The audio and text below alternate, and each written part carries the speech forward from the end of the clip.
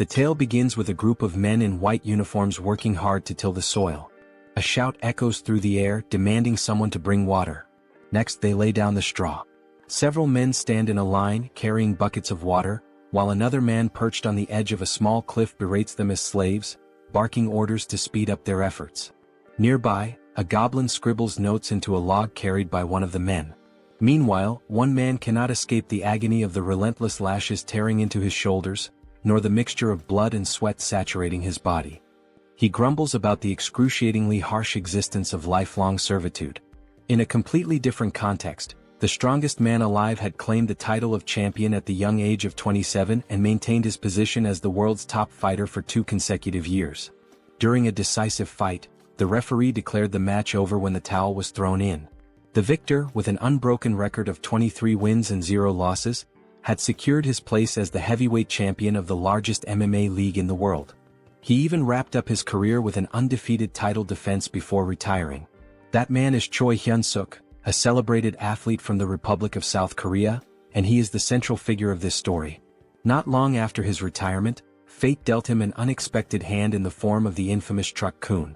As you might guess, the truck collided with him, cutting his life short. Hyunseok found himself bitterly lamenting the loss of all the money he had painstakingly saved for his retirement. After all, fighting was the only thing he had ever known in life.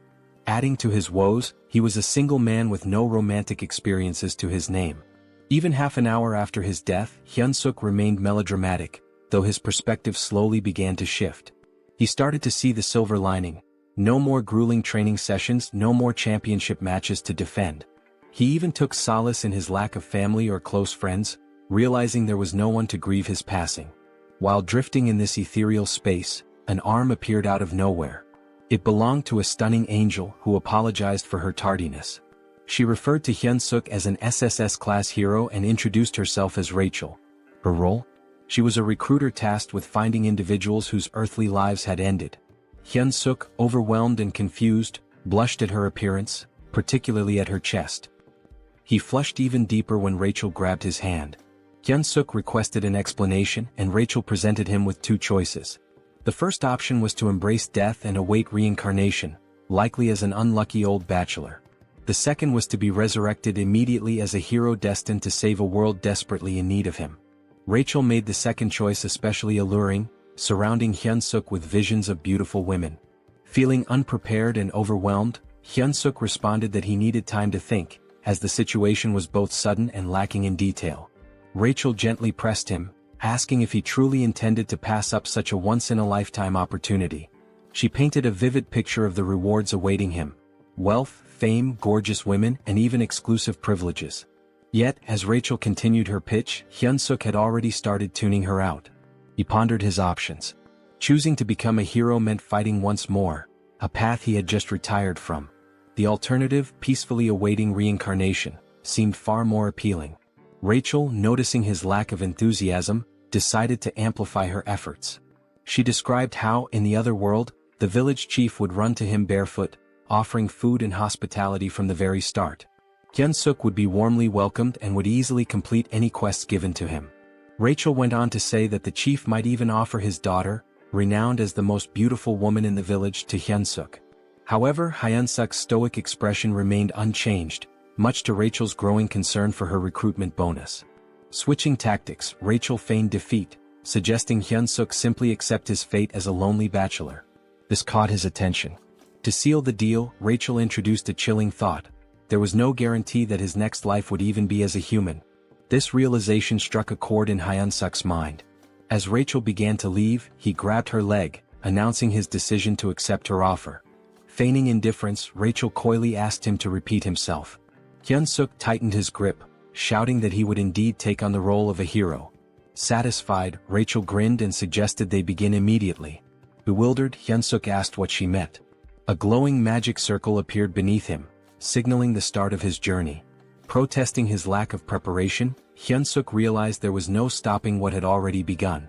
Rachel insisted that the breathtaking world awaiting Hyunseok was already prepared for his arrival. She wished him an incredible adventure, though she couldn't help but complain about how difficult he made things, even though he ultimately agreed to go. Suddenly Rachel received a call. She picked up and reported that the prospective hero, Noam 137,421 Hyunseok, had just completed his transmigration. Meanwhile, Hyunseok drifted into unconsciousness, only to awaken to someone telling him to open his eyes. He wondered if this could be the village chief Rachel had mentioned, the one with the most beautiful daughter. The story seemed to be unfolding as expected, until an unexpected punch landed in his stomach, jolting him awake. Irritated, Hyunseok lashed out, asking if the person had a death wish, but he stopped mid-sentence. The figure before him didn't look human, it was wearing a wild boar skull adorned with horns. This strange creature was fuming, accusing Hyunseok of slacking off in the slave dormitory. Hyunseok, thoroughly confused, hesitated. Could this bizarre creature possibly be the village chief Rachel mentioned? The thought seemed absurd, it looked more like a monster he was supposed to fight. Timidly he introduced himself as a hero. The creature looked puzzled and approached him, mocking the idea of heroes being idiots nowadays. Hyunseok began to suspect something had gone terribly wrong but convinced himself that Rachel wouldn't deceive him. Was this monster his first quest? Trying to remain calm, he decided to take action in true Korean fashion. But before he could think further, the creature asked what he had just said. Without hesitation, Hyunseok kicked the creature, yelling for it to die. He briefly celebrated his successful kick, until the creature grabbed his foot. The creature smirked, asking if Hyunseok truly thought himself a hero. With a tired tone, it grumbled about how exhausting these self-proclaimed heroes were and wondered where they kept coming from. Hyunseok found himself immobilized as the creature clenched its fist and taunted him, saying he'd feel better after a good nap. The creature tossed Hyunseok into an underground prison. As Hyunseok adjusted to his dim surroundings, a loud banging sound echoed through the area. Someone outside the door screamed to open it, demanding another round with the cow-headed monster. The door creaked open to reveal an irate goblin wielding a sword. The goblin barked at the noisy prisoner, threatening to boil him into soup if he didn't shut up. Terrified, Hyunseok promised to stay quiet. After the goblin left, Hyunseok started complaining to himself about the so-called beautiful other world. He wondered where everything had gone wrong. His biggest concern? Dying a virgin in this life too. Suddenly, a voice called out to him from a small window in the cell. The person on the other side asked if he was a newcomer. Hyunseok, intrigued, asked who they were. The man introduced himself as a senior hero, about to embark on his own journey. He explained that they were currently trapped in the Demon King's army fortress, where humans were enslaved. Peeking through the window, Hyunseok was shocked to see a fellow Korean. He respectfully addressed the man as his sunbae and asked how they ended up in this dire situation. The man, amused by Hyunseok's politeness, teased him before yelling loudly to the other prisoners, asking if the self-proclaimed heroes were still alive. Voices erupted from every direction, claiming to be heroes. The room was packed with unfortunate souls who had met similarly grim fates in this world. Hyunseok, baffled, asked what was happening. The sunbae casually explained that there were at least 100 heroes who had fallen into the Demon King's fortress. He pointed out that the red cow-headed creature Hyunseok had encountered earlier was Reed Run, the head of the fortress. The goblin who had just threatened Hyunseok was Jark, a notoriously cruel prison guard. The man then revealed the truth behind their predicament. It was all because of Rachel, the so-called angel. Hyunseok's face twisted in confusion as the man cursed Rachel, referring to her as a wicked demon. The sunbae muttered bitterly, lamenting how things could have been different if not for her mistake. Hyunseok, growing hysterical, demanded clarification. Were they not supposed to start their journey in this nightmarish place? The man confirmed his suspicions. He explained that other heroes who had been captured in different locations told him about proper starting points. Heroes typically began their journeys in peaceful cities or rural villages, even without powers. Hyunseok's realization hit hard. The reason he was in this hellish situation was none other than the so-called angel Rachel. He remembered the angel's face clearly. A few days later, we find ourselves observing the 2nd Slave Squad of the 3rd Battalion within the Demon King's army. Humans were forced to work under harsh conditions, with goblins supervising them closely. The humans were even made to chant, "Let's crush the humans, let's devour the humans." Hyunseok's body shook with exhaustion as he carried an enormous log, a goblin perched lazily on top. Eventually, a bell rang, signaling the end of the day's labor.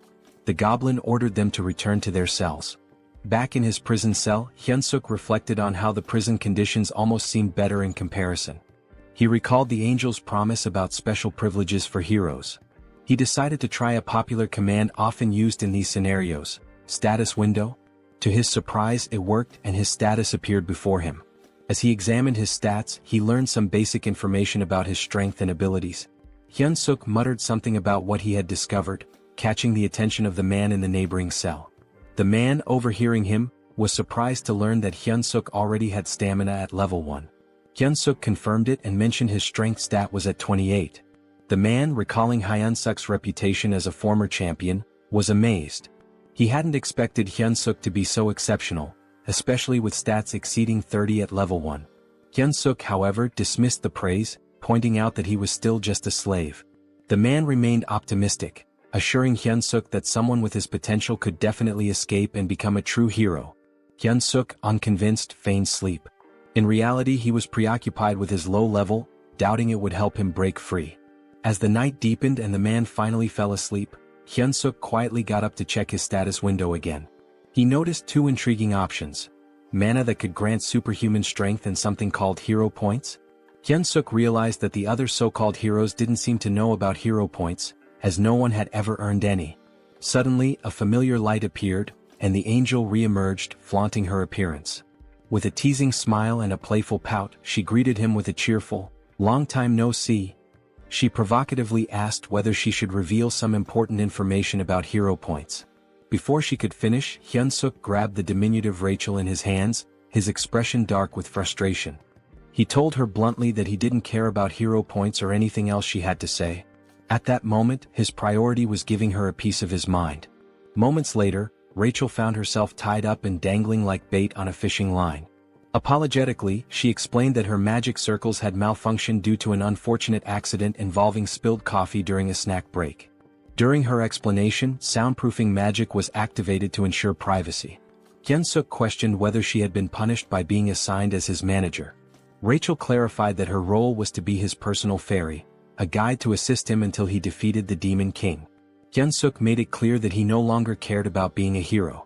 Rachel, puzzled, asked him to elaborate. He explained that he had no intention of defeating the Demon King and would prefer to live a normal life. Rachel admitted that many prospective heroes chose that path, but she emphasized his extraordinary SSS-level potential.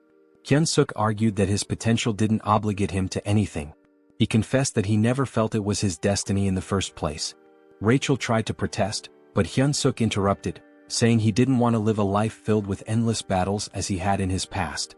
Rachel was startled by his words. She had always seen him as a foolish warrior driven only by fighting in women, but now she worried about her own fate. When she received her assignment as a personal fairy, Rachel had vehemently protested. She felt it was unfair for someone of her status to endure such a humiliating role. Nevertheless, she was ordered to stay by Hyunseok's side until he defeated the Demon King, and the decision was final. A personal fairy, she was told, must actively support and share both successes and failures with their assigned warrior. Despite her protest, she was teleported directly to the Demon Fortress. Back in the present, Hyunseok deduced that a personal fairy was obliged to obey their warrior's commands. Using this to his advantage, he instructed Rachel to contribute to his escape plan.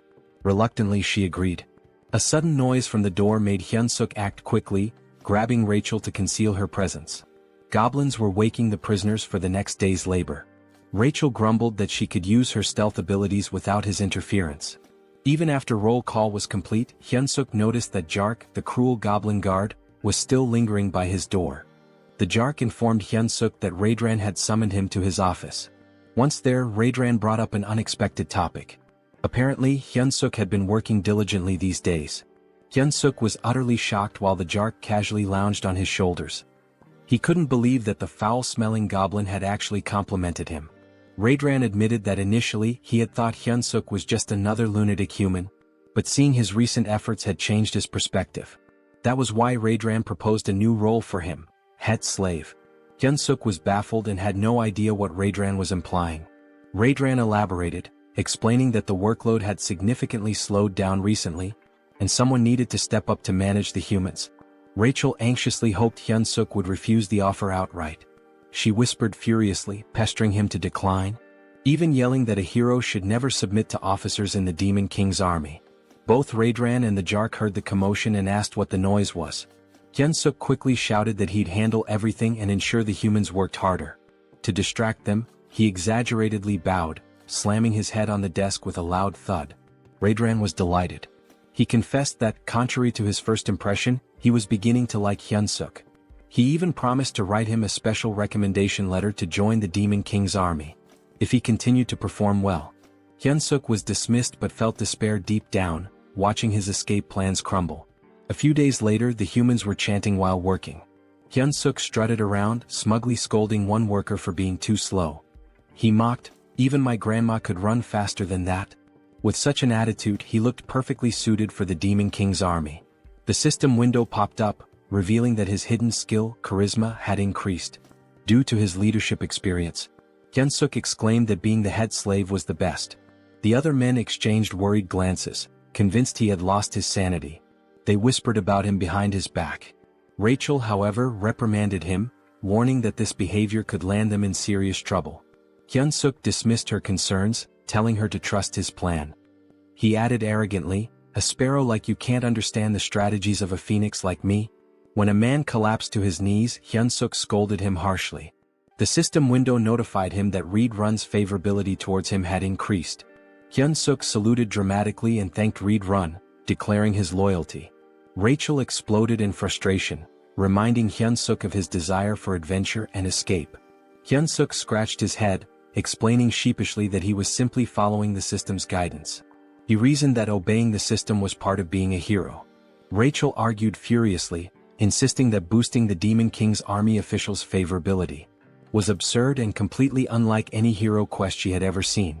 Hyunseok stood firm, claiming it was the truth, even offering to read the quest description aloud. He read, "You who have found yourself trapped in the Demon King's fortress due to an idiot's mistake?" Rachel cut him off, arguing that the language was far too informal for a system message, which should always use neutral, precise wording. Hyunseok shrugged, insisting that perhaps an SSS-level hero system worked differently. The previous night, Rachel had made a scene, accusing Hyunseok of accepting the head slave position too willingly. Hyunseok retorted that she was the crazy one, not him.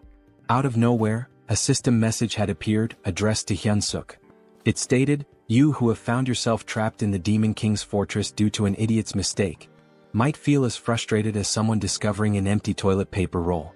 However, this is an opportunity. To become a true hero, you must gain the favor of the Demon King's officer, Red-Run, and earn 100 hero points." Hyunseok had been stunned at the time but realized this was his only viable option. Now back at work, Hyunseok led the slaves in singing the Demon King's Third Army Corps song. Rachel was puzzled, realizing only high-ranking figures could alter quest objectives.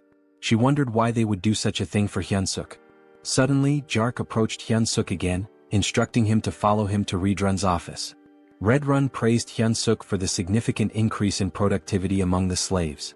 Hyunseok, feigning humility, attributed the improvement to Reed-Run's wise decisions.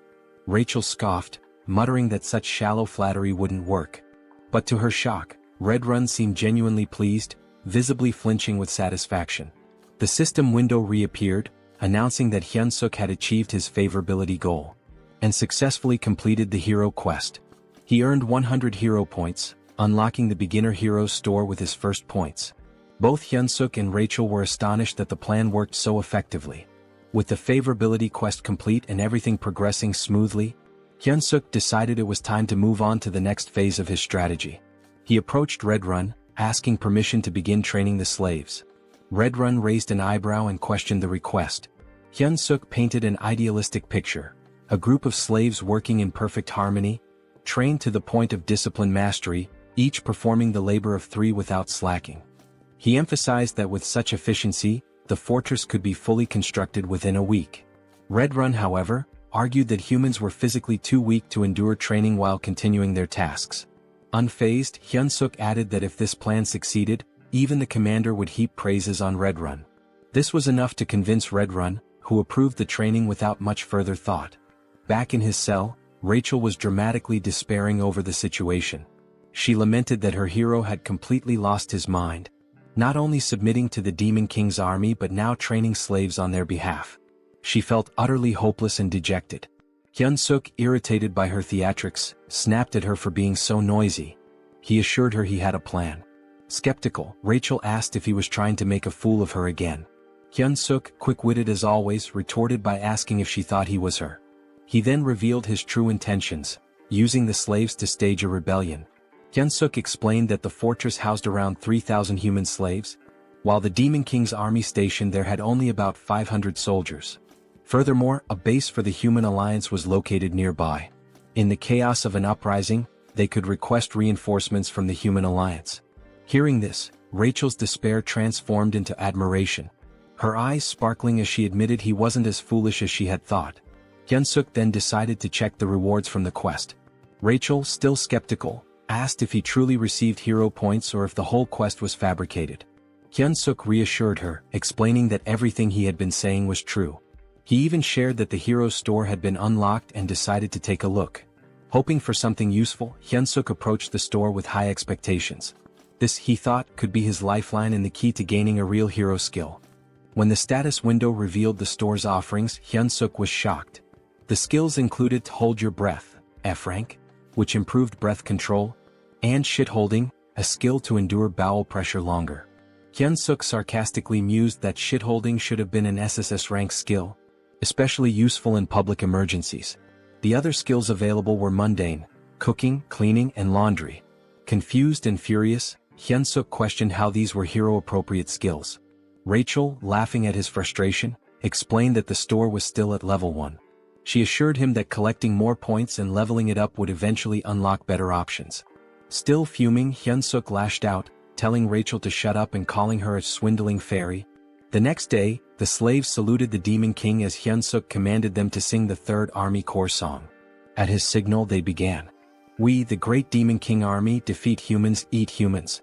Forget all the suffering when you catch them. Nothing under the sky compares to the Demon King's affection.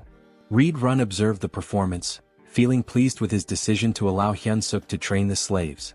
Suddenly, the door to his quarters burst open as Jark entered with urgent news. The human army was advancing toward the fortress. The 8th Division, the largest unit in the area, had already fallen into a trap and retreated. If the 8th Division had been defeated, Jark warned, it was only a matter of time before the humans reached the fortress. Despite the dire situation, Reed Run remained calm. He acknowledged Jark's suggestion to evacuate but insisted they wait a moment. He declared that since ancient times, wars were won or lost based on supply lines. The first rule of war, he stated, was never to lose a competent supply officer. With that, he instructed Jark to leave while he took care of Hyunseok before following. Meanwhile, Hyunseok scolded the slaves, asking if they were prepared to follow his orders. Hearing a commotion, he sighed, suspecting that combat training might once again be interrupted by Reed Run's constant surveillance. Checking the status window, Hyunseok noted that while his abilities had improved slightly, it wasn't enough to launch a rebellion. He muttered aloud, hoping for an unexpected event that could help him increase his power quickly. Before he could finish his thoughts, Reed Run landed abruptly beside him. Reed Run tapped Hyunseok's shoulder and called out to him, catching him off guard. Hyunseok turned, surprised by the sudden presence of Reed Run, who seemed to be in a hurry. We don't have time, Reed Run said urgently. You must come with me right now. Confused, Hyunseok asked why and where they were going, but Reed Run offered no explanation. Just then, the commander of the human army bellowed an order to attack, declaring that victory was within their grasp. Human soldiers armed with spears charged forward, successfully striking several goblins in their path. Their advance, however, was halted by a terrifying sight, the Red Nightmare Reed Run. The commander shouted for the troops to retreat and let the knights handle the enemy. Despite the order, the humans continued their charge, emboldened by their momentum. As Hyunseok watched the chaos, a thought crept into his mind. Why were human troops here? He began considering the possibility of using the situation to his advantage. Perhaps this was his chance to stab the Demon King's commander in the back end. Return to human society as a hero. One of the humans yelled, "Die, Red Nightmare," and lunged at Reed Run. With unsettling ease, Reed Run grabbed the man by the head and crushed it, leaving Hyunseok frozen in shock. Reed Run then unleashed his combat arts, performing the 7th movement. He slammed the soldier's face into the ground, following it up with an area of effect attack, the explosive destruction wave. The ground shattered, sending human soldiers flying through the air. Turning back to Hyunseok, Reed Run asked, "Are you all right?" Hyunseok saluted reflexively, replying that he was fine and subtly adding that he'd be leaving soon. This moment reminded Hyunseok that he was still in the company of one of the Demon King's most formidable warriors. The battlefield buzzed with activity as the humans claimed the area. They raised 2 flags at the center and began organizing the citizens of Mariot Kingdom and Drasan Empire. A soldier questioned Hyunseok's prison mate, asking if they were warriors. The man replied affirmatively. The warriors were separated from the other captives and led down a different path. A figure appeared to greet them, Olivane Grimier, a middle-aged man with striking red hair and a beard. He was a duke of the Dresden Empire and commander of the Allied forces. A soldier approached Olivane, reporting that the evacuation had been completed. Olivane praised the soldier for his efforts. The soldier also mentioned that those claiming to be warriors had been drafted. Olivane gave the order to begin. "All soldiers to your positions," he commanded. Moments later he gave a chilling order, "Annihilate all the warriors before us." Meanwhile, a carriage traversed the forest. Inside, Hyunseok sat in sullen silence, bidding farewell to his dreams of adventure and his imagined second life. Across from him, Reed Run sat stoically. Hyunseok couldn't help but think about how Reed Run had effortlessly dispatched everyone chasing them. Their pursuers were no longer a concern. Rachel, attempting to cheer Hyunseok up, remarked that moments of crisis often present opportunities. She suggested they head to the headquarters and properly assess the Demon King army situation. Hyunseok, unimpressed, told her to shut up. Breaking the silence, Reed Run admitted, "I must have fallen asleep for a moment." He looked at Hyunseok and asked, "Did you say something?" Hyunseok quickly covered, claiming he was just mumbling about how honored he was to accompany someone like Reed Run. Reed Run, seemingly touched, expressed his appreciation. He informed Hyunseok that they were nearing the 3rd Corps headquarters and encouraged him to look forward to it. "Once we arrive," Reed Run added, "I'll officially enlist you in the Demon King's army." Hyunseok turned pale but managed to force out, "It's an honor." Rachel too panicked silently. At the headquarters, a guard announced Reed Run's return, prompting the gates to open. Reed Run gestured for Hyunseok to follow, stating that he would take him directly to the commander. "It's an absolute honor to meet the commander so soon," Reed Run remarked, though his body language hinted otherwise. He warned Hyunseok to be on his best behavior in the commander's presence if he wanted to live. Recalling an old saying about surviving even in a tiger's den by keeping one's wits, Hyunseok steeled himself and vowed not to give up. At the commander's door, Reed Run announced himself and was granted entry. As the door opened, Hyunseok heard a woman's voice, making him wonder if the commander was human. The figure before them was striking, a woman with long ears, claw-like nails, and her eyes obscured. Her jaw and neck bore a different hue, adding to her otherworldly appearance. She lounged in her chair, wearing stilettos, exuding an aura of command. "Welcome back, Reed Run," she said with a smile. She observed that he had gained even more muscle since their last meeting. This woman was Hemis, the commander of the Demon King Army's 3rd Corps. Reed Run responded with a compliment, remarking on how her beauty had become even more radiant. Hyunseok felt his cheeks flush. He couldn't believe that such a stunning woman was a commander. Hemis smiled graciously and thanked Reed Run for his kind words. Meanwhile, Hyunseok was panicking internally, unsure of how to respond. Should he also compliment her beauty? He wrestled with the thought as Reed Run shifted the conversation. Reed Run admitted his shame for failing to defend the fortress. Hemis dismissed his guilt, explaining that the blame lay with the 8th Division commander, not him. She added with a sharp tone, "I should have already made a bag out of his hide." Hyunseok felt his breath hitch. Hemis continued, noting that the 8th Division commander had returned alive, but as a disgrace.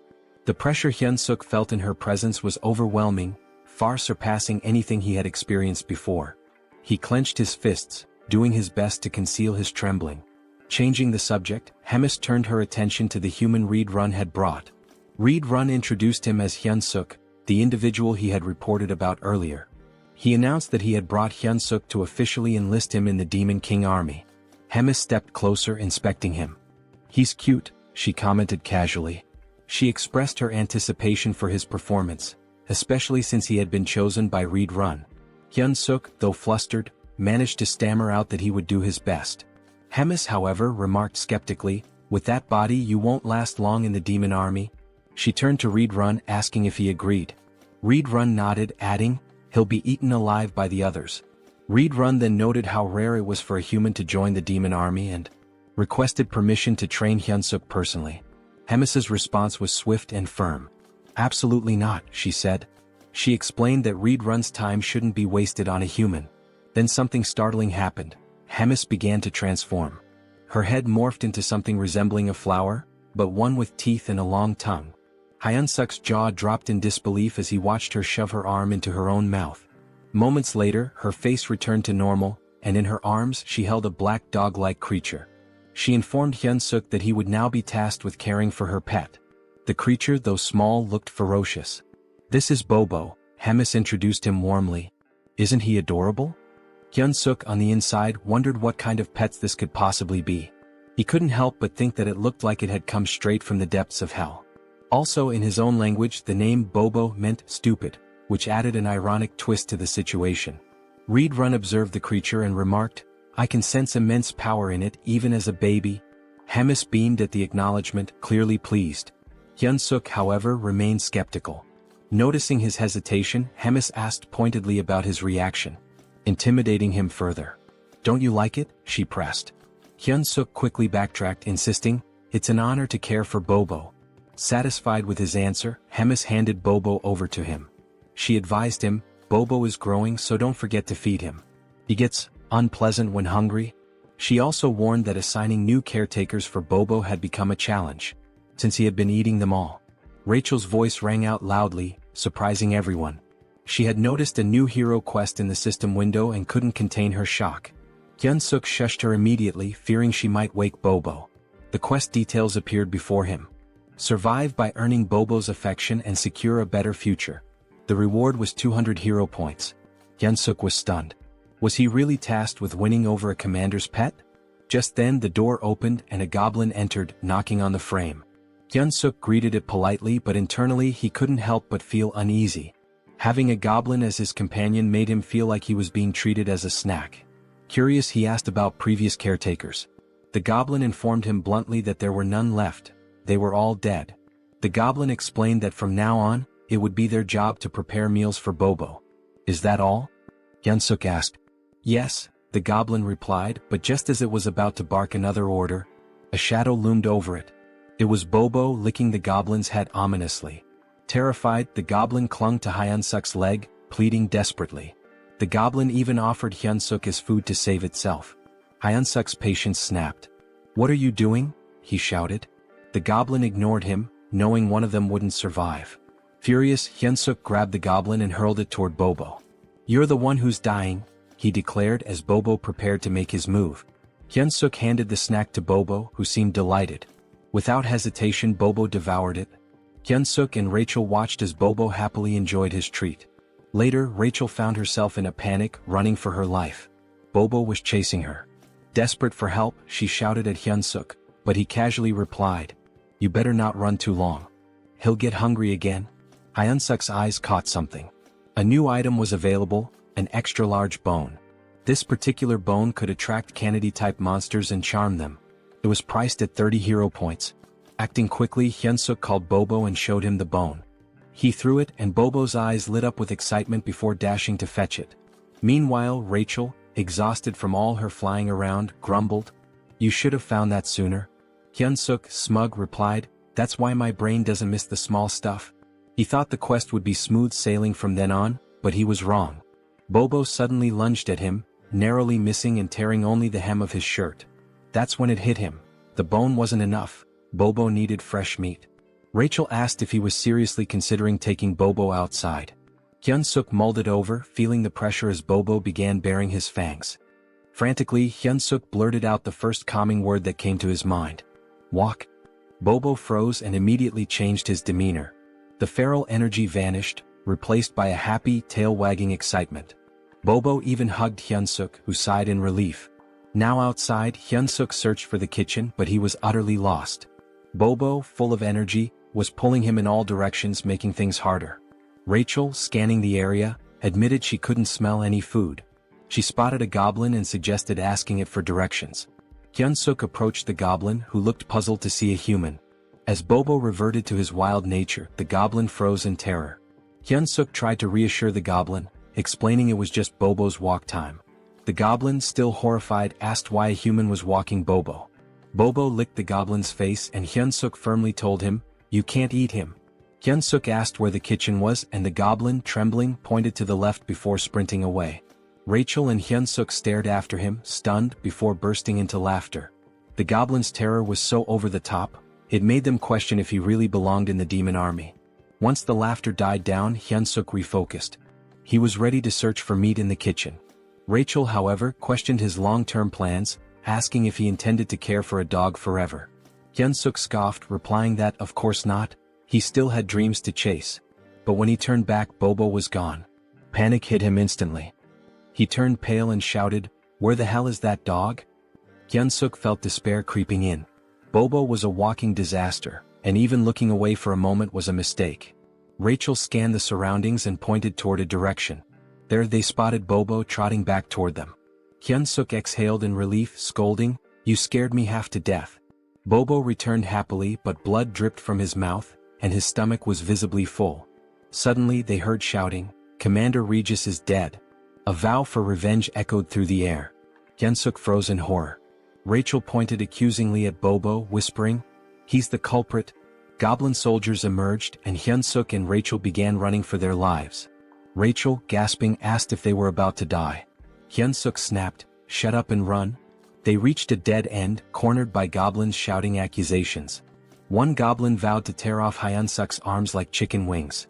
Another lamented that the commander was already digested, wondering how he would have tasted. Yet another suggested ripping both Hyunseok and Bobo apart, dividing the spoils. Hyunseok forced himself to stay calm and shouted back, "How dare you?" Outnumbered, he needed a plan. Thinking quickly, he lifted Bobo and asked the goblins if they knew who the brave one was. Confused, the goblins stared at Bobo, who they had assumed was just a wild beast. When Hyunseok heard their words, his fury rose and he reprimanded the goblins. He declared that this adorable yet lethal creature was none other than Bobo. The goblins hesitated, recalling that Bobo was rumored to be Commander Hemis's pet, but they dismissed it. They assumed it was just another deceitful trick from a human. Still, some goblins began to worry that Hyunseok might actually be telling the truth. Hyunseok questioned how they could fail to recognize Bobo, calling it a disgrace. The goblins stared at him, baffled by his confidence. Hyunseok, maintaining his composure, commanded Bobo to unleash his beast mode. Without hesitation, Bobo obeyed, transforming into a ferocious predator, saliva dripping as if anticipating a meal. Hyunseok addressed the goblins again, reaffirming, "This is Bobo." He then ordered, "Bobo, bite him." Bobo let out a deafening roar and pounced on the nearest goblin. Blood splattered as Bobo's teeth tore into his target. Hyunseok watched the grisly scene unfold, casually remarking, "A dog without a muzzle sure gets messy." When Bobo finished, only the goblin's bones remained. Turning to the others, Hyunseok asked mockingly, "Anyone else doubt who Bobo is?" The goblins frantically apologized, claiming they had no idea it was really Bobo. At that moment, a system notification appeared before Hyunseok. It revealed that his extraordinary charisma had subdued numerous demons, increasing his hidden charisma stat. Hyunseok grinned, pleased with the recognition. Just then, a voice from behind interrupted him. A calm but commanding presence addressed the group, wondering aloud about the commotion. It was Commander Hemis. She surveyed the scene, amused, commenting that the cute newbie was causing quite the stir outside. Hyunseok felt his blood run cold. Standing in her office had been nerve-wracking enough, but now facing her here was even worse. Hemis chuckled, clearly entertained by Hyunseok's audacity in using her name and Bobo to survive. Hyunseok bowed deeply, admitting he had committed a severe offense. Hemis raised an eyebrow, confused, as she had actually intended to compliment him. She admired his resourcefulness and wit, contrasting him with the less clever demons she often dealt with. "You've got guts too," she added with a smirk. Hyunseok stammered out a hesitant thank you, unsure if her words were genuine praise or a veiled threat. Hemis elaborated, sharing how the demon army relied heavily on brute strength, often creating unnecessary chaos. When Hyunseok inquired what kind of trouble she meant, she cryptically replied, "You'll find out soon enough." She shifted the conversation, once again suggesting he consider becoming an executive in the demon army. Hyunseok was stunned, feeling entirely unqualified, but Hemis dismissed his self-doubt. "You can't keep using my name and Bobo forever," she declared. She explained that the army had a decisive duel system where one could claim their opponent's rank. She gave him 1 month to prepare for a battle. If he won, she would extend her protection for another month. If he continued to succeed, he might even rise to the rank of battalion commander and prove useful. Hyunseok hesitantly asked what would happen if he lost. "You'll regret surviving the battle," she replied coldly, implying that failure would lead to a fate worse than death. Left with no other option, Hyunseok accepted. Hemis even chose his opponent on the spot. Rachel, standing nearby, sighed dramatically, predicting she would be saying goodbye to him in a month. Hyunseok glared at her, reminding her that she was the one who had claimed he had SSS rank potential. Rachel shrugged, explaining that potential only indicated possibility, not certainty. "You're a fairy," Hyunseok snapped, "but you can't even be supportive." As he fumed, Hyunseok noticed something unsettling. The doors ahead were streaked with blood. He wondered aloud if it was truly the kitchen. Cautiously he pushed the doors open. Inside, a towering red-skinned ogre-like figure greeted him.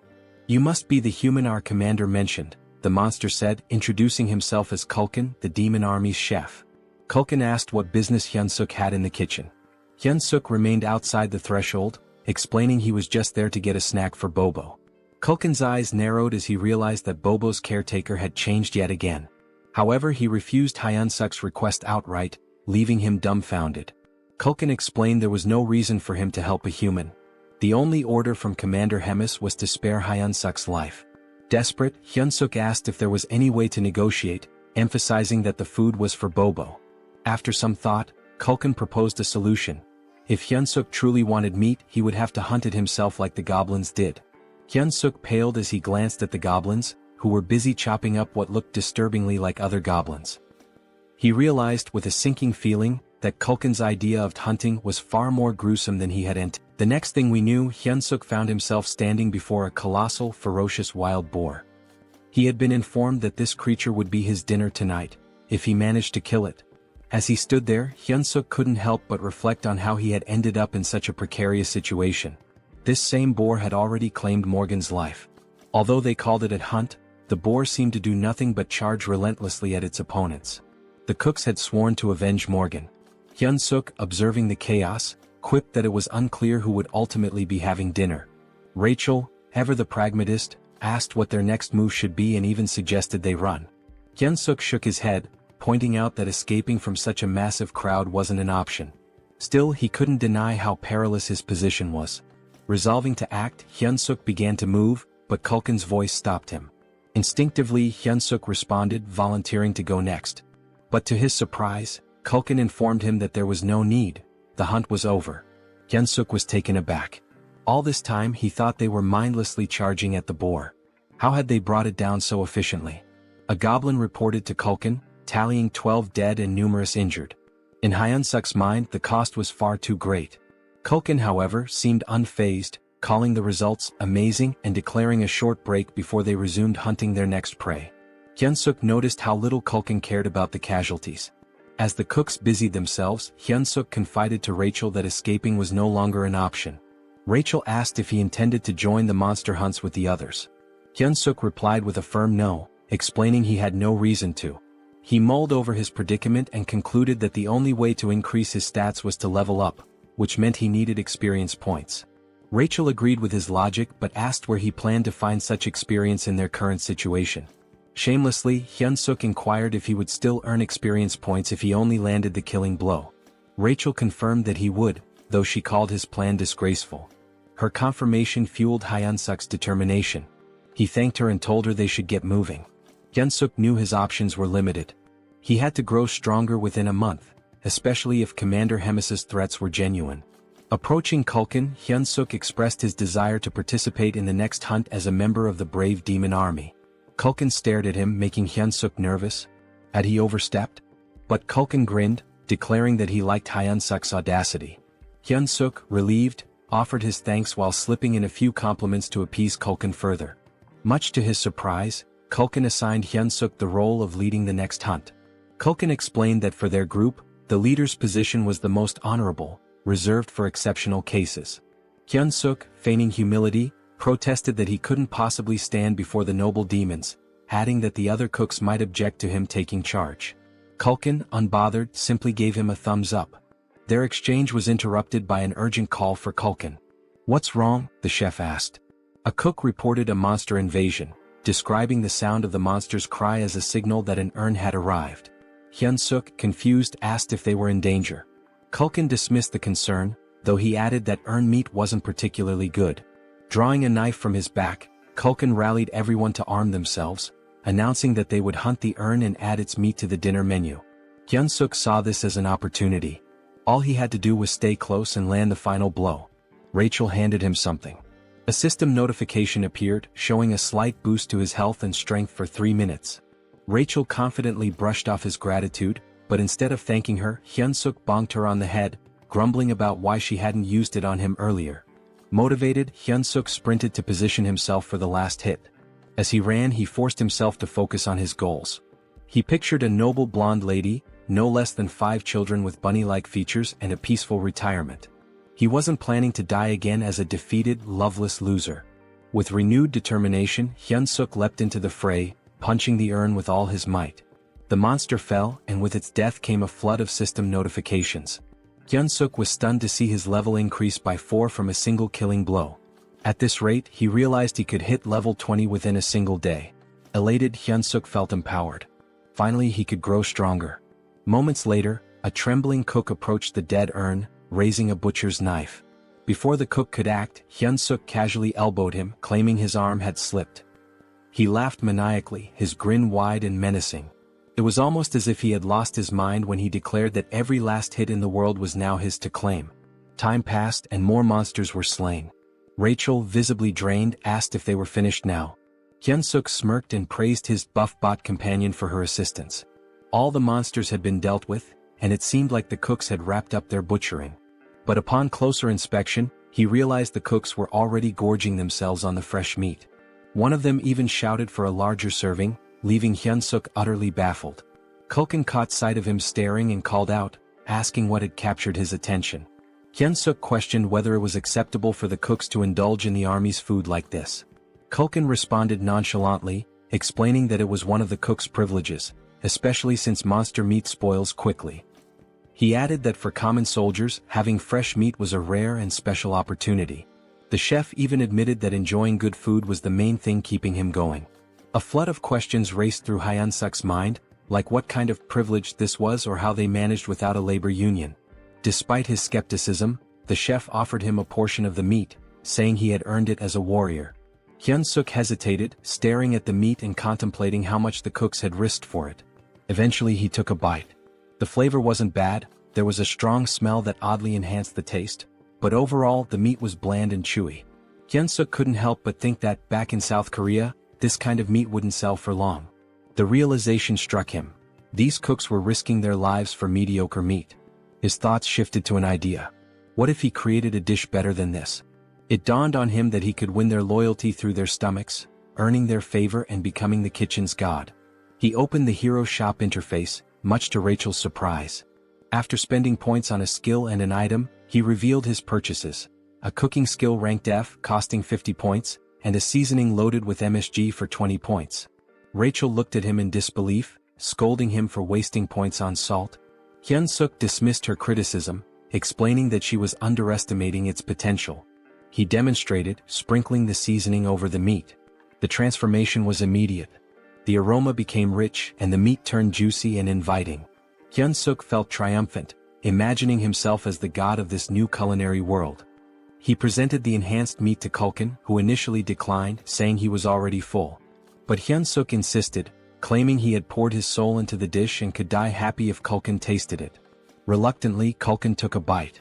The flavor transported him to his childhood. He remembered his mother asking if he wanted meat for dinner, a memory so vivid it brought tears to his eyes. Afterward, Hyunseok left with a bag of meat, a gift from the chef, who reminded him that it would stay fresh for only 2 days. When Hyunseok returned, Bobo charged at him, startling him. Quickly, he handed over the meat, calming Bobo instantly. Hyunseok encouraged Bobo to eat to his heart's content, pulling out every piece of meat from the bag. Bobo devoured it happily, and Hyunseok even promised to bring more tomorrow, earning a boost in Bobo's affinity. This also completed their hero quest, awarding them 200 hero points, exactly as Hyunseok had planned. Rachel noticed his success and pointed out an item on his screen that could enhance his stats. When she asked why he hadn't used it, Hyunseok explained that he avoided it because he didn't know how it worked. blaming at certain idiots who had skipped the tutorial. Rachel, unfazed, reassured him that it wasn't too late. She began explaining how bonus points worked. Strength increases power. Stamina boosts endurance and resilience. Agility improves reflexes and speed. Mana corresponds to magic. When Hyunseok asked about charisma, Rachel explained it was a hidden stat that couldn't be leveled up with bonus points, only through proper training. She advised him to balance the stats equally, but Hyunseok disagreed, believing it would be more effective to focus solely on strength. Rachel was taken aback by his train of thought. She explained that while focusing on strength might work at the beginning, mana becomes crucial as things progress. It's clear that a body enhanced by mana far surpasses one built purely on muscle training. Hyunseok adjusted his points and asked Rachel if the distribution was acceptable. Rachel examined it and admitted it wasn't bad. She then instructed him to visit the shop and purchase a fundamental skill for mana control. Curious, Hyunseok asked what mana control entailed. Rachel explained that it was essentially a skill to help him manage and manipulate his mana efficiently. She estimated the cost at around 100 hero points. Hyunseok began searching for it in the shop, only to find nothing. Rachel was shocked as it was supposed to be a common item. Disappointed, Hyunseok muttered how he'd thought she'd finally be of use. Frustrated, he even accused her of being completely useless. Rachel defended herself, insisting it should have been there. 3 weeks later, Hyunseok reached level 100. But the process had taken longer than he expected. Rachel remarked that the experience points required increased significantly as he leveled up. Hyunseok pondered whether any other heroes were working as tirelessly as he was. Rachel informed him that he had already become a sinecure. Hyunseok found that hard to believe. He berated Rachel, reminding her of the countless times he had nearly died that day. Rachel explained that most people take about 6 months to reach level 100. She added with some sadness that she wanted to get along with him, but Hyunseok retorted that she had brought it upon herself. At that moment, the door opened and a goblin entered, informing Hyunseok that the commander wanted to see him. When Hyunseok arrived at Hemis's office, she greeted him warmly. She remarked that he looked healthier than before and had clearly grown stronger. She noticed that his mana had doubled. Hyunseok explained that he had been working hard to provide the best quality meat for Bobo every day. Hemis, however, commented on how rapidly his strength was increasing. She asked if it had something to do with the hero leveling system. Hyunseok froze, realizing that Hemis knew he was a hero. He wondered how long she had known. Hemis assured him that she had figured it out the first time they met. He asked her how she knew. She explained that she had a connection to someone who was deeply interested in heroes. Hemis then asked why he thought she had summoned him. Hyunseok tried to guess, mentioning his recent battles. She reminded him of their promise and asked if he remembered it. When Hyunseok affirmed that he did, she scolded him for his behavior. Suddenly, Hemis transformed into a monstrous flower-eating creature. She expressed her frustration with how quickly he was leveling and warned him to work harder if he wanted to survive. For her, it was all about entertainment. Hyunseok recalled how crowds are most thrilled not by flashy performances or easy victories but by dramatic, unexpected twists. He realized she had set him up against an opponent he could never hope to beat. Rachel, panicked, yelled, asking what his plan was. Hyunseok told her to stay calm and let him think. He reasoned that his best course of action was to gather as much information as possible about the opponent before the battle. Hyunseok intended to study their strength carefully. Rachel pointed out that they only had the opponent's name, questioning how he planned to identify them. Hyunseok revealed his plan to buy an item from the hero shop called the Combat Power Meter. The device, costing 50 hero points, would measure an individual's strength, stamina, agility, and mana. Hyunseok intended to use it to gauge his opponent's power level and then train against someone with a similar level. Rachel sighed, teasing him for only being clever in critical moments. Hyunseok fired back, saying it was better than always being useless. They tested the combat power meter on Rachel first. Her combat power was 375. She admitted she couldn't tell if that was high or low, so she suggested measuring Hyunseok's. Hyunseok handed her the device, waiting for the results. However, Rachel appeared confused. Hyunseok asked if she had seen anything. Rachel hesitated, then claimed the device must be broken, as she couldn't comprehend why his stats were higher than hers. Hyunseok's strength was revealed to be 1,560. He smugly asked Rachel if she was sure she wasn't the weaker one between the two of them. Rachel, feeling dejected, admitted she had a strength level of 10,000 just a month ago. Hyunseok asked if the combat power meter had worked properly despite her doubts. They checked Bobo's combat strength, and the damn dog had an insane 47,422 strength. Rachel felt utterly humiliated knowing that both she and Hyunseok were weaker than a dog. Hyunseok found the situation amusing, joking that maybe Bobo's breed had received a buff. Stepping outside, he decided to survey the strength levels of other orcs. He noticed that goblins, who looked the weakest, had considerably lower stats compared to the other orcs, most of whom had numbers comparable to his own. Suddenly, someone announced Captain Bulkman's arrival, prompting everyone to salute. As the captain passed by, Hyunseok used the combat power meter and discovered Bulkman's strength was an impressive 14,300. Hyunseok observed that individuals with combat strength over 10,000 typically held commander-level positions. He confirmed with Rachel whether his opponent was truly a platoon leader. Rachel affirmed this, adding that the opponent's name was Kirkin. Rumor had it that Kirkin was an orc with the intelligence of a pig. Hyunseok reasoned that a platoon leader should only have around 3,000 strength, meaning he might have a shot if he leveled up some more.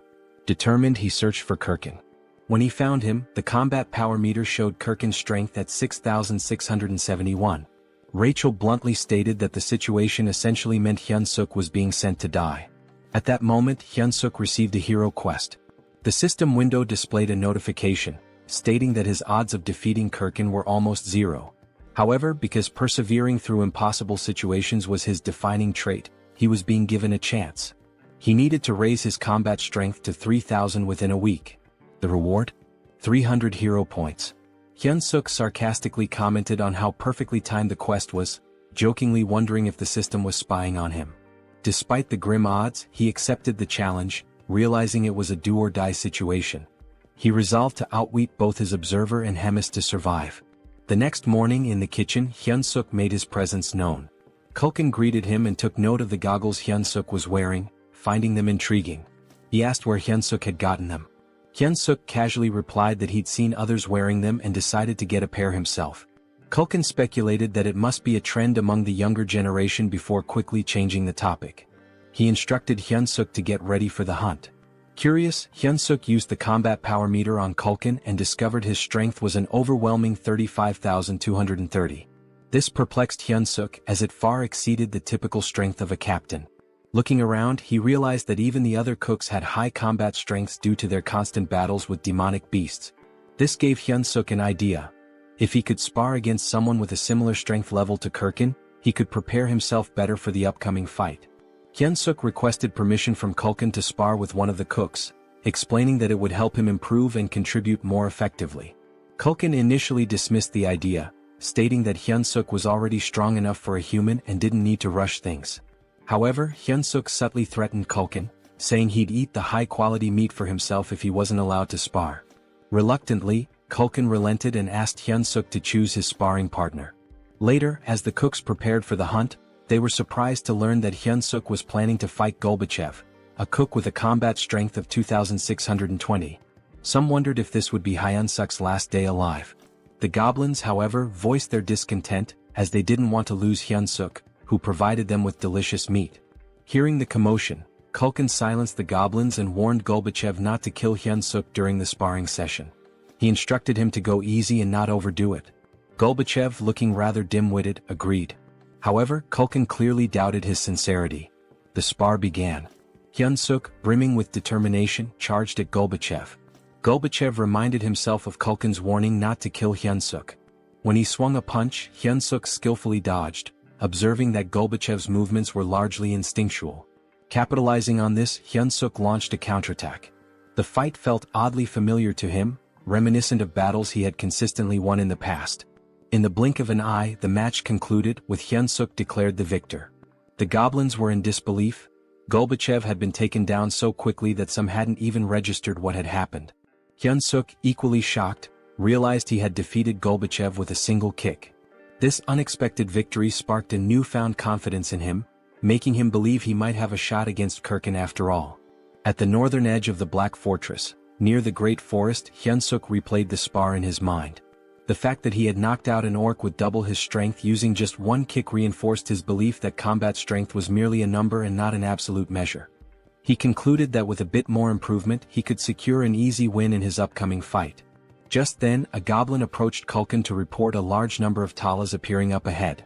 Kulkin, visibly annoyed, asked if they were within Tala's territory. Hyunseok, curious, asked what the problem was. He questioned if it was because Tala's meat tasted bad. Culkin clarified that their meat wasn't too unpleasant. In fact, their bone marrow was considered a great delicacy. However, Talas lived in groups and had remarkably strong maternal instincts. If anyone harmed their young, it would lead to serious trouble.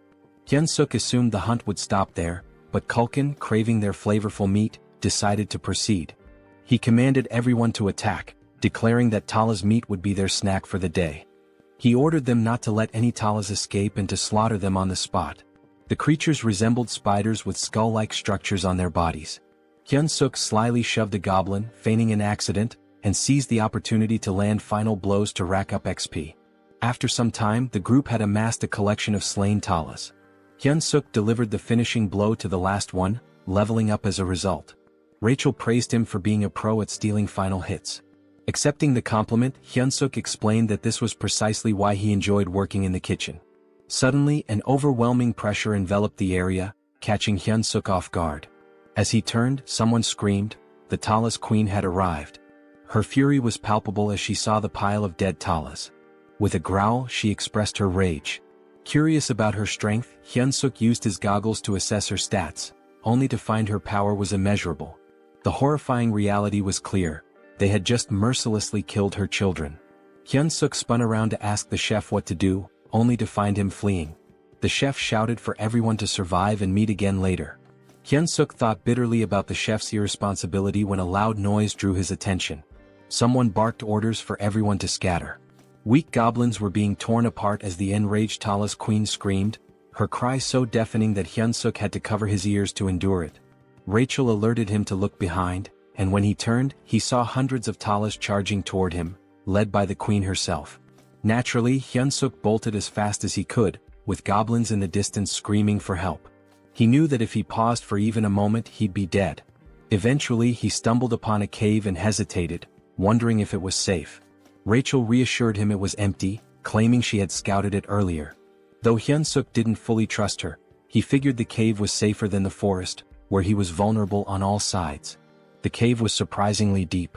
He asked Rachel if it was a natural formation, but she didn't know. She did note how spacious it was, large enough for even the Talas queen to enter. An idea began to form in Hyunseok's mind as he spotted a gooey substance on the wall. Rachel dismissed the possibility of it being a Talas hideout, citing the chef's claim that no Talas groups were nearby. However, the sticky residue unsettled Hyunseok. Were these spider webs? Then he saw them eggs. Realizing the cave was a Talas nest, he knew it wasn't a safe place after all. Just as he decided to leave, glowing green eyes emerged from the shadows. A fully grown Talas charged at him. Hyunseok sprinted as fast as he could, with Rachel frantically asking if they were heading in the right direction. Hyunseok admitted he had no idea. This was his first time in the cave too. Suddenly he stepped on something, lost his footing and slipped. Panicked, he grabbed the first object he could find and hurled it at the Talas. The creature caught the object in midair, an egg. To Hyunseok's surprise, the Talas stopped attacking, seemingly distracted by the egg. He turned to Rachel for an explanation. Rachel theorized that the Talas might have found the egg appealing due to its round, smooth and moist texture, noting that it resembled a Talas egg. Inspired, Hyunseok grabbed another egg and taunted the Talas, declaring he wouldn't take any more of its nonsense. The Talas panicked, confirming that his strategy was working. Taking a firm stance, Hyunseok hurled the egg. The Talas scrambled to catch it, reacting almost desperately. Rachel observed the Talas's impressive agility and physique, likely enhanced by its monstrous nature. She questioned Hyunseok about his next move. Hyunseok, exasperated, asked what options he had left when there were still over 100 eggs scattered around. Despite the situation, Hyunseok even dared to taunt the Talas when one of the eggs cracked. He mockingly told the Talas that he could probably catch better than it could. Hyunseok ordered Rachel to fetch him another egg, but she informed him that they were down to the last one. Panic set in as Hyunseok turned pale, realizing he had seriously messed up. The Talas let out a furious growl and lunged at them. Hyunseok quickly ordered Rachel to cast a buff spell. The Talas queen was seething with rage, but Hyunseok noticed that she was already drained from chasing after the eggs. He steadied himself and focused, knowing he could seize victory. As the Talas queen charged at him, Hyunseok prepared his ultimate attack, Paradise Reincarnation shot. Instead of retreating, he confronted the monster head-on, delivering a powerful strike that defeated the Talas. Several system notifications popped up, confirming that Hyunseok had leveled up. Rachel rushed over to check on him, asking if he was alright. Hyunseok admitted he wasn't, joking that he felt like he was dying right then and there. He suggested they find a safer spot. To his surprise, Rachel revealed that she could also use healing magic. Hyunseok praised her, remarking that investing in mana points had really paid off. Rachel, however, modestly explained that her magic wasn't very potent and could mostly just stop bleeding. Hyunseok allocated his newly earned stat points and decided to head back. At level 108, his stats now stood at Strength 56 plus 2, Agility 53 plus 2, Stamina 55 plus 2, Mana 53 plus 2 and Charisma 27. He felt a sense of accomplishment with his now balanced stats, even though he wasn't sure how to utilize them all just yet. He considered it an investment for future endeavors. Suddenly a familiar voice echoed in the cave. It was Kulkin, delighted to see Hyunseok alive. Hyunseok asked why Kulkin was there. Kulkin explained that he'd found the cave while fleeing and thought they were lucky to have made it out alive. But Kulkin froze when he realized it was the Tala's nest. He spotted the scattered items on the ground. Hyunseok revealed that they were Tala's eggs, explaining that this was where the Talas laid them. Kulkin's eyes lit up upon hearing this.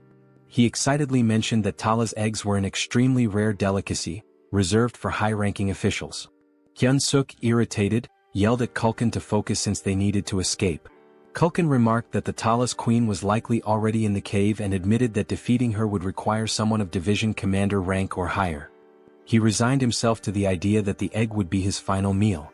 Suddenly voices echoed from the entrance. The surviving goblins had arrived, along with the head chef. Kulkin acknowledged those who barely made it and offered them a taste of the precious egg. Hyunseok silently vowed not to let this be his last meal, especially since he hadn't yet enjoyed his wife's 5-dish spread. Determined, he refused to die in such a pitiful place. Meanwhile, in Hemis's office, someone greeted the commander, commenting on his usual stiff demeanor. She inquired if he had completed his assigned mission. Readrun reported that he had successfully captured the Holy Empire's next saintess as instructed. Impressed, Hemis praised Readrun for infiltrating a fanatical cult in just 3 weeks. She patted his head, causing him to blush. Their moment was interrupted by a knock at the door. Annoyed, Hemis remarked on the interruption. A goblin informed her of an urgent report regarding the cooks sent to gather ingredients. Hemis dismissed it at first, assuming it was a routine issue, but the goblin clarified that the incident was severe. The Tala's queen had appeared, leaving most of the cooks, including Kulkin, dead or missing.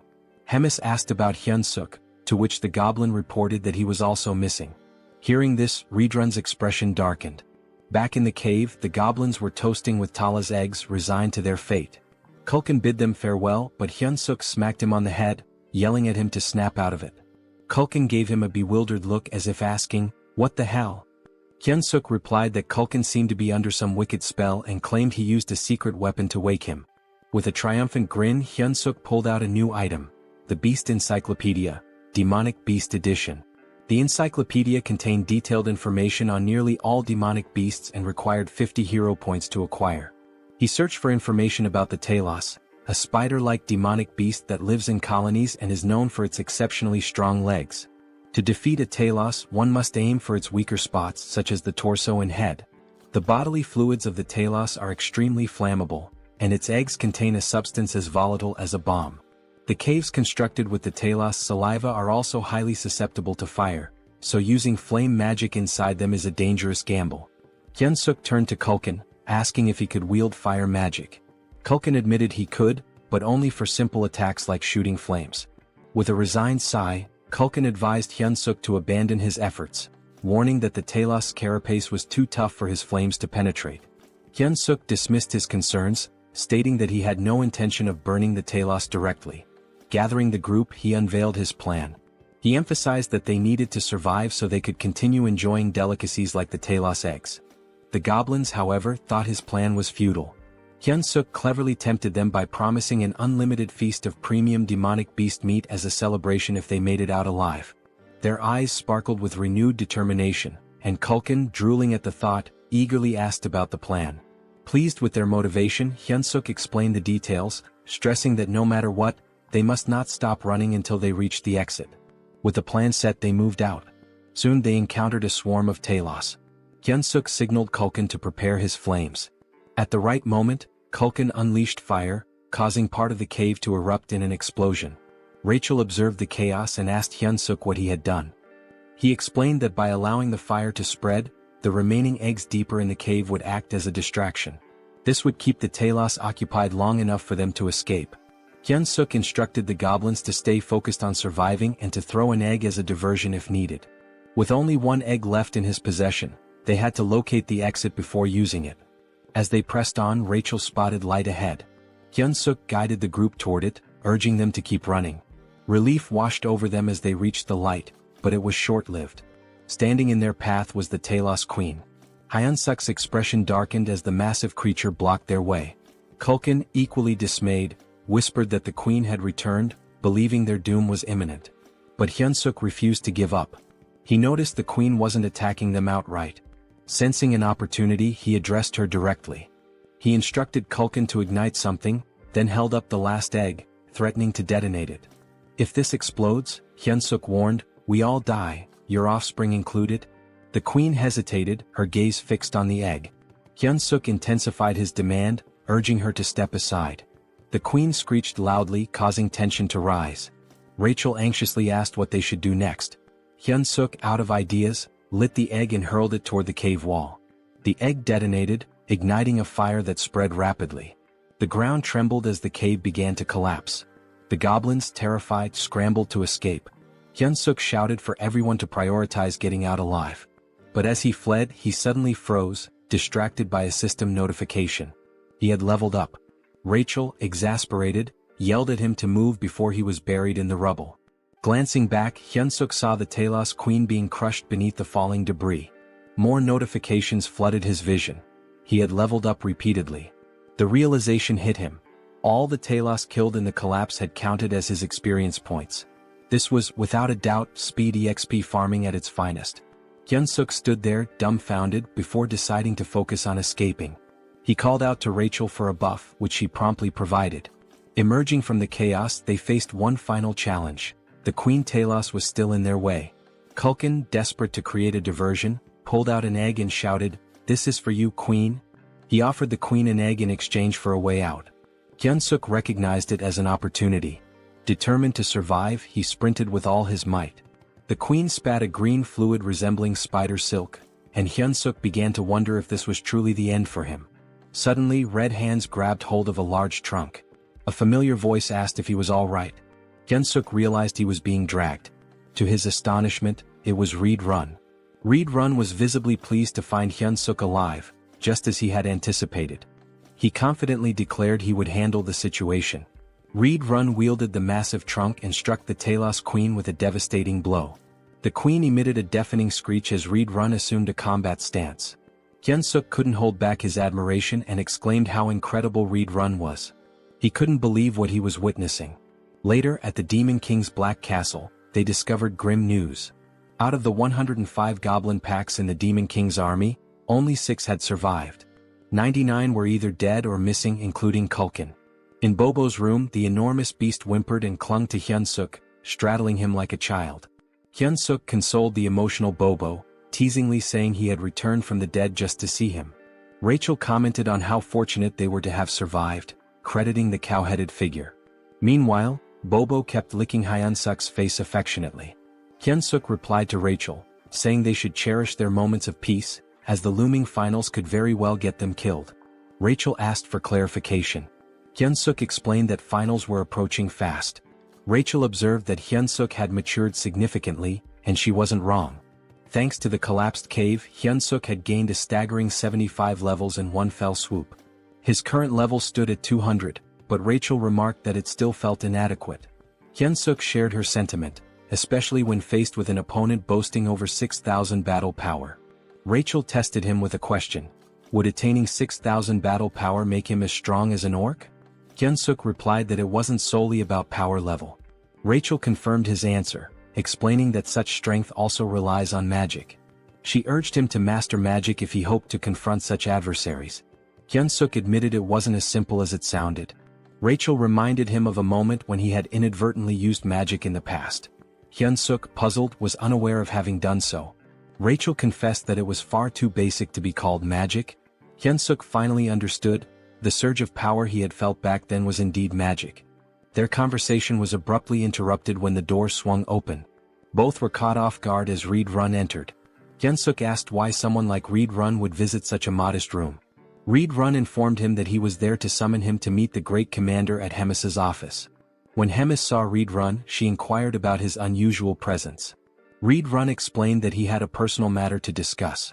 He requested permission to teach Hyunseok the art of battle. Hyunseok was shocked. Hemis asked for the reasoning behind this. Reed Run explained that Ork Harkin, a platoon leader, had been exhibiting extraordinary potential and seemed suited for the position of deputy battalion commander. If things continued this way, Hyunseok was certain to lose. Reed Run expressed his belief in Hyunseok's immense potential and his desire to witness what Hyunseok could achieve in the future. Hyunseok was dumbfounded, certain the commander would reject the proposal. To his surprise, Hemis approved. Reed Run expressed his gratitude and Hemis dismissed them, stating she had work to attend to. Before they left, she noted how much stronger Hyunseok had grown since their last meeting. While she admired his rapid development, it also irritated her as it posed a threat to Kirkin. She resolved to grant Kirkin something to even the odds. Reed Run led Hyunseok to his personal training ground, a vast space that amazed Hyunseok. He reflected on how much respect Hemis had for Reed Run. Reed Run, observing in silence, noticed Hyunseok's body was brimming with mana, yet he couldn't utilize any of it. He realized Hyunseok's rapid growth left little time for mastering the basics. With the battle only 4 days away, there wasn't enough time. Reed Run concluded there was only one solution. He clenched his fist and declared that pain was an integral part of growth. Advising Hyunseok to stay alert, he delivered a punch directly to his face. While crashing onto the ground, Hyunseok couldn't help but question if this guy was completely out of his mind. Here he was supposedly training him, yet he was beating him to a pulp. Hyunseok shouted at Reed Run to focus. Otherwise he'd die if he didn't learn to block with mana. Determined, Hyunseok tried to shield himself from Reed Run's incoming kick by raising his forearm. He quickly leapt backward to create some distance. Gathering his strength, Hyunseok launched a counterkick. Reed Run found it peculiar. Although Hyunseok's physical strength was nothing remarkable, his reaction speed and perceptiveness rivaled those of a seasoned knight. Reed Run recognized that Hyunseok's fighting spirit was extraordinary. It became clear to Reed Run that it wasn't by sheer luck that he couldn't dodge Hyunseok's kick. Hyunseok's combat instincts were refined to an astonishing degree. Deciding to trust Hyunseok's innate sense of battle, Reed Run planned his next move. He reminded Hyunseok of the wager with the commander, emphasizing that without mastering mana, he had no chance of defeating Kirkin. With a cold resolve, he added that it was better to die here than suffer defeat in front of everyone. Then with a powerful punch, Reed Run hurled Hyunseok into the air. Hyunseok realized in that moment that Reed Run wasn't bluffing. Another hit like that might actually kill him. His mind wandered to his unfulfilled dream of getting married and having adorable children. But Reed Run wasn't giving him time to reminisce. He was already pursuing Hyunseok mid-air, leaving Hyunseok with only two choices: die or block the attack.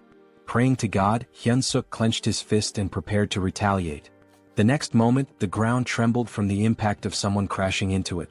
That someone was Hyunseok. The force of his landing shattered a significant portion of the terrain. Rachel, standing nearby, was visibly alarmed. Reed Run approached Hyunseok's motionless body, observing him carefully. He declared that Hyunseok had just managed to control his own mana for the first time and asked if he had noticed. Raising his hand weakly, Hyunseok gave a thumbs up, joking that God had answered his prayers. His ridiculous expression made Reed Run chuckle. Reed Run reassured him, saying he'd win if he continued progressing like this. He grabbed Hyunseok's arm and instructed him to stay still so he could heal him. But as soon as Reed Run began, Hyunseok let out a groan of pain, clutching his neck. Reed Run had forgotten an important detail. Dark mana was akin to poison for humans. Realizing his mistake, Reed Run apologized profusely, scooping Hyunseok into his arms and urging him to stay alive. In this world, certain powers inherently counter each other. Dark mana counters regular mana. Mana counters divine power, and divine power counters dark mana. Mana was the domain of humans. Dark mana belonged to demons, while divine power was reserved for the devout followers of God. The Church of Tussis, the most influential religious institution, had waged wars to bring all other faiths under its control. Now, as the divine empire of Gatron, They anointed a chosen individual capable of hearing God's voice and revered her as the saintess. Somewhere within the Demon King's stronghold, rumors swirled about the captured saintess locked in her room. The next saintess of the Divine Empire, Abelson Marriott, was now a prisoner of the demon army. There were murmurs of doubt among the demons. She hadn't prayed in days, casting suspicion on her claim as the saintess. Still, they trusted Reed Run's judgment in capturing her. Abelson, on the other hand, saw no reason to pray. She believed her current circumstances were preferable to her time in the church. Suddenly, the door burst open and Reed Run barged in, carrying Hyunseok in his arms. Abelson immediately chastised him for his rudeness. Ignoring her, Reed Run demanded that she heal the human. Hyunseok's head throbbed, and he began to wonder what Reed Run had done to him. It was almost comical. His last thought was regretting that the last hand he held belonged to a man instead of Rachel. When he opened his eyes, he was greeted by the sight of a silver-haired beauty. His immediate thought was that he had died again and ended up in some random place. Hyunseok began lamenting loudly, claiming he would never forgive the angel for this. He dramatically declared he'd rather become an archmage by the age of 30 than go through this again. Praying fervently, he cursed Rachel, accusing her of being a demon disguised as an angel, and demanded eternal torment for her. Finally, he muttered one last wish. If the angel insisted on making him a hero again, she should marry him first. Abelson, unimpressed, called him pathetic.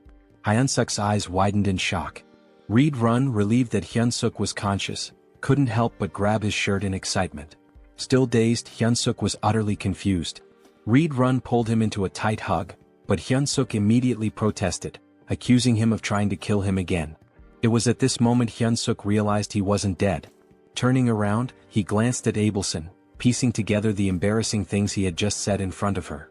Reed Run, meanwhile, asked the saintess if Hyunseok was fully healed. The saintess responded that Hyunseok was not yet fully recovered, and it should be evident to Reed Run as well that the dark mana still lingered in his body. She admitted she didn't know what might happen to him. Reed Run asked if her divine power couldn't erase the dark mana. Abelson warned that any misstep could result in Hyunseok's death. She suggested waiting, as the dark mana might dissipate over time. Apologizing sincerely, Reed Run promised to make amends by helping Hyunseok grow stronger through training. Despite being nearly suffocated by the hug, Hyunseok managed to remark that Reed Run didn't need to go to such lengths for someone as lowly as him. Reed Run dragged him away, but Hyunseok protested, asking him to wait. Meanwhile, Abelson grew curious about Hyunseok, wondering why a human was being trained by a demon. A few hours later, Hyunseok finally made it back to his room. Bobo, as usual, was there playfully chewing on Hyunseok's head. Hyunseok thanked Bobo.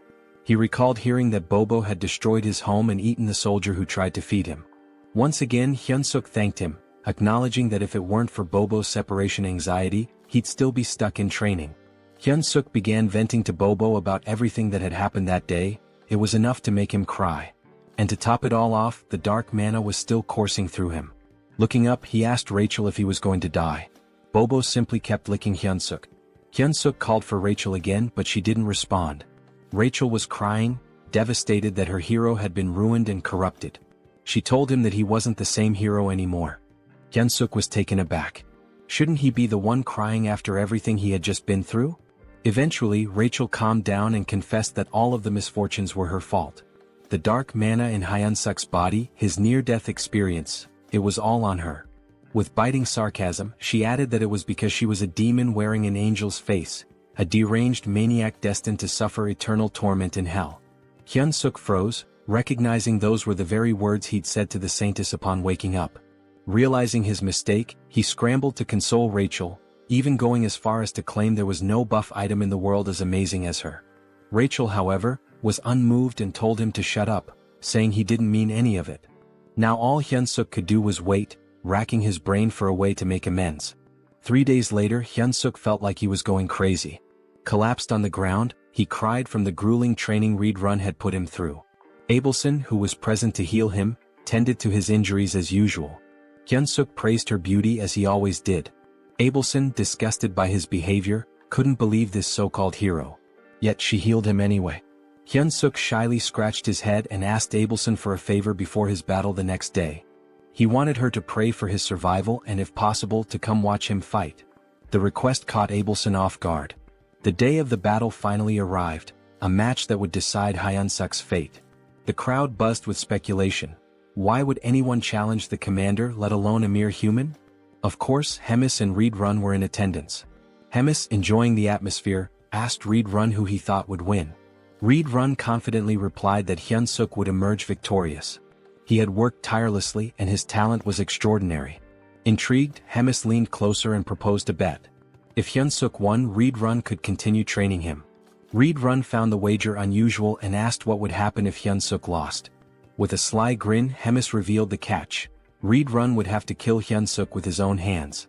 It was the responsibility he would bear for his bold words. An uneasy feeling settled over Reed Run, but he had no choice but to agree. As she looked at Hyunseok, Hemis remarked how exhilarating it had been since she felt this much excitement. The announcer began introducing the fighters. Hyunseok stood ready, his mind clear and his body in peak condition. He wasn't nervous. When his name was announced, he stepped forward with confidence. Hyunseok reflected on how much he'd grown. His stats had improved significantly, he'd gained a new skill and trait. The intense training had paid off. Reed Run's unique combat style, composed of 10 distinct forms, was now a part of Hyunseok's arsenal. Though his proficiency with it was only at 8%, he believed it would suffice.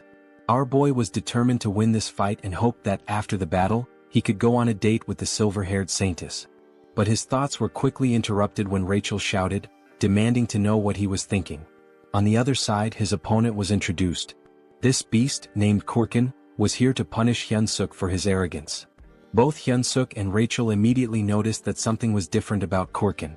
He didn't look the same as when they had seen him before. Reed Run was also caught off guard as soon as Korkin appeared. Hemis wasted no time in reminding Reed Run that there was no backing out of their bet now. Korkin let out a roar so loud it sent shockwaves through the area. His combat level now stood at 10,573, which Hyunseok confirmed with his goggles. Hyunseok couldn't believe it. Korkin had surpassed 10,000 in just a few days. Rachel too was in disbelief. She suspected that Korkin must have done something underhanded to increase his strength so rapidly. However, Hyunseok clenched his fist and muttered to himself, of course, nothing was going to be easy. As soon as the fight began, Hyunseok charged toward Korkin. Korkin, already anticipating the move, raised his weapon in preparation. Hyunseok knew that if that massive club landed even once, he was done for. Korkin swung his weapon, but Hyunseok managed to avoid it. The swing was large and easy to predict. Hyunseok knew that he just had to stay calm, dodge and wait for the right opening. Hyunseok landed a solid blow, and the announcer remarked that it must have hurt even Korkin. Hyunseok readied himself for another strike, landing it once more. The impact was tremendous, but Korkin didn't even flinch. Hyunseok immediately realized he had messed up when he saw something blurry coming toward him. The object hit the side of his body with a powerful force. He quickly created distance between them, only to notice that his left arm had been broken by that single blow. Korkin, however, seemed unfazed by the damage he had taken earlier. Hyunseok observed that Korkin appeared normal, and his movements were still predictable. In his mind, Hyunseok reminded himself that he had endured worse before. He steeled himself, telling himself not to be afraid and remembering the lessons he had learned.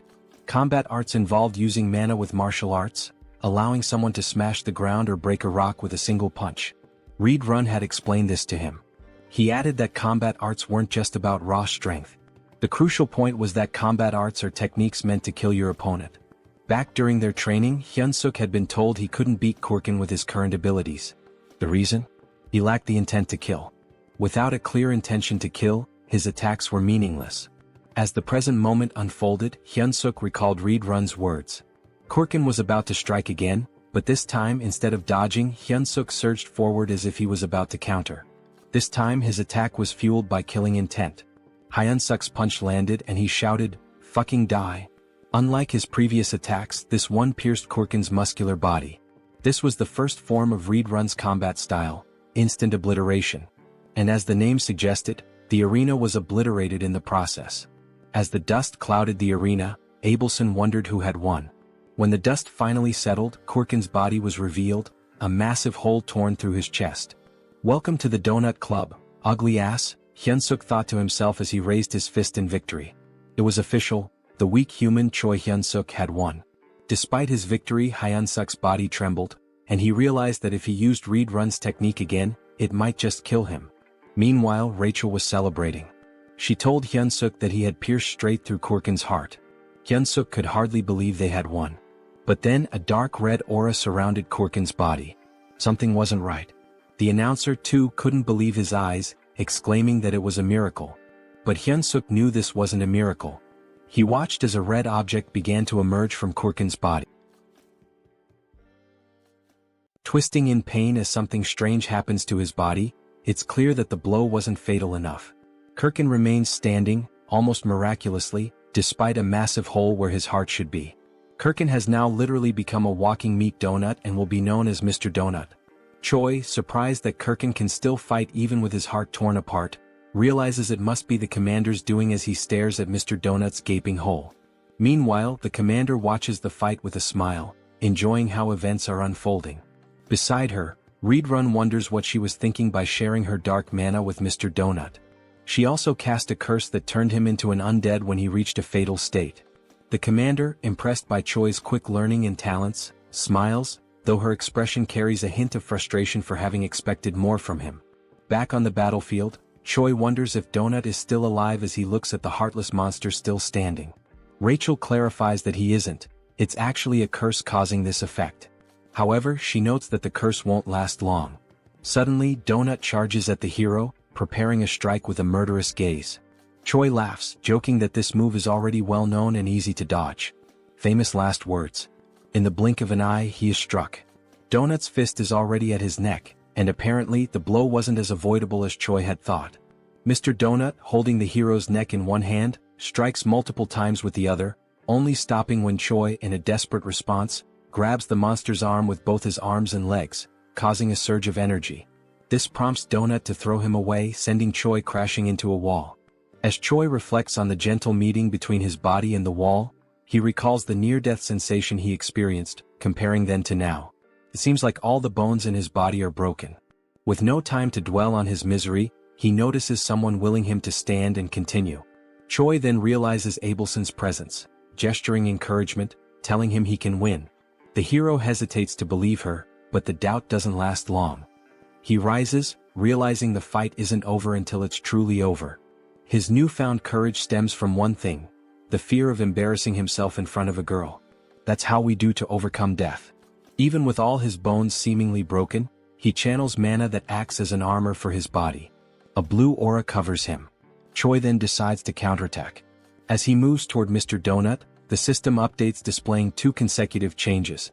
His mana control advances from F to E and then from E to D. Charging a powerful energy-infused attack, the hero shouts an invitation to Abelson for a date. Screaming while smashing a goblin's thinking box seems like the perfect time to ask a girl for a hangout. The attack drives Donut's head into the ground, but it isn't enough to neutralize him, but it was almost.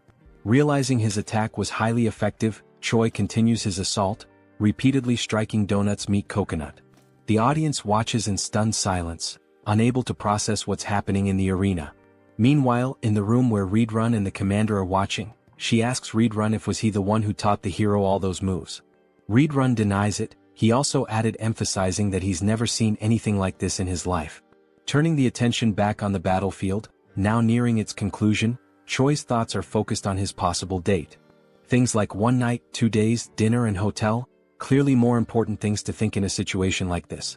However, he knows he must remain cautious while collapses in exhaustion. As a result, the commander tells Reedrun to be careful. Choi is a monster. She reflects that having a hero serve the demon army will be fun, even though Choi's face reminds her of someone she isn't fond of. Sometime later, the hero wakes up startled in his cabin, bandaged, and in the company of Dog and Rachel standing nearby. Before he can ask where he is, Rachel informs him he's obviously in his cabin. Choi, concerned about the outcome of the fight and his experience, is quickly reassured that he won and that Abelson tended to his injuries. Eager to check the system, he looks at his stats. Hero candidate Choi, now level 212, has seen significant increases not only in his level but also in stamina, mana, charisma, and unlocked mana control skill. As he reviews his stats, Rachel mentions she could have healed him too. Choi ignores the comment, focusing solely on the absurd number of levels he gained. Noticing the mana control skill, Rachel reacts with exaggerated surprise. She defends her reaction, explaining that she's right, it's extremely rare for anyone to achieve mana control. As she tries to elaborate on how amazing this feat is, she's interrupted by Choi, who notices a strangely folded piece of paper. The scene shifts to Abelson's prison. She's gazing at the stars and muttering to herself that it was unnecessary. In her thoughts, the hero is strange. He discovered mana and learned about combat in just 3 days, which isn't normal. This hero certainly has unknown potential. Unfortunately, his personality is inversely proportional to his abilities. Abelson wonders if her prayers were answered or if Choi is simply pure talent. In the end, it doesn't matter. To her, he's the hope she needs. She then knocks on a door, seeking a favor, and Reedrun at the other side answers, offering his help. When Reedrun asks what she needs, she says she wants to take a walk. Back in Choi's room, as he reads the letter, he's surprised to find it's a positive response to his date request with Abelson. She now wants to see him at the courtyard. The hero will finally have the time of his life. Moments later, the time for the meeting finally arrives. Choi, anxious, still doesn't know how to act in this situation. He wonders if he should ask for her number, but there aren't even cell phones in this world. Rachel advises him to forget about this situation and return to his room, complaining that he always ignores her words. But she can't finish her sentence as she's suddenly grabbed fiercely by Choi, who plans to throw her aside. However, just as he prepares to do so, Abelson appears in front of him, accompanied by 2 others. Choi, clearly caught off guard, announces Abelson's arrival, questioning who the other 2 are. Abelson replies that they are her escorts. After all, she couldn't wander alone in her current condition. Choi, with sadness, quickly remembers that she's confined as a hostage of the Demon King's army. Breaking the tension, Abelson expresses her desire to start with a walk. Choi agrees, and as they walk, he thinks about how stressful it is to be under the watchful eyes of Abelson's escorts. They're eliminating any chance of intimacy between the 2, leaving him unsure of how to start a conversation. Abelson, on the other hand, knows exactly what to say. Without hesitation, she fires her question. "Are you a hero, Mr. Choi Hyunseok?" The hero, surprised, doesn't understand how she knows or suspects this detail about him. Abelson explains that only heroes and demons have black hair in this world. Shaken by this revelation, Choi is also asked if he has any questions of his own. She encourages him to feel free to ask. Nervous but grateful, Choi timidly starts his first question. But before he can say anything coherent, they are interrupted by Reedrun. Choi is startled as he watches Reedrun approach in a hurry, frustration evident in his eyes. Reedrun delivers the message that the commander wishes to see him, exclaiming that the hero must follow. Choi panics. His meeting with Abelson ends before it even begins. Abelson also shows frustration with the situation, but it's clear their reasons differ. Observing everything, Abelson begins to wonder if Choi is truly someone trustworthy. The scene shifts to Hemi's chamber, where she explains she's been observing Choi's battle. She comments on his ability to consistently escape death with tenacity and then asks if he remembers what was offered to him. Choi cautiously confirms that he remembers she promised to protect him if he participated in a battle with an opponent of her choosing. She asks him to recall more details of the agreement. The hero recounts that he would become an executive under the commander. Hemis admits that this last part wasn't entirely intentional. She didn't think Choi would last long in his adventures. However, as events unfolded, the commander's perspective changed. Turning to Reedrun, Hemis reminds him that she mentioned Choi was a talent, a good candidate for a leadership role in the Demon King's army. She concludes that Choi is too talented to remain a mere platoon leader. Referencing significant losses among the Cook's company, the commander highlights the shortage of meat supplies, fearing they might have to resort to cannibalism. Choi, confused, understands the statement but not why he needs to hear it. Hemis then declares that he will lead the Cook's squad. Choi is now free to take any initiative needed to restore order to the kitchen. Hemis ends by asking if he will be able to accomplish this task. Hesitant, Choi responds that he will do his best. The scene changes again. Now alone with Rachel, Choi is sarcastically asked how it feels to be a Demon King squad leader despite being a hero on paper. Choi, matching her tone, declares he's so happy he could die. As he heads to his new workplace, the hero tells Rachel he notices her lingering bitterness. Rachel just grunts. Adopting a new attitude, Choi arrives at his destination and begins his duties by confronting a suspicious creature in the kitchen. The creature, one of the servants, mocks him by referring to Choi as a slave. Determined to assert his new position, Choi shouts at the servant as he approaches him. The servant looks confused and suddenly Choi strikes him with a blow to the chin, knocking him out while declaring himself the new commander. Choi then shouts for everyone to gather in the kitchen. Surveying the crowd, The hero notes the strongest one has a power level of 3,500. Still, the group is too small, prompting him to wonder where the others are. Initially numbering 300, now there are only 20. Choi realizes the gravity of the situation, knowing the difficulty of his task and the consequences of failure. Addressing his squad, he asks who knows him. Gradually, some start naming him, the barbecue master, while another dares to call him a delicious human. In a flash, that individual is kicked, becoming a wall decoration. Choi then solemnly reinforces that he is the commander. Next, he orders everyone to address him as the rightful commander of the cook squad. Choi asks why the number of cooks has dwindled. One responds that the others went hunting without permission and were killed by demon beasts. Understanding the situation, Choi asks who the best cook currently is. Someone names Galtram, who is immediately promoted to vice commander without objections. With everyone dismissed, the hero wonders how he'll gather 200 people for the squad. However, he quickly comes up with an idea. The next day, the fairy, the dog, and the hero set out to recruit cooks with a plan in mind. Searching high and low, Choi reflects on how some are easily replaceable while others are irreplaceable. Then he finds someone. With a kick as his greeting, Choi invites the individual to become a chef. The individual, irritated by the treatment, attempts a counterattack but is swiftly knocked down again by the hero, who begins persuading him with arguments. Informing him that he'll be the first of the day, Choi promises him a high-ranking position if he accepts. As a senior, he won't be bothered by many, on the contrary, he'll do the bothering. The future senior begins to waver, especially after learning that his first mission will be to recruit 5 juniors. Thus, it becomes clear what Plan A is, a pyramid scheme. Meanwhile, somewhere else, someone is feasting on a large and succulent steak. His name is Doris, and he is a commander of the 3rd Battalion in the Demon King's army. As he eats, he mentions that the place is more peaceful than usual and that this elegant meal is proof of that peace. Suddenly, a goblin bursts through the door to alert Doris that they have a problem. Doris, wiping his mouth calmly, asks what it is and whether the goblin could be more elegant next time. The goblin, still catching his breath, reports that most of the battalion members have left. Doris questions whether they abandoned their posts since they have no other duty but to serve him. Terrified, the goblin clarifies that this is not the case. They have been summoned to join the army's cooking division. Still chewing on his steak, Doris mentions that the new head of the kitchen is a human whom Commander Hemis loves. He then advises them to be more careful next time. The goblin shouts, saying that this is not a situation he should let slide so easily. He adds that they have already taken 200 of his soldiers to serve as cooks. This leaves Doris stunned, as he cannot believe that his entire battalion abandoned him so quickly. Now outside, the soldiers summoned by Choi Hyunseok are gathering. Rachel tells Choi that more than 200 people have already assembled. Choi, resting his hand on his chin, smugly declares that this is thanks to his intelligence. He then adds that they have enough culinary soldiers and that he will finish recruiting soon, but a sudden noise catches his attention, prompting him to look. The noise was caused by the goblin, who was perched on Doris's shoulder, pointing at the soldiers who had left the battalion. Choi's first thought is that this is not a good omen. Adjusting his glasses, he comments that he has no idea what's going on or who these people are, but they seem to be angry about something.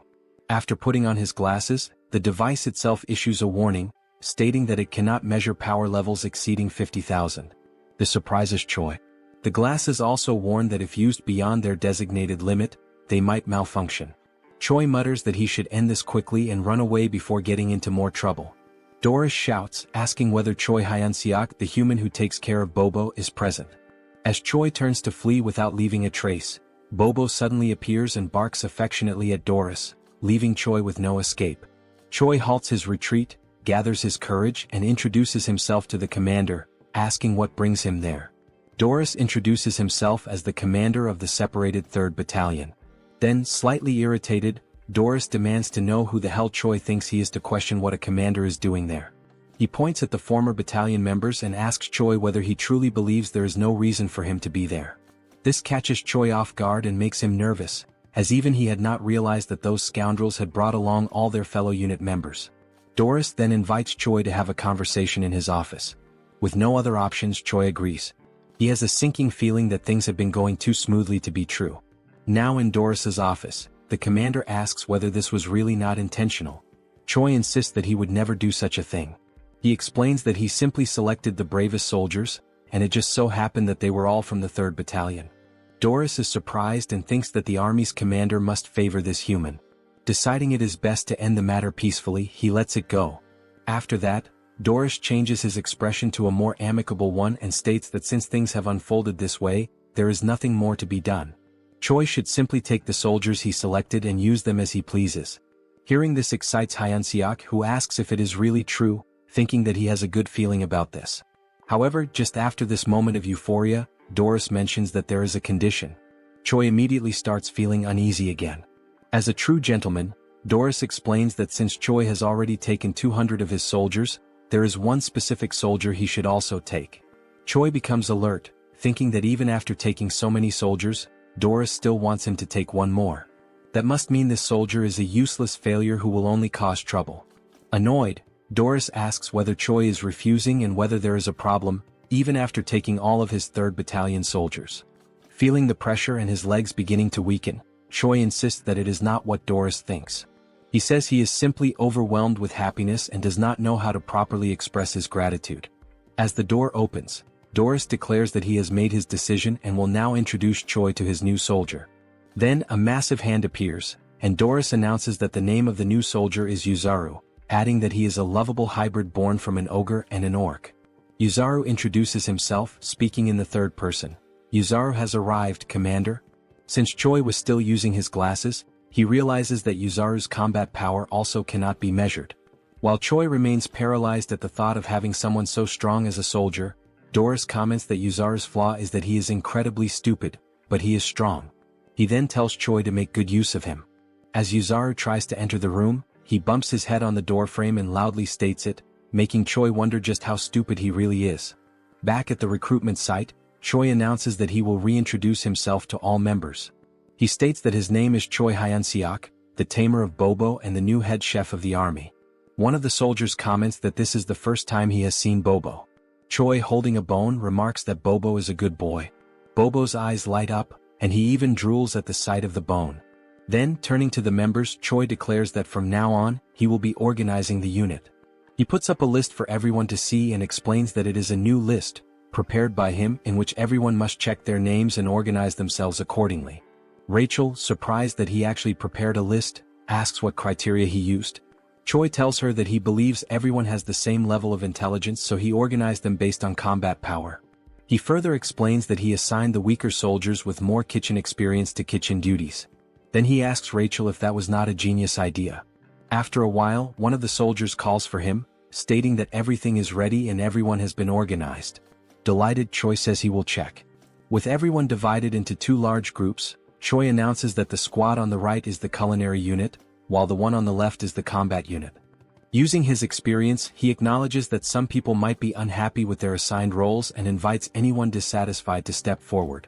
A soldier raises his green hand, confirming that there is a problem. The goblin with a parted hairstyle, one of the weakest in the battalion, is the one who raised his hand. He states that he also wants to hunt and eat fresh meat right away. Choi gives a strained smile, admitting that this is a headache. He then calls for the goblin to come closer. The goblin cautiously approaches, contemplating what might happen. Once he is close enough, Choi suddenly kicks the poor goblin in the balls, making him scream in pain, his eyes bulging. Then Choi announces that this was his entrance exam. The poor goblin, now realizing that he will never be able to have children again, is left in agony. Without remorse, Choi declares that since he failed to withstand the kick, he has failed the test. Only then does the hero system finally appear, displaying a notification that thanks to his excellent leadership and command skills, Choi successfully organized and stabilized the unit. The system grants him the hidden skill of charisma level up, as well as an upgrade to his leadership skill level. Looking at the squad members, Choi asks if there are any other candidates with complaints. After a moment of silence, Choi clenches his fist, preparing to give a speech. Then he shouts for everyone to hear that everything is confirmed. He gives the order for the combat unit to grab their weapons because it is time to hunt. Now, in the great forest north of the Black Fortress, Choi gathers with all the members of the combat unit. Choi remarks to Rachel that, especially today, the forest seems calmer, with no sign of a single beast around. She replies that it might be due to the presence of Bobo and Yuzaru. Since they are so strong, they could be scaring the monsters away. Agreeing with her, Choi acknowledges that it is a plausible theory. Then we see Bobo and Yuzaru looking cuter than ever before. Choi grumbles, saying that those two are his best soldiers, and he simply cannot leave them behind. Rachel then suggests that they use bait to lure the monsters. Choi questions her idea, saying that if they had extra meat to use as bait, he wouldn't need to go hunting in the first place. Rachel smiles and tells him that he misunderstood. She is not talking about sophisticated bait. Pointing at all the squad members, she explains that they will serve as biological bait to attract all the demonic beasts. Choi loses his sparkle, then looks up and asks God what he did in his past life to deserve this. Then he crosses his arms and, with conviction, Choi orders the numbers 14, 3, 1, 43, and 7 from the list to step forward. Rachel, not understanding the significance of those numbers, asks him about it. He responds by saying that those were the numbers he bet on in the lottery back on Earth, lamenting that he could have been the winner. Still tearful, Choi gives the command that the operation will begin now. He then orders Yuzaru to grab member number 14, which excites the giant. After being held by Yuzaru, the poor member number 14 asks if he has lost his mind. Calling him an intercontinental ballistic goblin, Yuzaru effortlessly tosses the goblin far away. Choi, with his hand on his chin like a thinker, comments that it's a great idea, as continuing to throw weak soldiers like bait will eventually attract the attention of the monsters. He then turns to a fox soldier and orders him to light a small fire so the ones thrown as bait will have a way to return. But Rachel questions whether throwing soldiers like that wouldn't just kill them from the impact of the fall. Choi retorts, saying that he is sure 1 in every 6 will come back alive. He tells Yuzaru to keep throwing the others from the list. The rest of the battalion is in shock and whispers among themselves that the human head chef has lost his mind and that they want a long life. One of the goblin soldiers, terrified by the situation, decides to turn around and run away at that moment. As he turns to flee, he sees Bobo with his eyes sparkling with cuteness. The frightened goblin says that this is not what Bobo is thinking and that he will serve the Demon King's army for the rest of his life. But it seems Bobo doesn't believe him, as Choi mentions that the ones he threw earlier are late and should have returned by now.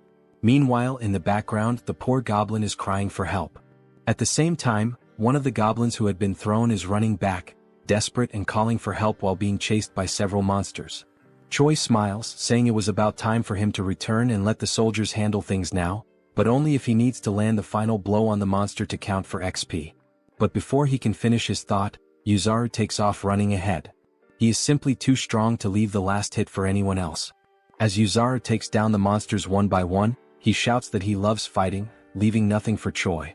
Frozen and speechless, Rachel looks at Choi and asks what last hit he's talking about, since there's no monster left alive.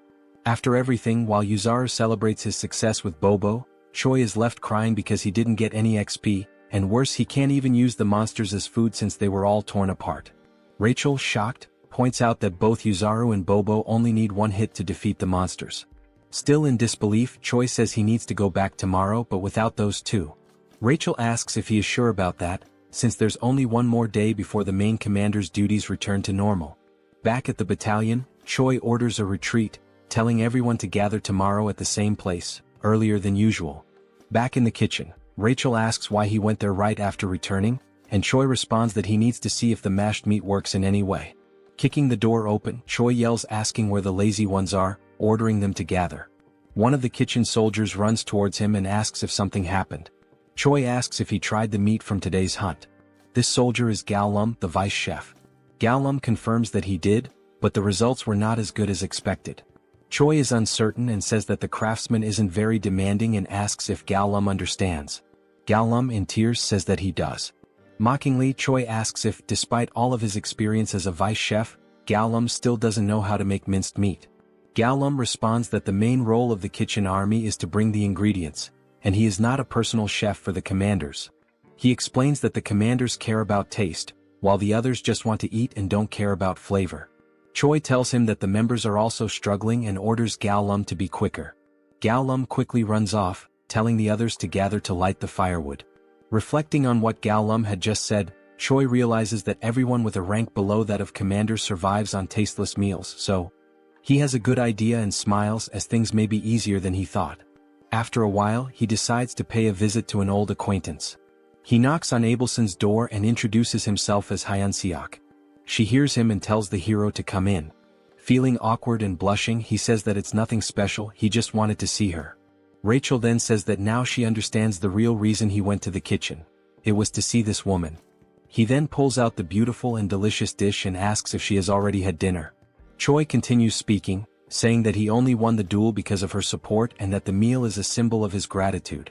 Abelson thanks him and mentions that she will only want a little bit.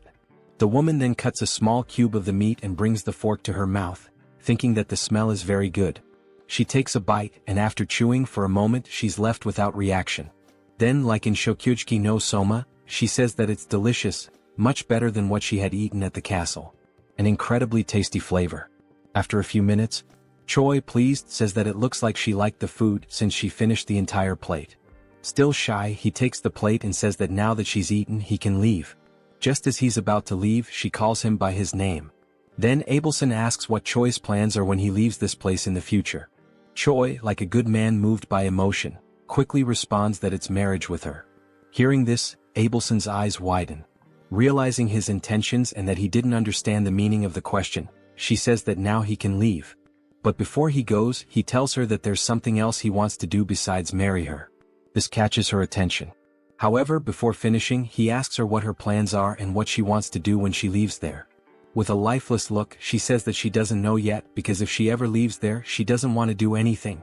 Now, in Gartran, the divine empire of the capital of Gratium, where the theocracy is governed by the Pope of the Church of Ducis.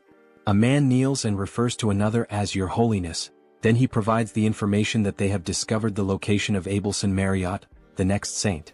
He then adds that, supposedly, Abelson is imprisoned in the Black Fortress where the glutton resides. The man sitting on the throne asks how the next saint ended up in such a place. Tapping his fingers anxiously on the throne, he asks if there has been no word from the Demon King about this. The man replies that there hasn't been, as no one knows what they want since they're not demanding anything. Rising from the throne, the Pope says that in the history of wars between humans and demons, there have been only a few times when humans managed to breach the Black Fortress.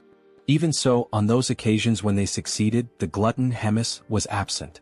So, attacking directly now would be very reckless. Opening the curtain to the window, he says that he will send a secret rescue team. Then, Pope Orvan IV gives the order for the man to summon their hero. Back in the hunting grounds, Choi organizes the kitchen battalion soldiers into 2 blocks, literally.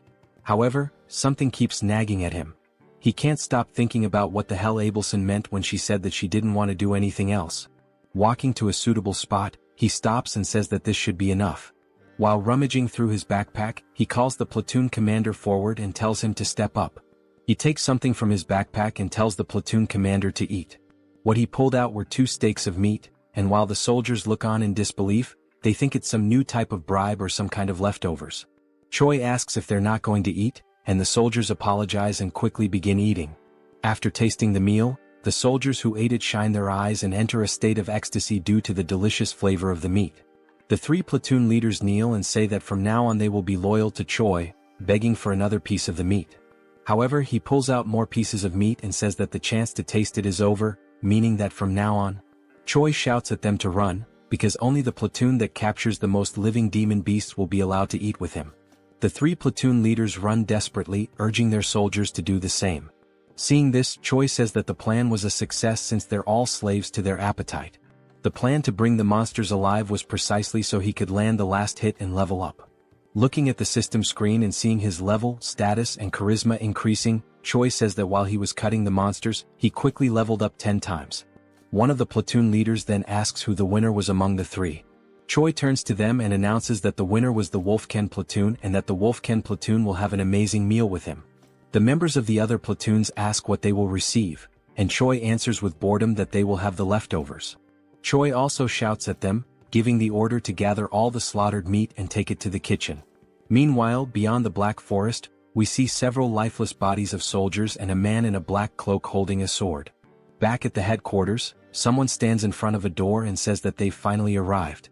Inside, Abelson says that she shouldn't have said that to Choi. After all, she can't keep hiding this forever. The door opens and it's the man in the black hood calling Abelson by her full name. He then removes his hood and we see that it's not Choi but a blonde man with green eyes. He says that he's there to rescue her. Recognizing him, Abelson calls him Sir Guffin and asks if the Pope sent him.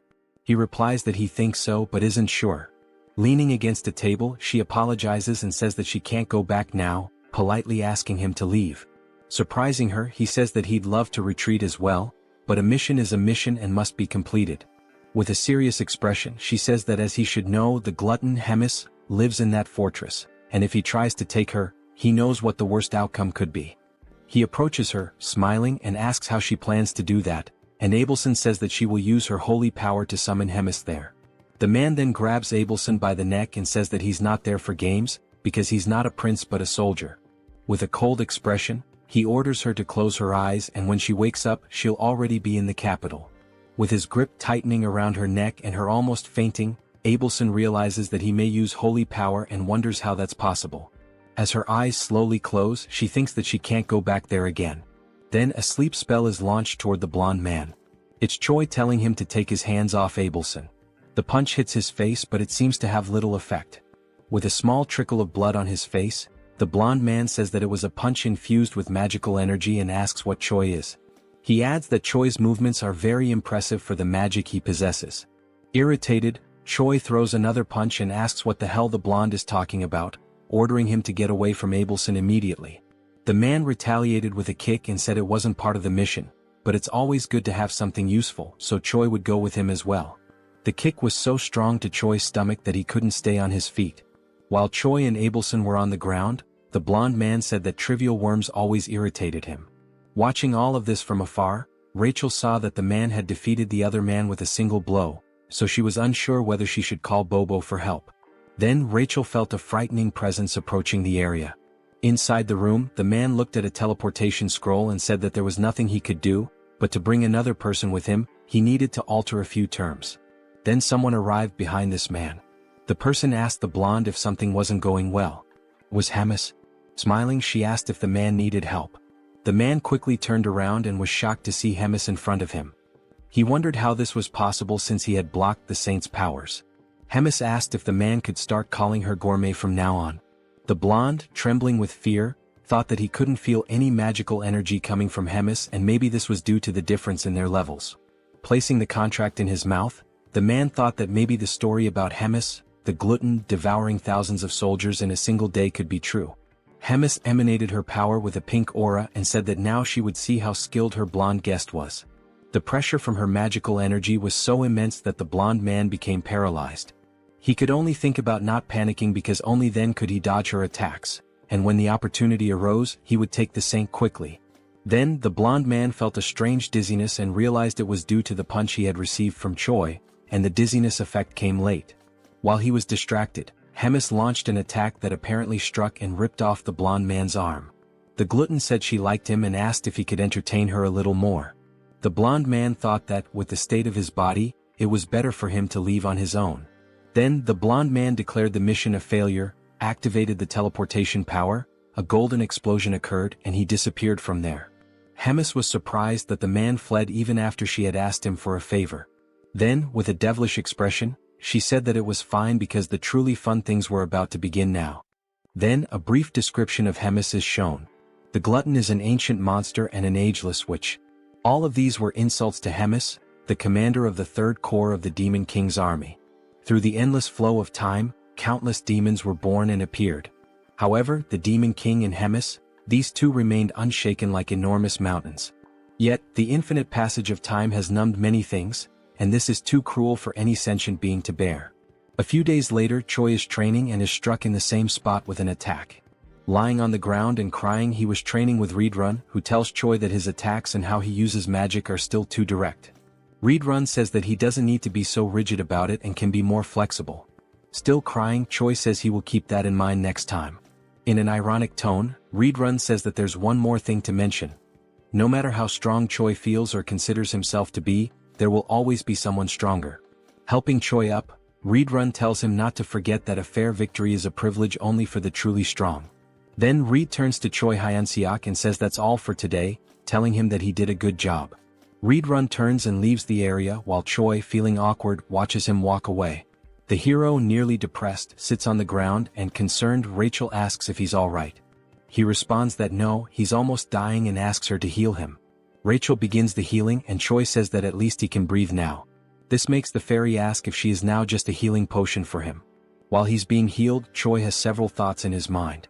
He remembers Abelson telling him to get stronger because only his belief in his own strength would protect him. Then he tells Rachel that Abelson said he needed to be stronger. Rachel gets angry because he's already talking about that woman again, and because of her, he almost lost his life. She doesn't know if she's a saint or a witch. Choi tells her that she could suffer divine punishment for saying such things. While still using the healing, Rachel remembers that the assassin used sacred power, so she questions why, if she is really a saint, he attacked her. Choi, thinking, says that she's right because the next saint should be a valuable existence, and that's not what happened. Choi becomes frustrated thinking about it and says that, in any case, he's done thinking about it.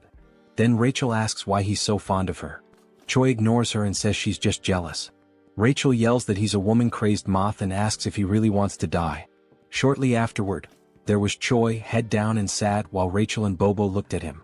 Choi says that it's over for him and asks to be reborn as a rich family's cat in his next life, leaving their eyes confused by the situation.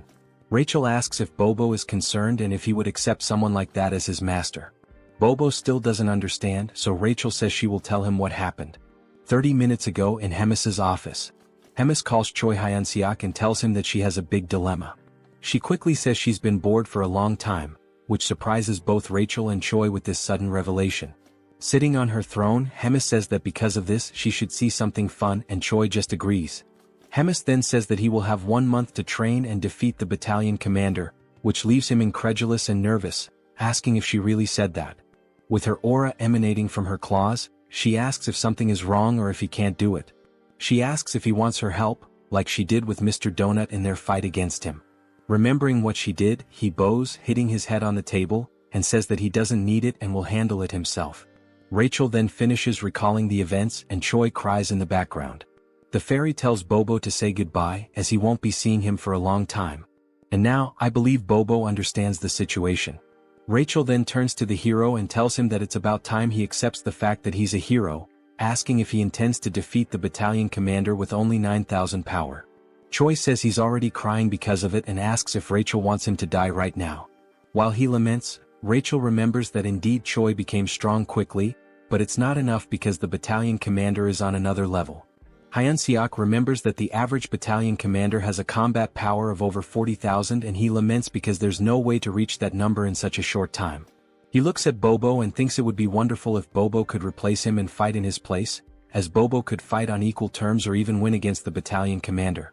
While Bobo consoles him, Rachel says that the fight should be a duel and Choi confirms that. Only then does Choi have an idea, remembering what Hemis actually said. He then asks Rachel what Hemis had said, and Rachel replies that he has 1 month to defeat the battalion commander.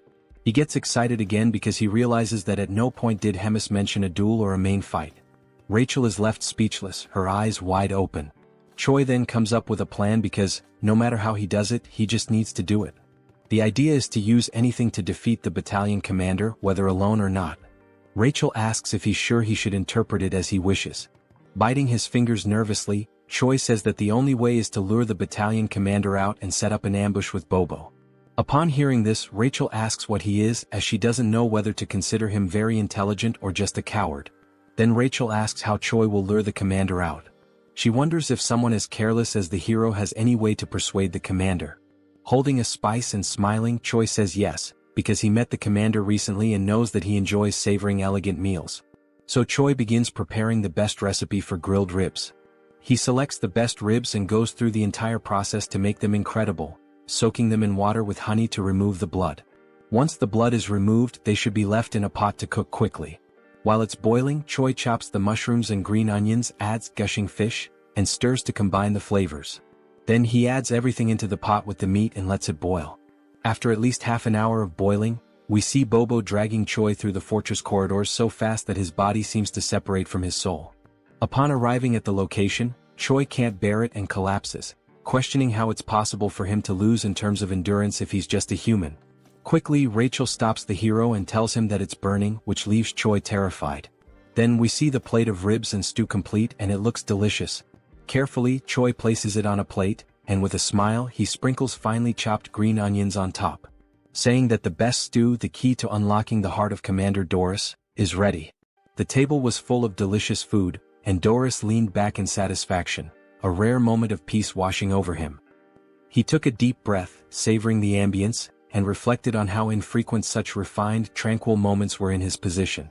The decision to pass Yuzaru on to Choi had been a stroke of genius, easing a burden he hadn't realized was so taxing. As he pondered this, a subordinate entered, bowing with measured respect. The air in the room shifted slightly as the servant cleared his throat before delivering a message. The cooking squadron had arrived to see him. Doris, though already sated, felt curiosity stir within him and gestured for the servant to continue. Without hesitation, Doris dismissed any possibility of returning Yuzaru, assuming that was the purpose of their visit. The subordinate hesitated before clarifying that Choi had come for a different reason. He wished to present a dish as a token of appreciation. Hearing this, Doris's eyes lit up. Whispers of Choi's extraordinary culinary skills had reached him, rumors painting him as a near-mythical figure in the kitchen. Now he would experience it firsthand.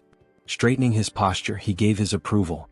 A knock echoed through the room, and the doors swung open to reveal Choi making an exaggerated entrance, tray in hand, a mischievous glint in his eye, and a rose held between his teeth. Doris blinked, momentarily caught off guard before swiftly composing himself. Choi set the tray before him with a theatrical bow, expressing his gratitude for the opportunity that had led to his new title in the kitchen. Doris, unimpressed by words, expected the food to speak for itself. With a humble nod, Choi lifted the cover from the dish, revealing a steaming serving of urine ribs. A rich, tantalizing aroma filled the room, causing Doris to salivate despite himself. The presentation was impeccable, almost divine. Drawing in the fragrance, Doris found himself overwhelmed. Across from him, Choi watched knowingly, confident that one bite would send him into a world of indulgence. The moment Doris tasted it, disbelief overtook him. His widened eyes and forward-leaning posture betrayed his astonishment. The dish transcended human capability, reaching a level of perfection he had never imagined. Encouraged by the reaction, Choi suggested introducing more dishes in the future. Doris, without hesitation, accepted, willing to eat anything he prepared. As Choi exited, Rachel, standing by the door, struggled to contain her reaction. Doris, still enraptured by his meal, casually remarked on Choi's favored status. Barely making it outside, Choi gripped the doorknob, trembling.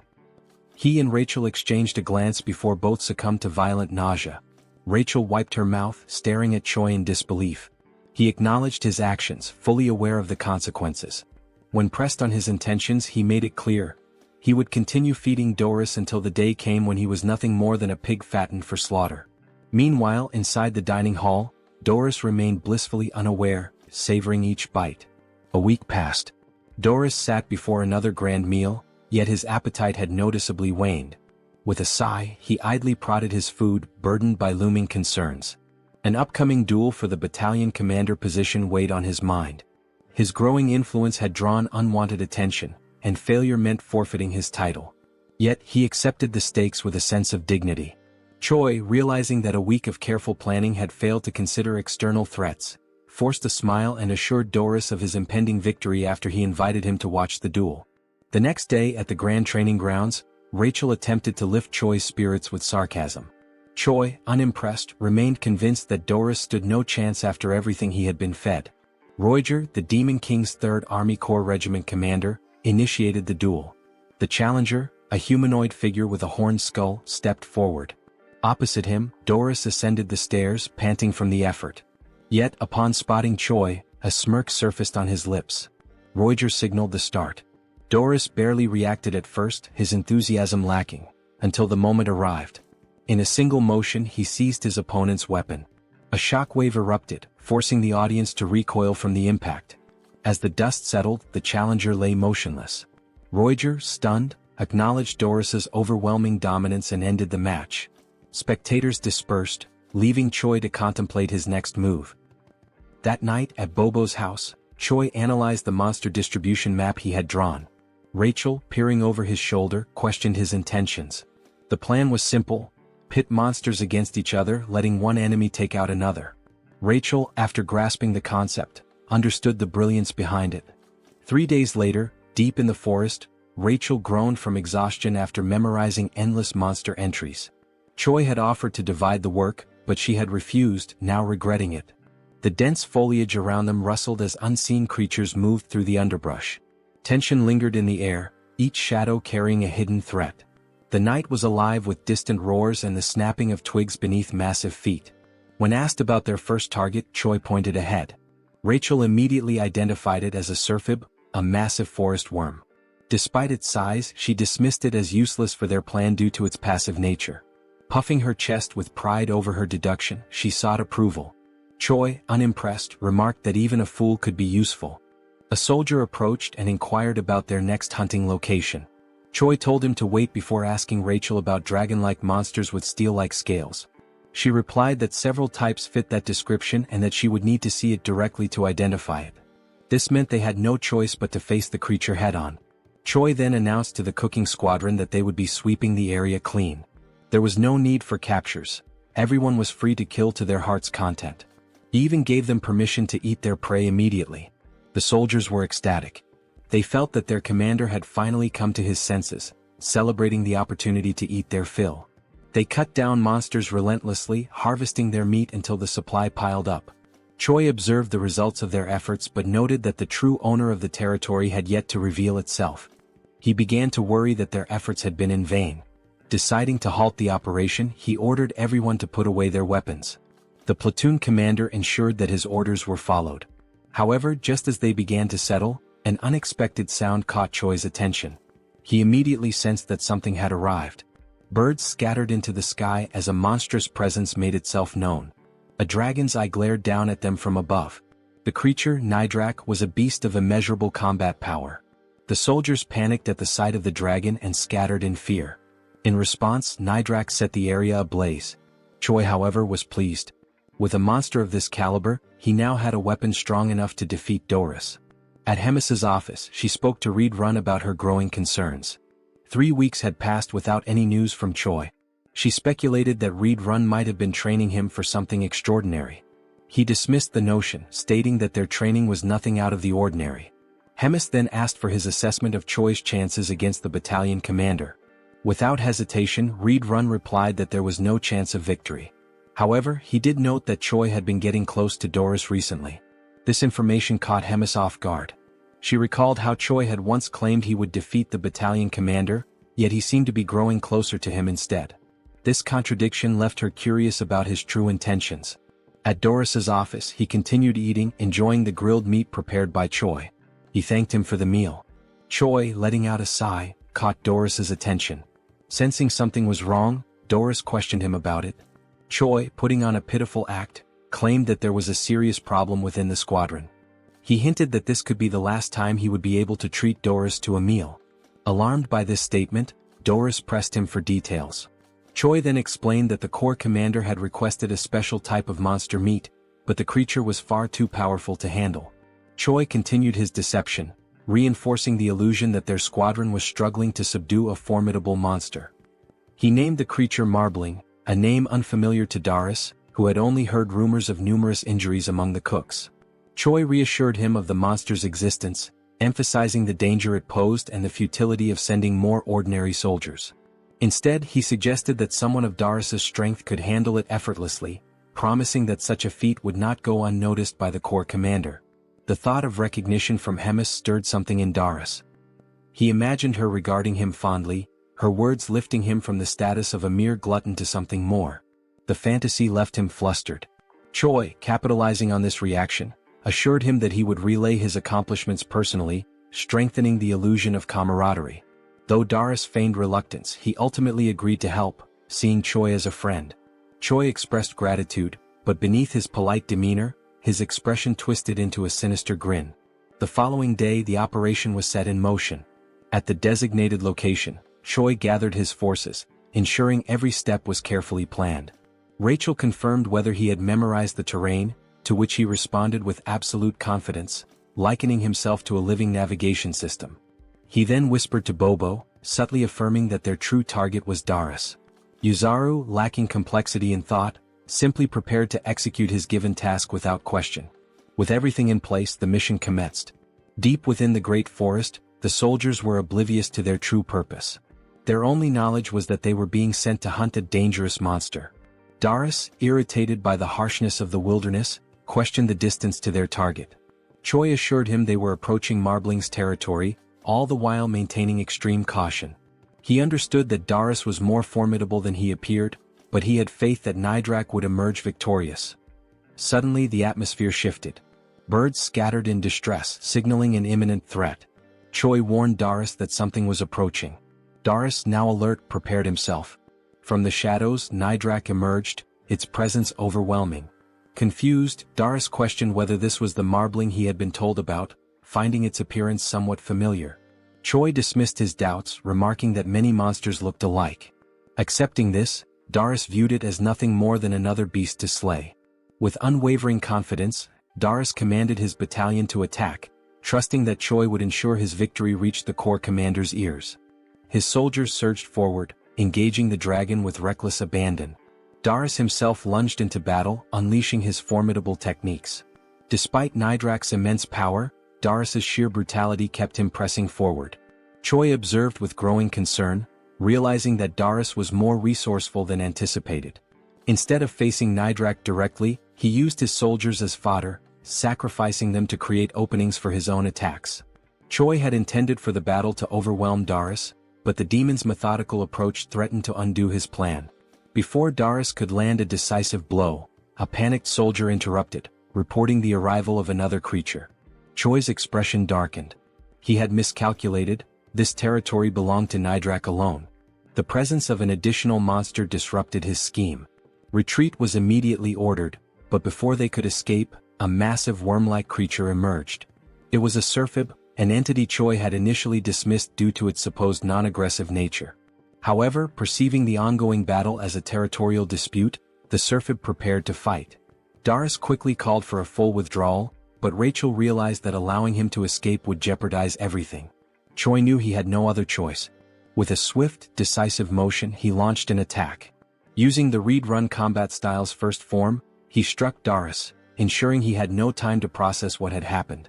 His voice rang out, demanding that the retreat be cancelled. He called upon the demons to stand their ground, invoking their pride and courage. The chaos intensified as the battlefield descended into further disarray. Amidst it all, Darius registered the pain and the deafening roar of battle around him. Darius felt a surge of rage as he questioned whether he was being betrayed by a mere primitive human. Consumed by anger, he called out Choi's name, determined to risk everything to confront him. Activating his skill, Full Bloom, he unleashed a devastating attack. Choi, unaware of what was happening, found himself with no escape. Rachel urged him to run, but before he could react, he was struck by what felt like a bolt of lightning. The force nearly killed him, leaving him in shock and confusion about the nature of the attack. Through the chaos, Choi spotted Darius standing firm on the battlefield, declaring his intent to tear him apart while he was still alive. Realizing the imminent danger, Choi quickly assessed the situation, wondering about the whereabouts of Bobo and Yuzaru. Meanwhile, Rachel scanned the battlefield and noticed that Surfib's attack had caught everyone in its range. Choi felt as though he had been left alone to face Darius, who was seething with rage. Despite Darius' overwhelming fury, Choi saw him coughing up blood, recognizing that his opponent was pushing himself beyond his limits. Deciding to stall for time, Choi sprinted as fast as he could, instructing Rachel to call out the monster clusters from the map she had shown earlier. She complied, reading them aloud as she saw them. If Choi continued straight, he would reach the Warhound habitat. Darius, undeterred by the surroundings, pursued him relentlessly, showing no concern for the monsters in his path. Choi knew that while most creatures would avoid the strong, a habitat with younglings would provoke an aggressive response. Darius dismissed Choi's tactics as feeble tricks, determined to ensure his demise. Channeling his strength, he unleashed a level 3 technique, Falling Flowers. His power surged, fueled by his deep belief that promotion was the greatest weapon of a demon. With confidence in his overwhelming strength, he prepared to end Choi once and for all. However, something felt off. His body wavered, and he suddenly coughed up a significant amount of blood. Choi, having stopped to observe, listened as Rachel pointed out that Darius' demonic energy was depleting rapidly. Darius realized too late that he had reached his limit. Expending excessive energy while hunting demonic beasts had left him drained. Acknowledging the situation, he turned away, unwillingly accepting that he could not continue. Choi called out to him, questioning his retreat. Darius, though displeased, admitted there was no choice but to recover first. He vowed to return and exact vengeance, declaring that he would never forget this humiliation. Before he could leave, Choi refused to let him escape so easily. Calling out to him, he taunted the demon, stating that he had entered on his own terms but would not be allowed to leave so freely. Doris dismissed his challenge, ridiculing Choi for thinking he could be defeated by mere fists. But Choi was prepared. Activating Ride Run Combat Art 7th movement, he unleashed the explosive destruction wave. To his surprise, Doris endured the attack, proving his resilience. The demon smirked, accusing Choi of underestimating him. Before the battle could continue, an unexpected presence arrived. A voice cut through the battlefield, observing the fight with amusement. Hemis had appeared, questioning the commotion unfolding before her castle. A sudden explosion sent Choi flying into a tree, leaving him disoriented and in pain. As he cradled his head, trying to grasp the situation, Doris turned to the Corps commander, pleading for her intervention. He insisted that he had not yet lost and argued that this was not the final battle. Hemis, unimpressed, silenced him immediately. She mocked his incompetence, incredulous that a human had managed to beat him so severely. Given their ongoing war with humans, she found the thought of someone like Doris holding the rank of battalion commander utterly disgraceful. The mere idea made her shudder. She resolved to eliminate him on the spot.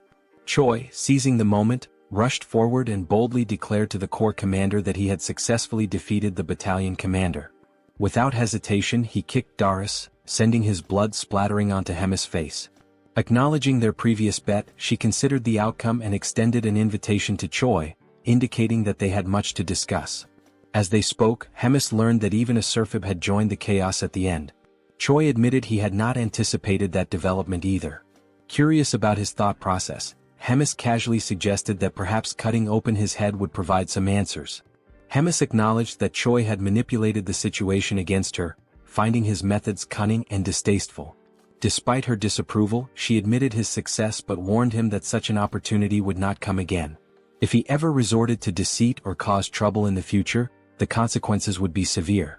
At Bobo's house, Choi lay sprawled on the floor, drained from the recent events but relieved to have survived. Still recovering, he inquired about Doris' polymorph and the concept of promotion. Rachel speculated that it might be a martial art exclusive to demons and suggested consulting the cow-headed one for answers. As Bobo barked, Choi acknowledged the hardships the creature endured amidst the chaos, recognizing that the Corps commander had resolved the situation swiftly. Reflecting on the battle, Choi admitted feeling a shred of pity for Doris, believing he was not entirely a bad opponent. However, Rachel pointed out that he had delivered the final blow intentionally to secure all the experience points. In response, Choi offered a hollow apology, but beneath the hand covering his face, a wicked grin revealed his true thoughts. Curious about his progress, Choi checked his level and discovered that he had advanced significantly. However, his status window displayed question marks, which puzzled him. Assuming it was an error, he voiced his concerns, but Rachel dismissed the idea, insisting that the hero system could not possibly malfunction. She believed he was joking, but Choi remained serious before deciding to drop the subject. To mark his achievement of reaching level 48, Rachel suggested measuring his combat power. After glancing at the readings, she revealed that his combat strength had now reached 13,936. Choi took pride in the drastic increase, recalling how not long ago, he had struggled even against a simple goblin. As a surprise, Rachel produced a beer, offering a moment of celebration. They drank, cheered, and basked in the victory. Yet, amidst the light-hearted moment, despite the calm, I could sense the impending danger and chaos. Sometime later, Choi returns to his inevitable routine, divided between sleeping, preparing, hunting, eating, cooking, training, and resting. He lives this loop of tasks daily and endlessly, regardless of how strong he becomes. While preparing for a training session, wrapping bandages around his hands, Choi wonders if he should find Abelson after training to clear up remaining doubts. Riadrun arrives, surprised that Choi showed up early for training, and they greet each other. Riadrun smiles while speaking with a tone of pride about Choi having defeated Doris and congratulates him. Choi thanks him shyly. Choi then takes advantage of the topic and decides to question Riadrun about something particular that happened during the fight against Doris. When asked if he knows anything about the technique called promote, Riadrun reflects with his hand on his chin, remembering it to be an informal style of ancient combat. The word informal makes Choi curious.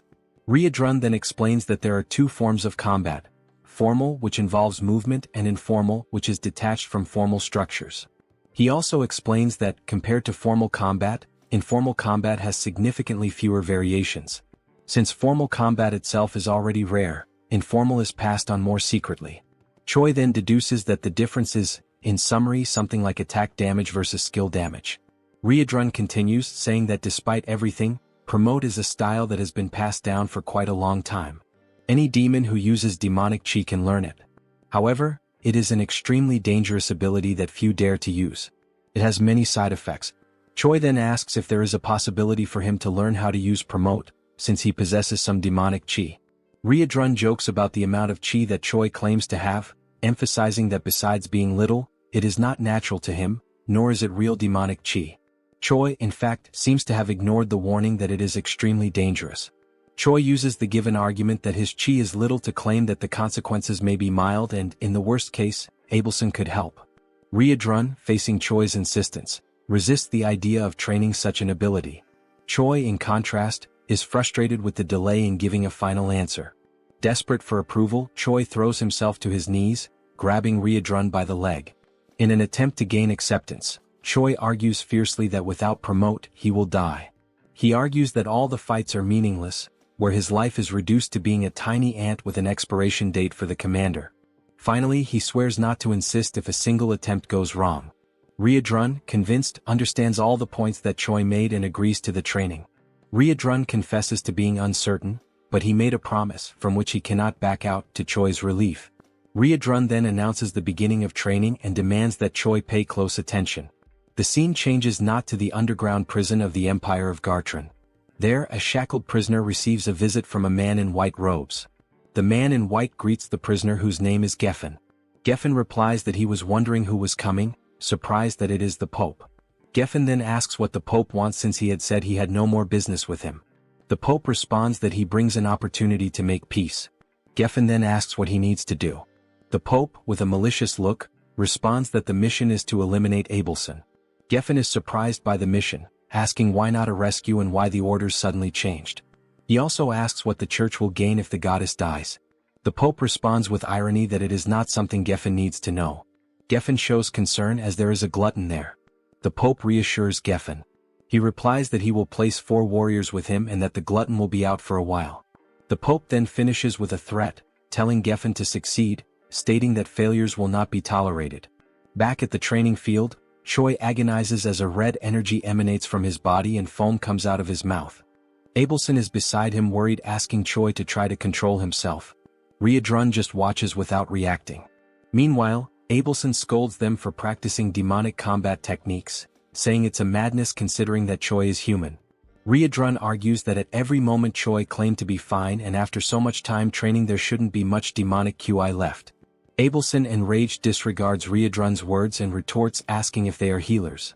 There's no way they could determine that Choi was fine since they're not specialists in that. Abelson explains that she had controlled and sealed Choi's demonic QI, but during the training it was undone as they thought they could handle it. Riadrun then asks what's going to happen to Choi, and Abelson replies that she won't be able to hold the situation as it is. She says it's too late to try to seal the demonic QI. Instead of sealing it, she decides to try to make Choi's body adapt to the energy flow. Abelson tries to compress the demonic QI and suppress it with divine energy to spread it out so that it stops being concentrated, and that way Choi's body can endure it. Riadrun is surprised by the idea and questions if it's really possible. Abelson shows that she's not completely sure because she's never done anything like it before, nor has she ever heard of another deity doing it. There's even a chance that the demonic QI will rebel against the divine power and get even more out of control. Nevertheless, she decides to insist on the idea even if it results in the worst. In the end, time is passing and there's no other choice but to try. Sometime later, Choi wakes up in his room startled. He tries to get up, wondering what must have happened, as if a lot of time had suddenly passed. Suddenly he is hit by Rachel and Bobo, who throw themselves on Choi, happy that he finally woke up. Rachel doesn't hide her joy as she fervently repeats that Choi finally woke up after 3 days. Choi is shocked by how long he slept, which leads Rachel to ask if he doesn't remember anything. Choi replies that he remembers trying to learn promote and tries to check if anything changed in his system window. Upon checking, Choi notices that something has changed. He finds a new status called demonic QI accompanied by question marks in the system window. While calmly checking it, he is interrupted by someone's arrival. Riadrun and the commander enter the room, and the commander jokes, saying she knew Choi would wake up. Choi tries to get up to greet the commander, staggering. However, the commander says he doesn't need to strain himself in his current state as he can barely get on his knees. The commander then points out that she heard from Riadrun that Choi was practicing the use of demonic QI. Choi gets nervous when questioned why he didn't tell them about it. The commander approaches Choi, evaluating his condition, knowing that the goddess was the one who healed him, stating that it was worth having been revered as a saint. After all, she did a good job. Choi gets confused by the mention of the saint. The commander turns to Choi, conjuring dark energy from her mouth, saying that the demonic QI training isn't over yet. This time, she herself will give a special help. After all, as Choi himself said, he is a little ant that belongs to her. The commander strikes Choi on the neck with her magic like a snake, biting him and instantly putting him into shock. Riadrun tries to ask what's happening. The commander responds that it's nothing to worry about Choi, he will just need to rest a bit more. Choi watches them leaving for a meeting with the Demon King in his last conscious seconds. Days later, at Bobo's house, the saint finishes another day of healing Choi's body. Abelson has been treating Choi since the day of the incident during training. After she finishes, Choi thanks her for always helping, and internally, he's grateful for the chance to see her every day. Abelson mentions there's no need for thanks, since it was Choi's willpower that helped stabilize the crisis. She also murmurs that thanks aren't necessary because he is her hope. Choi doesn't understand Abelson's murmur and asks her to repeat it. She ignores the request and says goodbye, saying she's done everything she had to for the day. Choi is left confused, thinking about other times the saint said things he couldn't understand, and how many strange things are happening in this world, leaving many questions. The only thing left for Choi is to wait for things to unfold. Later that night, Choi and Riadrun are together, with the hero receiving lessons on the theory of demonic chi manipulation. Riadrun, however, warns Choi not to overdo it. Choi says he's fine, as it's already been 3 days since he woke up and he'll be okay as long as he doesn't use that type of magic again. Riadrun then recalls that it's been exactly 3 days since the commander left. As Choi continues talking, Riadrun gets lost in his thoughts. He reflects that even though the meeting is an annual and recurring event, this particular year feels like there's something strange involved. Choi notices Riadrun is distracted and calls his attention, prompting an apology from him. Choi mentions that Riadrun has been very busy in recent days. He offers to help if necessary, as Riadrun has been handling command duties alone. Riadrun replies that everything is fine and the commander will return soon. Even if she was summoned earlier this time, it won't change much of the routine. He ends by telling Choi to focus on himself, and Choi accepts it as an order.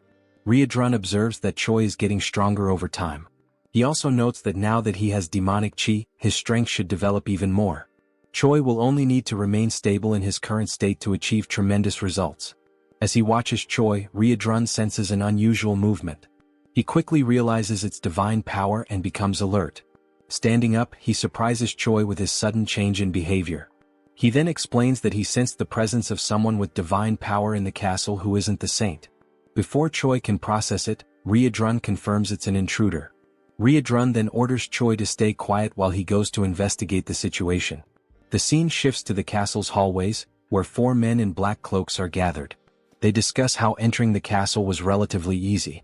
One of the men comments that this ease came from the commander being away. Geffen, instead of responding, demands silence. He knows and warns that even without the commander, there's still an opponent they must be wary of.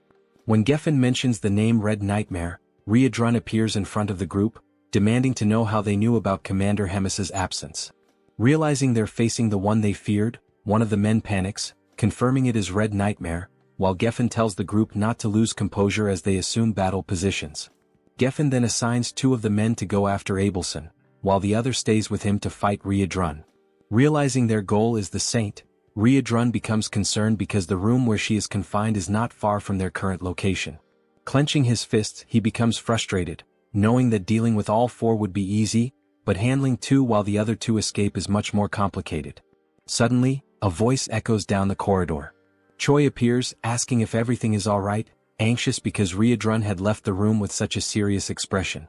Riadrun scolds Choi, saying he was very clear when he ordered him to stay in the room. But internally he is grateful that Choi showed up. He then asks Choi to pay attention to a new command. Explaining that the intruders are after Abelson, Choi must reach her before they do and escape with her. Riadrun throws his necklace to Choi, who is confused about what to do with the accessory.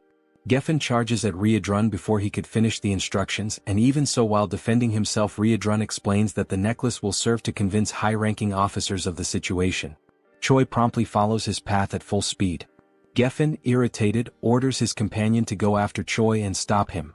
Meanwhile, Riedrun finally decides to attack, making it clear that Abelson will not leave the castle without the commander's permission by anyone's hands. Riedrun activates his combat-style 7th movement, attacking Geffen with powerful strikes. He also launches a blow called Explosive Destruction Wave, his eyes glowing red with determination. Meanwhile, Choi runs as fast as he can to reach Abelson's room. As he runs, a mission window appears. The mission this time describes that evil men are trying to kill Abelson and Choi must protect her, and who knows, maybe after that a romance might arise with a reward of 1,000 points. Knowing that the humans are actually trying to kill the saint makes Choi anxious. Another detail in the message that confuses him is the large amount of points awarded if he manages to complete the mission. Upon arriving at Abelson's room, Choi urgently announces that they need to get out of there immediately because humans are attacking. Abelson is caught by surprise and does not understand what is happening, so Choi explains that it is an attack from the same people who attacked previously. Meanwhile, in the nearby corridors, Riedrun's troops delay the intruders' advance. The comrades warn Choi not to waste time and to flee with the saint. Choi immediately grabs the saint by the hand and in a swift motion places her on his shoulder. With no time to apologize for the lack of courtesy, he runs carrying Abelson. The scene shifts to a room where a meeting is being led by the 3rd Commander Roiger. He comments on Doris's defeat by a low-level human with a tone of disappointment. The memory of the commander asking him to take care of correcting everything while she's away takes over, and Roiger wonders why he was chosen for such a task. Focusing on the meeting, he decides to end it as there's nothing more to be discussed and asks everyone to follow the orders. Suddenly, a goblin interrupts with an urgent report. He explains that Choi has arrived carrying Riedrun's necklace, and Roiger tries to understand the situation. The goblin then explains that other humans are attacking the castle trying to find Abelson. Roiger receives the message and becomes irritated with such inconvenience. Moments later, Roiger encounters Choi accompanied by Abelson in a corridor, who intends to explain the situation in more detail.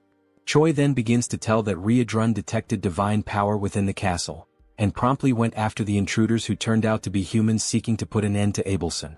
Roiger does not believe that humans would attempt on the saint's life, and asks Choi to calm down, thinking it must be some mistake. In a brief moment, Roiger senses something strange approaching, and before he can react, with only enough time to tell everyone there to protect themselves, a devastating attack hits the corridor windows, signaling the arrival of another enemy. Now, with no more doubt about the human's objective, Roiger is stunned by the reality he is witnessing.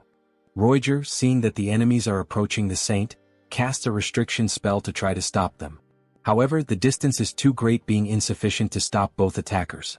Choi decides to act, preparing to use the 7th movement of Riedrun's combat art. Before one of the enemies could reach Abelson, Choi hits him from behind with a powerful punch, knocking him out instantly. Choi shouts as he attacks, declaring that he will protect Abelson. Meanwhile, in Riedrun's battle, one of the invaders has already been defeated, while Geffen mocks the loss of his companion after having used him as a shield. Riedrun already expected Geffen to be a strong opponent, but even so, the level of Geffen's strength is surprising, equating to that of a commander. Besides strength, divine power and demonic IQ are natural enemies. Such points are essential to classify warriors like Geffen as heroes of humanity. Geffen laughs while belittling Riedrun, considering his struggle against the 2 invaders as proof that he is just another ordinary demon. Riedrun keeps his composure, questioning how someone with no chance of victory can be so arrogant. Geffen asks who could possibly stop him now that the commander is not present and Red Nightmare is not all it was believed to be. Confident in his strategy, Geffen only needs to keep Riedrun occupied while his comrades deal with the weaker henchmen. Riedrun takes on a more serious stance as the enemy has demonstrated deep knowledge of the castle's defense strategies. Determined to end the clash, Riedrun declares he no longer has time for talk and will finish this quickly. Geffen smiles and asks how Riedrun plans to end the fight quickly, considering their powers are incompatible. Riedrun responds that pure brute force can overcome any incompatibility. Meanwhile, in Choi's fight, after knocking out one of the invaders, Choi hears the other one say he didn't know there was another hero in the Demon King's army. The man laments that he didn't expect 3 corrupted humans to be on the Demon King's side. Choi ignores the enemy's concern and warns that the invasion plan has already failed and that all castle allies are on their way. Choi also declares that no matter how strong this enemy may be, there's no way to fight an entire army and the best strategy is to surrender. The man scoffs at the hero's statement, asking if he's sure the invasion has actually failed. Nearby, Roiger wonders when the hero learned Riedrun's combat arts, but also feels grateful that it allowed them to capture one of the invaders. The captured invader mutters something inaudible which soon reveals itself to be an incantation, a spell to use his own body as a sacrifice and quickly spread flames. He used sacred magic to burn himself completely, creating fire as a last resort, forming a wall of fire, a blaze that creates a kind of flaming arena. These flames are capable of killing a person with just a single touch. The man, now more confident, raises his sword while stating that not even the highest-ranking demons will be able to easily pass through the wall of fire, giving the hero the only option, which is to hand over Abelson. Choi is caught in distress, desperate, not understanding why the humans are interested in killing the saint. Choi desperately wants to know why they want to attack someone who is on their side. The man does not acknowledge Choi's statement, and when he tries to explain the obvious, Abelson decides to speak for herself. The divided empire abandoned God a long time ago. Choi is caught off guard by the information, and Abelson continues explaining that the only thing the empire needs is a puppet that obeys commands. For that it doesn't matter whether it is the real saint or not. Tired of the conversation, the man strikes his sword to the ground. He declares that he no longer wants to hear drama and will give the hero a 10-second head start. Choi finds himself under pressure, with no safe strategy to withstand a direct fight for long. The only thing that comes to mind is exactly the riskiest possible option. While the man begins his 10-second countdown, Choi starts activating Promote. Upon activating the first level of the magic, Choi immediately causes concern in Abelson, because she realizes what he plans to do. The saint tries to warn him that his body won't withstand it and tries to make him stop, but time is running out. Nothing will be able to convince Choi because he already believes that everyone is going to die, so the only thing left is to fight with everything he has. Pushing the technique to its limit, reaching full stage 2, Choi still hasn't given up on evolving Promote. He recalls Riedrun's instructions, who explained that Promote has 3 stages named Bloom, Full Bloom, and Falling Flowers. Each step taken increases the risk to the user, highlighting that Choi should never think of going that far. Although he must master the previous level before moving on to the next, reaching the 3rd level is too risky. But Choi saw no choice in the face of certain death. So he decides that if he manages to do it, this will be the only time. After 7 seconds, Choi finally reaches the peak. His heart feels like it's about to explode while his body screams for him to stop this madness. Rachel, desperate, cannot believe that even with the situation so dire, using Promote is the only solution. Choi, however, is completely focused, ignoring any contradiction. He has only one step left to take, which is to act. Because Promote has already reached level 3.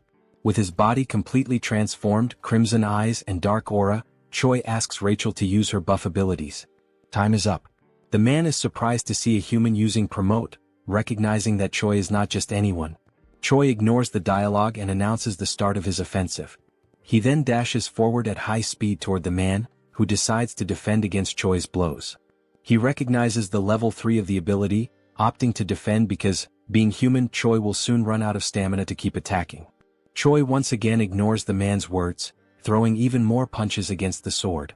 The enemy is confident that his victory will come simply by waiting, but Choi suddenly repels the sword with his fists, leaving the enemy disarmed and open to attacks. Before the invader could even react, Choi lands a precise, powerful punch right in the enemy's chest. The blow was enough to destabilize the man, who complains about the tricks Choi used. He watches as Choi prepares, astonished at a human who allowed himself to be corrupted by demon arts. Choi knows he's reaching the limit of what his body can endure from the technique, but he cannot fall, because he is the only barrier between the assassin and Abelson. Remembering that Promote, if pushed to the limit, can bring irreversible consequences, Choi finds a reason to go even further. There's a beautiful woman crying in front of him, and that is unacceptable. Dying for her to stop crying is undoubtedly a good deal. Now, with his body doomed to perish, Choi's only option is to move forward, surpassing all limits. There is no turning back. Choi decides to give his all to protect Abelson. The saint, witnessing Choi's unshakable will in his pursuit to neutralize the threat, reflects on the danger of using holy power on Choi, who is taken over by demonic chi. That would cause Choi's body to explode immediately. All that remains is for Abelson to pray for him. Choi, determined, advances toward the enemy, activating his combat arts. The man realizes that Choi is stacking attack types and laughs, considering it self-mutilation. Choi ignores the enemy's provocation and charges a jump, attacking with his instant obliteration strike. The enemy keeps intimidating, saying Choi will regret it when facing death. As he delivers his blow, the enemy counters with his sword, declaring it was a very weak attack, but Choi continues charging a much more powerful strike. Not just one more blow but a combo of attacks. This time there was no room for the invader to utter a single word. The overwhelming power of Choi's simultaneous strikes left him stunned. All that was left was to wait for the barrage of attacks to annihilate him. The violence of the strikes was so great that it destroyed part of the castle's structure, sending a massive beam of red energy into the sky. The enemy finally perished. Choi briefly observed the damage he had done to the invader before finally freeing himself from the promote. Rachel immediately noticed that Choi had succumbed, while Abelson panicked and rushed to try and help. Before Choi collapsed unconscious, the saint held him, keeping him seated while checking the hero's shocking physical condition. Abelson noticed that Choi could barely breathe. She tried to talk to the hero to give him strength, but suddenly, a scream startled the saint. The defeated enemy stood up again, furious, declaring that Choi would become a threat to the empire. The enemy managed to gather strength just to end Choi's life. But a massive hand grabbed his head, foiling his plans. Riadrun arrived on the scene, apologizing for the delay, and finally putting an end to the invader. The saint watched while caring for Choi as Riadrun wiped ketchup from the enemy's head. Riadrun quickly noticed that Choi had used, again breaking the promise, the arts they had trained. He then asked if the saint could take care of Choi, and she promptly replied that she would once again do her very best. Worried about how far the hero went to save her, Abelson prayed that he would not perish. The scene shifts to the waiting room in the Demon King's castle. It's the 5th day of the commander's meeting. There, Hemis is complaining about the food and is promptly confronted by a woman who tells her to stop whining and eat what was given, calling Hemis a big mouth. The woman is Park Hyuna, the 4th commander of the Demon King's army. Hemis mocks Hyuna's affront, calling her disrespectful and pointing out that if it weren't for the non-aggression pact between commanders, Hyuna would have died many times already at Hemis's hands. Such a statement made the 4th commander very irritated. Before a bigger argument could break out, a humanoid hamster enters the room yelling. He brings information to Hemis, saying there's something urgent coming from the Black Fortress. Hemis asks what's going on, and the hamster replies that the Gartran Empire attacked the fortress.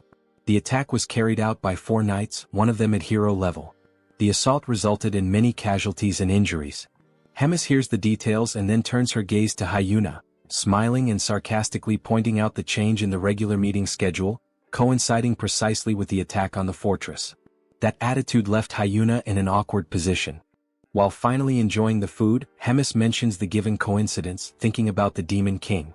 Meanwhile, in Choi's room he wakes up again after using promote, this time surprised that he managed to recover.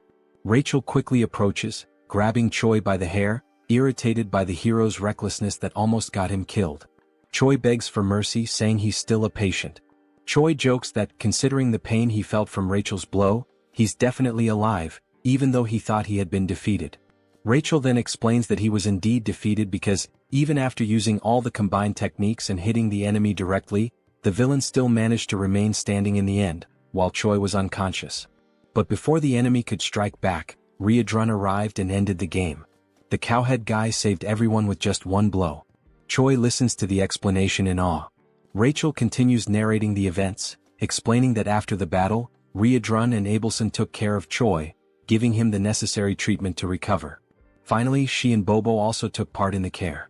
No less important, both Riadrun and Abelson described it as a miracle that Choi came out alive and asked him not to repeat that recklessness, so he wouldn't make others worry again. Choi then points his finger at Rachel, who immediately gets irritated, thinking Choi is about to argue with her. However, he just gently touches her face and apologizes for making her worry, thanking her for all the care. Rachel lets her guard down and the two are fine again.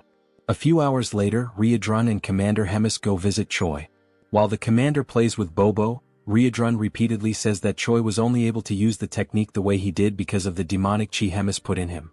Riadrun also asks if Choi thinks he has 9 lives to keep acting recklessly, reminding him once again that he's only alive because of Hemis, and Choi states that he's already gotten the message.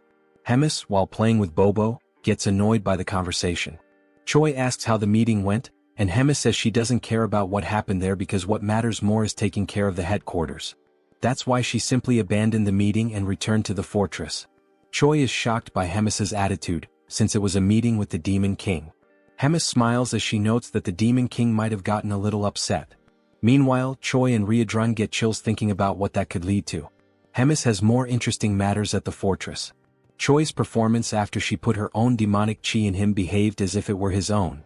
While Riedrun and Choi fear the wrath of the Demon King, Hemis is delighted by how interesting Choi is. The scene then focuses on the moment when Hemis meets the Demon King. In the memory, she emphasizes that even during all the battles from the first to the last fought by the Demon King, she remained by his side, following his purpose. Hemis believed that all of the king's actions were with the intention of protecting. The Demon King Tigrad tries to move things along, asking what she means after all. Hemis then gets straight to the point and explains that if the Demon King's plans go against her, they will have a problem. Tigrad responds that Hemis's attitude is insolent and that what she's saying basically means she will no longer obey him. Additionally, Tigrad asks if the fact that Hemis has lived for a long time made her bored, as he sees it as a way for her to kill time. Hemis replies that she already knew that would be Tigrad's reaction and that she doesn't plan to fight him, which is why she will leave. But before going, Hemis looks at Tigrad once more and asks who is really getting bored as time goes by, and tells him to think carefully as this is her final warning as a longtime companion. And after that farewell, Hemis goes to meet Choi, and the scene returns to the moment when Hemis and Riedrun leave. Choi shows respect as the duo walks, and Hemis turns to Riedrun, congratulating him, which makes Riedrun curious about the reason for the congratulations. Hemis explains that he managed to handle a hero-class human on his own and asks if it wouldn't be time for him to evolve into a higher hierarchical position. Riedrun thanks her for the compliments but replies that he doesn't think it's the right time for that.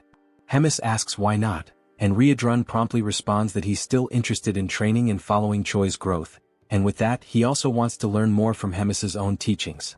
That will be good for his personal growth. Hemis briefly smiles, and after a moment she decides to go straight to the point, confirming whether the castle turned into 3 chunks due to the human invasion. Riedrun confirms that yes, and he has no excuse for it. Hemis then says she thinks everyone has gotten lazy, as she didn't even arrive at the front lines. So she gets the idea to start a tournament to select a commander for the Third Army. The scene then cuts back to Choi, who is viewing his shop through the system. He notes that even after upgrading the hero shop to the intermediate level, he still has 950 points left, and it would be a waste to let them sit unused. He wonders if there's anything interesting he could buy. Rachel questions if, since he finished another quest and gained another 1,000 points, that was to be expected. Choi focuses on browsing the shop, excited that after evolving the shop level, there are way more things to explore, seeing all kinds of items and even cosmetics. When asked by Rachel if he's actually going to buy something, Choi reflects that even though there are countless options, all of them are very basic and don't even offer bonus stats, considering their high cost. Rachel agrees, pointing out that all those items could be destroyed like paper by Hydro. Taking another look at the shop, Choi notices that some accessories have different options, but they're hard to understand. So he decides to first upgrade his combat power gauge. Before proceeding, Choi notices something and asks what this item called Wrath and Magic Creation is. Rachel then explains that it's not an item, it's more related to something like a unique skill from the creation system, where Choi can, for example, turn his kick into a skill and then level it up. Even though they're the same kicks, they'll probably hit harder. Choi reflects on Rachel's words. After proceeding, deducting 500 hero points, the system begins the creation process, analyzing the hero's mana and physical movements for a period, with the duration of the analysis being manageable by Choi himself. The countless pieces of information leave Choi confused, and as soon as he understands how the system records movements, he becomes amazed by the skill. With that, he stands up and prepares to record his new skill. While the system records the movements, Choi chooses to start with his kick, performing the motion for the recording. Once it's finished, the system will generate the alteration, optimizing his physical balance and mana control. Choi simply watches as the system operates, and suddenly, a warning message catches him by surprise, while he thinks that his life is finally becoming a real Isekai story. The system's warning message comes with a failure during the creation process and a suggestion for Choi to perform the movement correctly. Choi then gets irritated, asking what the hell is going on, since he did exactly what the system asked him to do, not knowing why the hell it's not working. Rachel speculates that the system might not be recognizing Choi because he's a bug user, since he possesses demonic chi, clarifying that the hero's security system is the most secure in that world. Therefore, it's not Choi's fault that he wasn't able to use the skill the way he did. Choi, even more annoyed, grabs Rachel with his hands and shakes her violently up and down, leaving her desperate. While he explains that he's already pissed and her explanation made it worse, something catches his attention.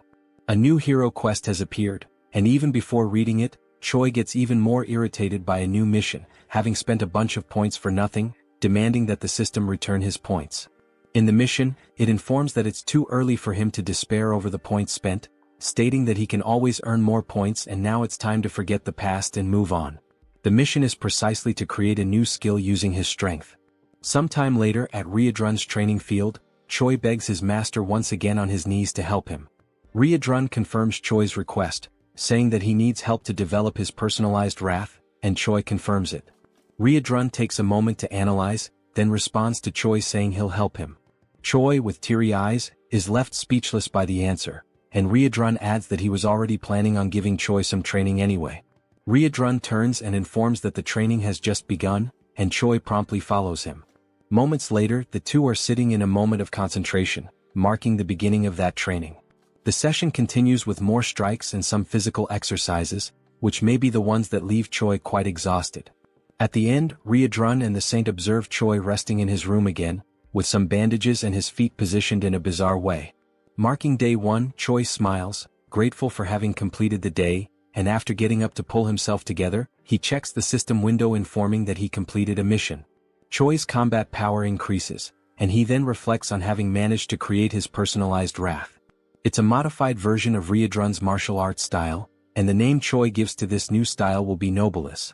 On the day of the tournament, the host greets everyone, introducing himself as Jark, explaining that this time's event will be to select 1 company commander and 13 battalion commanders. The host also states that the number of expected tournament participants exceeds 1,000. Focusing on the image of Remus and Hyuna, who are together in a room, the host explains that the tournament will consist of 3 matches in total and that all of them will follow a battle style different from the usual in previous tournaments. All participants will have 1 hour to prepare for the beginning of the first match, and during that we already see some participants gathered, including one with a goat head and a weird smile. Right after that, we see Choi smiling as the host explains that a knife has been accidentally dropped, making a metaphor with the name of the first match, which is the Killer Run and will take place on the Outlaw of the Highway. The scene shifts to Choi, who is warming up as the 4th commander arrives and approaches him. She states that she has been observing him for some time, asking if he is human in a rhetorical tone.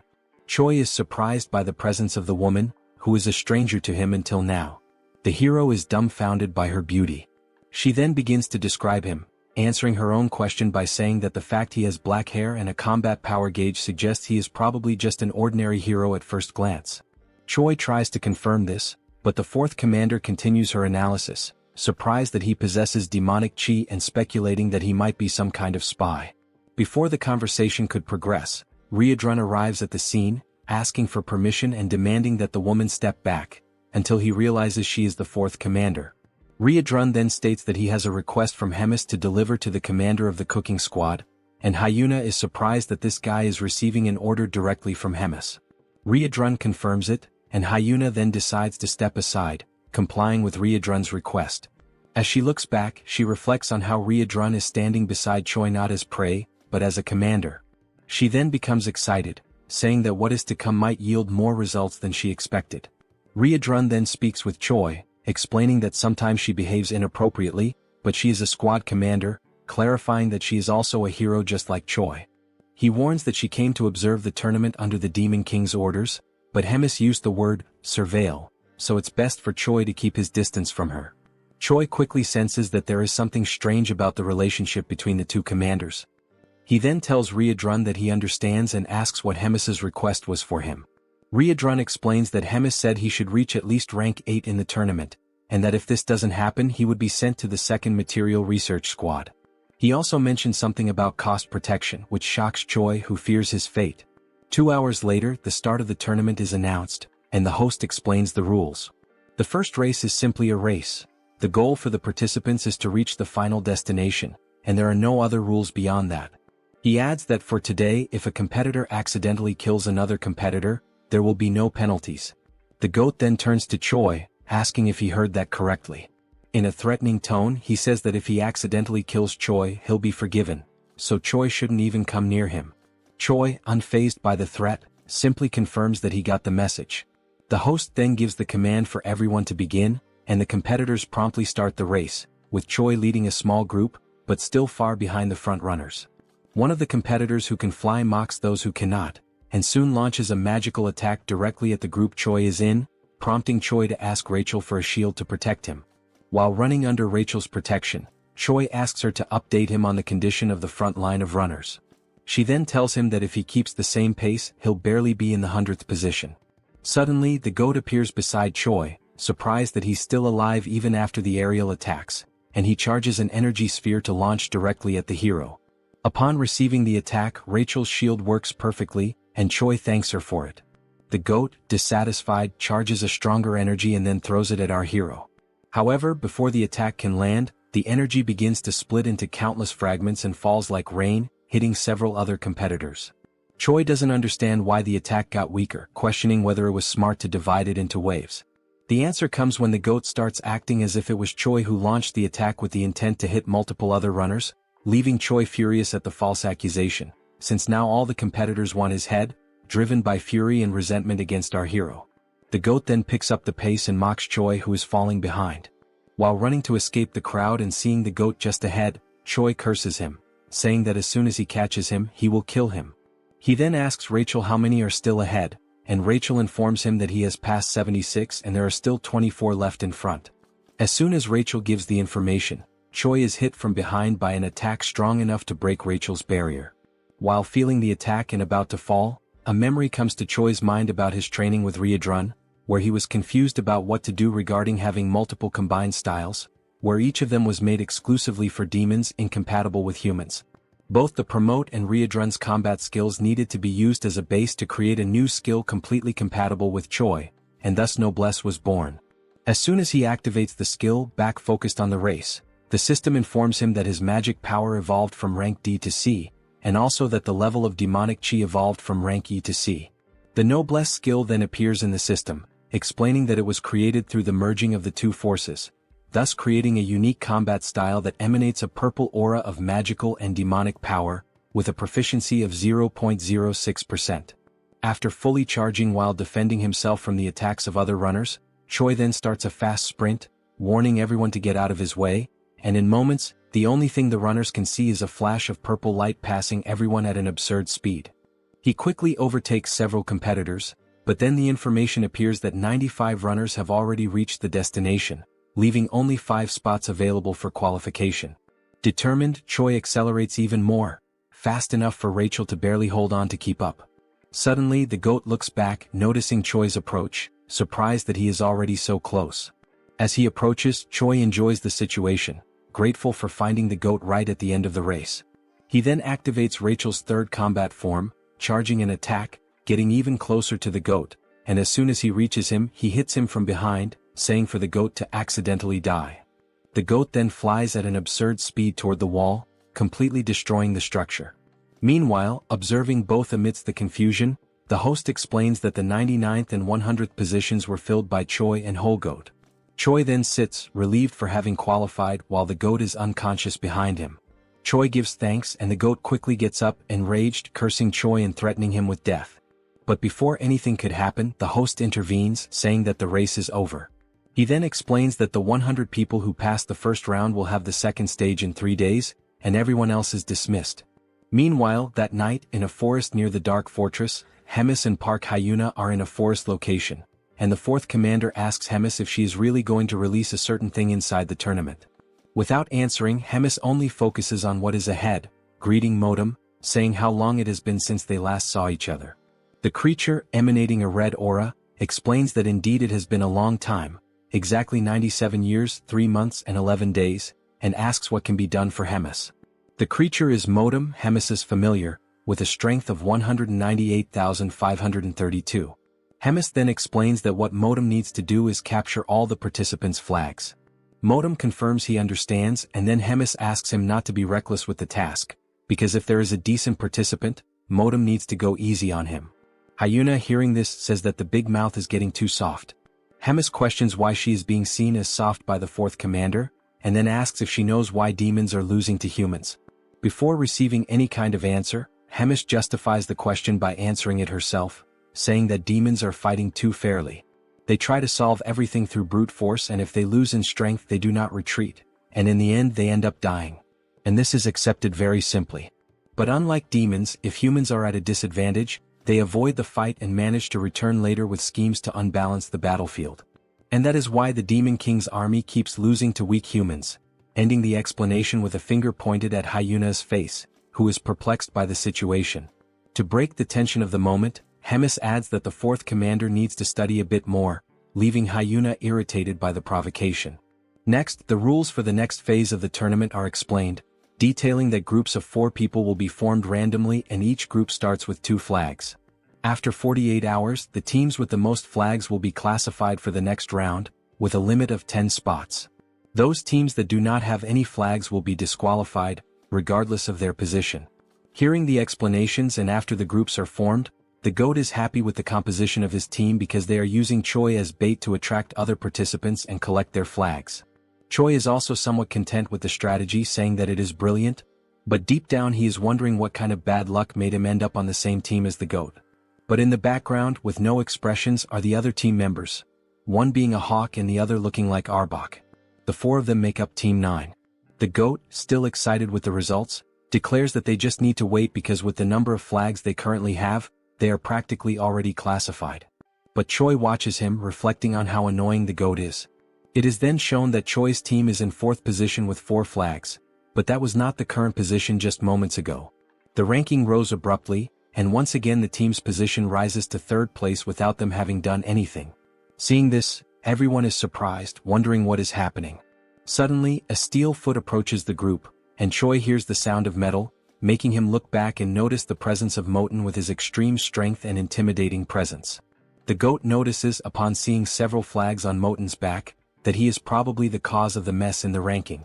The GOAT then smiles, wondering if he is a golden goblin, and then recklessly rushes toward the stranger, causing Choi to try to stop him, saying he shouldn't try to fight him. The GOAT continues the charge, calling Choi a coward. Concentrating an attack, the GOAT arrogantly declares that he is going to kill the tin monster and take his flags. With a simple movement, Moten knocks down the GOAT, and in the attack he is thrown against the hawk and against Arbok, losing the flag. While storing the newly collected flags, Moten is being watched by those who sent him. Hyuna questions if that was really necessary. Judging Moten's presence, they're useless since there is no way to win against him with only the skills of Choi's team. Hemis remains silent, just watching while the time for the end of the test runs out, and it is shown that Choi's team is now in position number 25. Later, with only 1 minute left until the end of the test, Choi already has a plan declared and asks everyone to move according to the signal, especially the GOAT head. They have just encountered Moten again, who, after the previous attack, had moved to collect other flags. And as soon as he notices their approach, Moten realizes they are going to try some kind of new primitive attack. Choi then orders the GOAT to attack, and he promptly begins channeling his magical energy, irritated by being commanded by a human. As soon as the energy hits the area where Moten is, he remains standing intact, surrounded by flames and lots of dust. Choi then gives the turn to the hawk, who is already at high altitude and ready. He begins his charge, descending toward Moten at very high speed. Moten notices the hawk's charge and realizes it is a joint attack, also noticing that this is the first team using tricks like this, as he prepares to defend against the attack. As the falcon approaches Moten, he is met with the defense of the tin monster and has his neck restrained, causing the attack to halt, leaving only the strong wind that accompanied him, which brings a certain comfort to Moten, who declares that the wind is refreshing. But he quickly notices that Choi is advancing and states that all members of the team attack in a very simple and slow way, mocking how pathetically weak the demonic chi in Choi is. From afar, Arbok approaches underground while Choi is already practically at Moten's defense. He then orders the centipede to attack and tries to dodge Moten's defense. To finish the attack with extreme determination, Choi then activates his unique skill. Surrounded by the noblesse, he advances toward Moten, and when he is just a few centimeters away from grabbing the flag, Moten stops him and compliments the team's group attack, saying it wasn't bad for an improvised plan. However, that is all they managed to do, which is not enough as Moten has already immobilized Arbok and also Choi. With only 15 seconds left before the end of the test, the 3 team members are already completely immobilized by Moten, and the tin monster then decides to ask Choi what that purple energy he just used was. Choi is not concerned with the question and only focuses on the time left to finish the test. Desperate, he then declares to Moten that he will find out what the energy is the worst way possible. Grabbing the enemy's hand, Choi then activates his new skill, Chi Explosion. The purple energy then moves toward the enemy and in an instant Choi is already out of combat, but the strength of the attack was enough to destabilize Moten. As he falls to the ground and time runs out, with both participants drifting apart, in the final second Moten stabilizes and the match ends. Moten realizes how the ability worked, wondering if it was in fact a self-explosion, although it wasn't strong enough. Choi, hearing this, gets Moten's attention by calling him Tin Can and asks him to look back. On Moten's back is the goat holding a flag, causing confusion in his mind.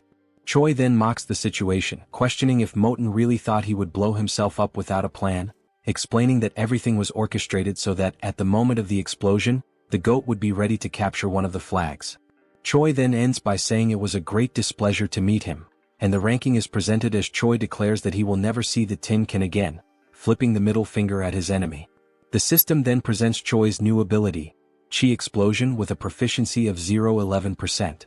Sometime after the end of the tournament's second round, the scene shifts to a quiet but significant conversation between Hemis and Moten. Hemis asks Moten for his thoughts on Choi. Calm and composed, Moten describes Choi as a rare human possessing a hybrid of demonic ki and mana, an unusual and unprecedented combination. He states that he has never witnessed anything quite like it before in all his years. Hemis, unfazed, replies that she was already aware of this unusual trait. She presses further, asking if Moten has anything else to offer. Moten adds that Choi is not only talented but exceptionally quick on his feet. He highlights Choi's sharp, instinctive decision-making, admitting that the young human surpasses many demons Moten has known, even those considered elite. Hearing this, Hemis quietly reflects on the implications. She begins to consider that the direction of the demon army may need to evolve. She muses that, should she choose to pursue her own path, the future could unfold in unexpected, and possibly thrilling ways. The narrative then transitions to the divine empire of Gartrum, where the atmosphere is somber. The Pope mourns the loss of Geffen, a hero-level figure who perished during a mission, a warrior of great promise taken out in a vile and humiliating manner. The mood in the room is tense, laced with both grief and strategy. In the same chamber, a man seated nearby asks what will be done about Abelson. The Pope pauses in silence before coldly announcing that, despite her popularity, Abelson is merely the princess of a small, insignificant kingdom. With finality, he declares her removal as a candidate for sainthood and orders that she be publicly branded a heretic, an ally of the Demon King's forces. Next, the Pope shifts his focus. He asks if Hemis is causing trouble again. The man replies that she has begun restructuring the military command, planning to select new officers through a skill-based tournament. The Pope, ever calculating, inquires if there's any way to sabotage these plans. The man, now revealed to be Elrond, explains that he attempted to contact the Demon King for assistance, but was met with clear resistance. It seems that interfering with Hemis's efforts could risk provoking the Demon King himself. The Pope suggests sending a hero to disrupt the structure directly, proposing Kinley as a potential candidate. Elrond hesitates, reminding him that Huna, now branded a traitor, is currently stationed at the Black Fortress. With her presence, it would be nearly impossible for Kinley to face both powerful women at once. The Pope, ever perceptive, deduces that Huna's position at the fortress may suggest the Demon King is not entirely aligned with Hemis. Elrond momentarily considers canceling the sabotage plan, but the Pope raises a hand to interrupt. He asserts that the empires of Gartrum and Drasen have always thrived by embracing conflict. Their power comes from waging holy war against the evil of the demons. He continues, explaining that evil must exist so the light of righteousness can shine brighter. That light, in turn, fuels the faith of the common people, faith that strengthens the empire itself. For this reason, the war must continue regardless of the shifting tides. One of their strategies, the Pope reveals, has been feigning cooperation with the Demon King to subtly control the war's direction. However, if demons continue to evolve at this pace, they may soon grow beyond the Empire's control. He then instructs Elrond to verify whether their embedded spy has reported the next tournament's location. Elrond checks his notes and opens a map, revealing that the next match will take place in Inamazet, a remote, forested region notorious for its dangerous beasts. They both note the area's distance from the Black Fortress, interpreting the choice of location as divine will. The Pope gives his final command: summon the heroes and use this next opportunity to measure their strength. As plans unfold in the Empire, the story cuts back to Choi, now in his quarters. He sits calmly, amused by the chaotic state of his system after merging demonic ki with mana. The intricacy of energy manipulation has grown considerably. Rachel, watching him with a mix of awe and curiosity, quietly reflects that not long ago, Choi had only one ability, a skill he mastered thanks to Hydrun's relentless training. Choi focuses on the fact that Hydrun's combat style variations have now been officially registered in his skill window, with both Noblesse and Magic Explosion recorded as distinct entries. This brings the total number of unique skills in Choi's panel to 5, a significant milestone.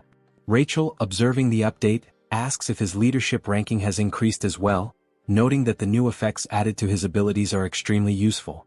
She remarks on how rapidly he's advancing through the executive path within the Demon King's army, clearly impressed. While browsing through his system, Choi wonders aloud if there might be any items available that could further boost his stats. Suddenly, a voice interrupts, bluntly declaring that nothing will help him at his current level and insisting that he needs to wake up from this dream. The voice, cold and sharp, belongs to none other than Hyuna, who appears unexpectedly, startling the hero. Choi reacts instinctively, crawling backward in alarm when he realizes that the surprise visitor is none other than the fourth commander. Annoyed by his panicked scrambling, Hyuna tells him to shut up and demands that he state how many hero points he earned. Choi quickly answers that he accumulated 1,300 points. She follows up by asking about his shop's rank, and he replies that it's currently at the intermediate level. Hyuna scoffs at his progress, calling it utterly pathetic, even going so far as to label it garbage. Seeing a rare opportunity to learn, Choi timidly asks what Hyuna bought when she was at the same level, practically begging for a veteran's advice.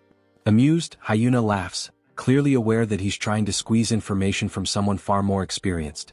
She agrees to give him a tip, but only under the condition that he answer every single question she asks. Choi eagerly accepts the deal without hesitation.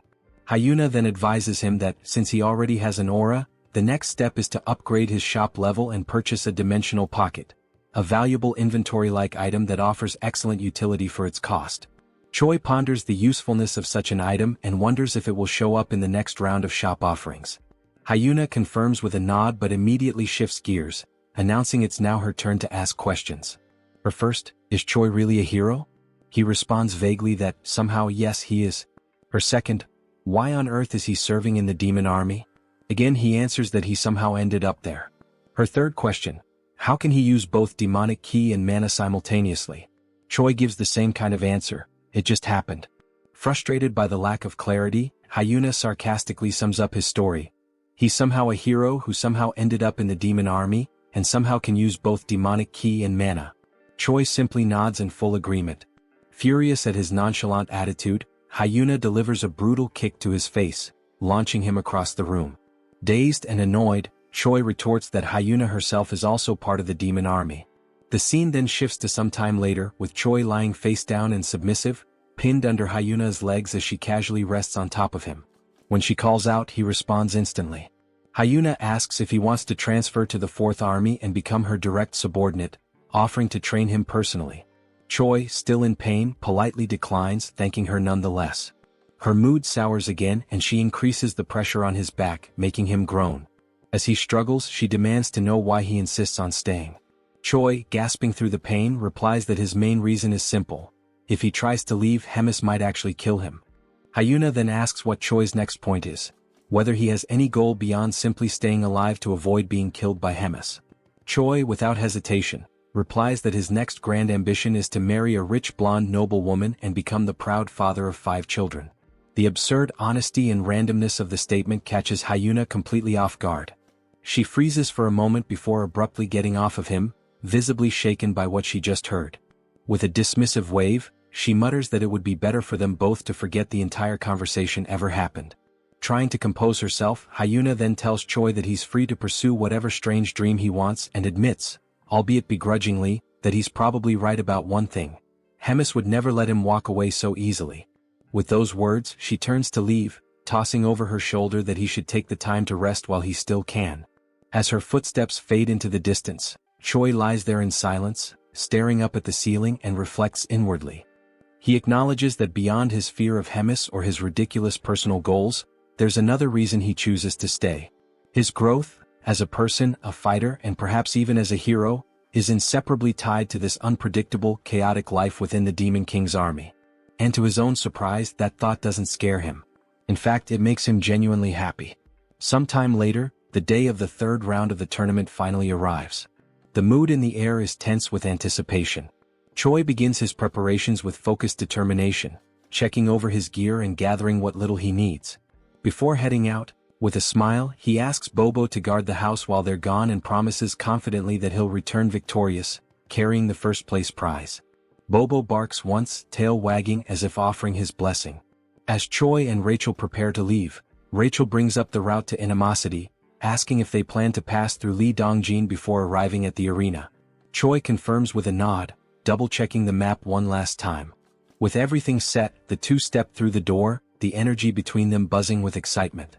Their hearts are set on victory, their minds sharp and ready. With unwavering resolve, they march forward, determined to bring home the top prize and carve their names into the next chapter of the tournament's history.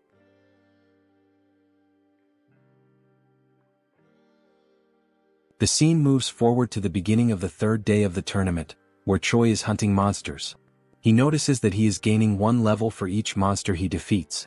At this point he has already leveled up 4 times and wonders if it is actually real. The monsters he is defeating are dryads, generally female individual creatures, classified as plant-type demonic beasts. These monsters typically serve to assist in the reproduction of other monsters by exchanging pollen. While holding the body of one of the defeated dryads, Choi questions why he is gaining so much experience. During this moment, a purple sphere floats above him as part of the current training round. On this third day, the challenge is for participants to survive in the demonic beast forest, and the event will continue until 10 out of the 24 participants are eliminated. Each participant has been given a magical item for the day. This item is the same purple sphere that Choi is suspicious of. The sphere is used for military tracking, made by Hemis and composed of demonic energy capable of locating individuals. Its main function is to inform the organizers of the position of everyone in the tournament, essentially acting as a GPS. Rachel approaches the sphere, astonished by the magical skills of the Demon King's army, impressed by their ability to create such complex spells. Choi decides to move on quickly before someone comes and steals the monsters he has defeated. Suddenly, he is struck on the head by an object thrown by someone, causing him to fall to the ground and lose possession of the monsters he was carrying. The attacker expresses joy at finding him and Choi tries to recover from the hit. The attacker is revealed to be the goat, who is now furious and determined to defeat Choi once and for all. Meanwhile, elsewhere, the tournament host seems bored, finding the task of overseeing the event annoying. He questions why he is always assigned to jobs he compares to guarding a doghouse door, while other guards assist in watching the portal to Inamazet. One of the guards tries to motivate the host, saying he shouldn't talk like that because guarding the portal is important. It is the only one connected to the main gate, and if it breaks, something bad could happen. The host agrees but insists that it is unlikely anyone would show up in such a remote location. Far away, a presence appears, and the portal guardian quickly senses strange creatures. He channels his energy to scan them and identifies a group of humans, guessing they might be monster hunters. However, he chooses to ignore the potential threat since he doesn't sense any special magic from them. The Guardian considers that it would be troublesome if he took the initiative to attack and they ended up finding the portal. He decides to wait, reasoning that Inamazet is very large and they probably won't encounter the tournament group.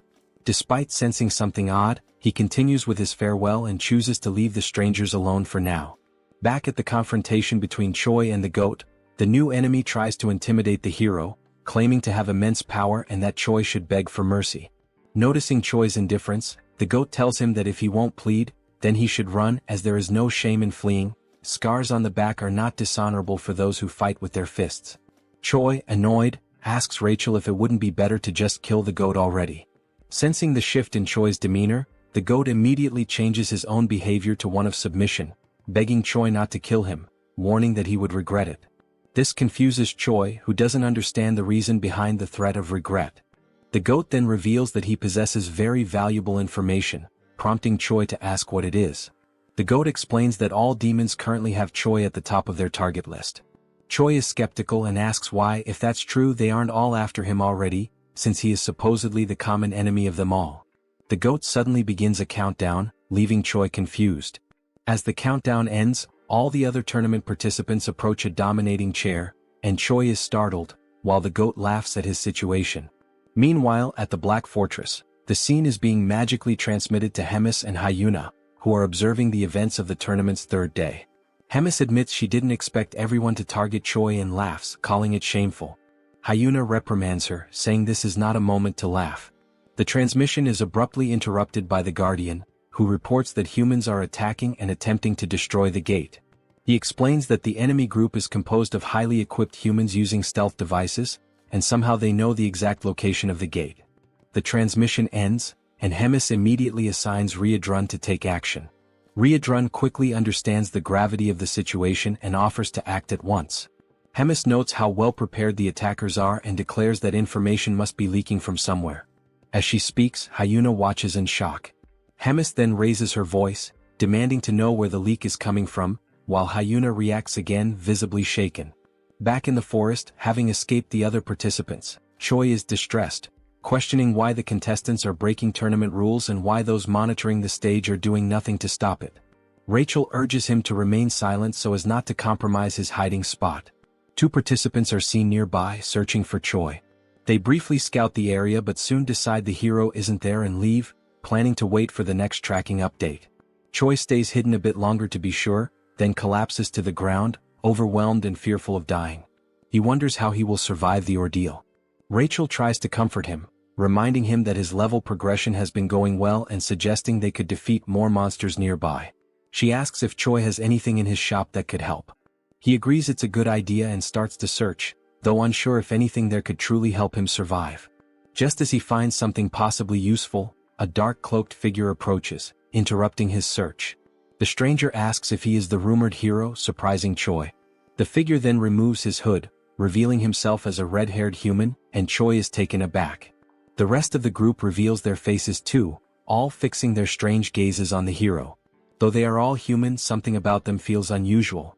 The leader apologizes for not introducing himself earlier and tells Choi his name is Andrew Taylor, and that he is also a hero.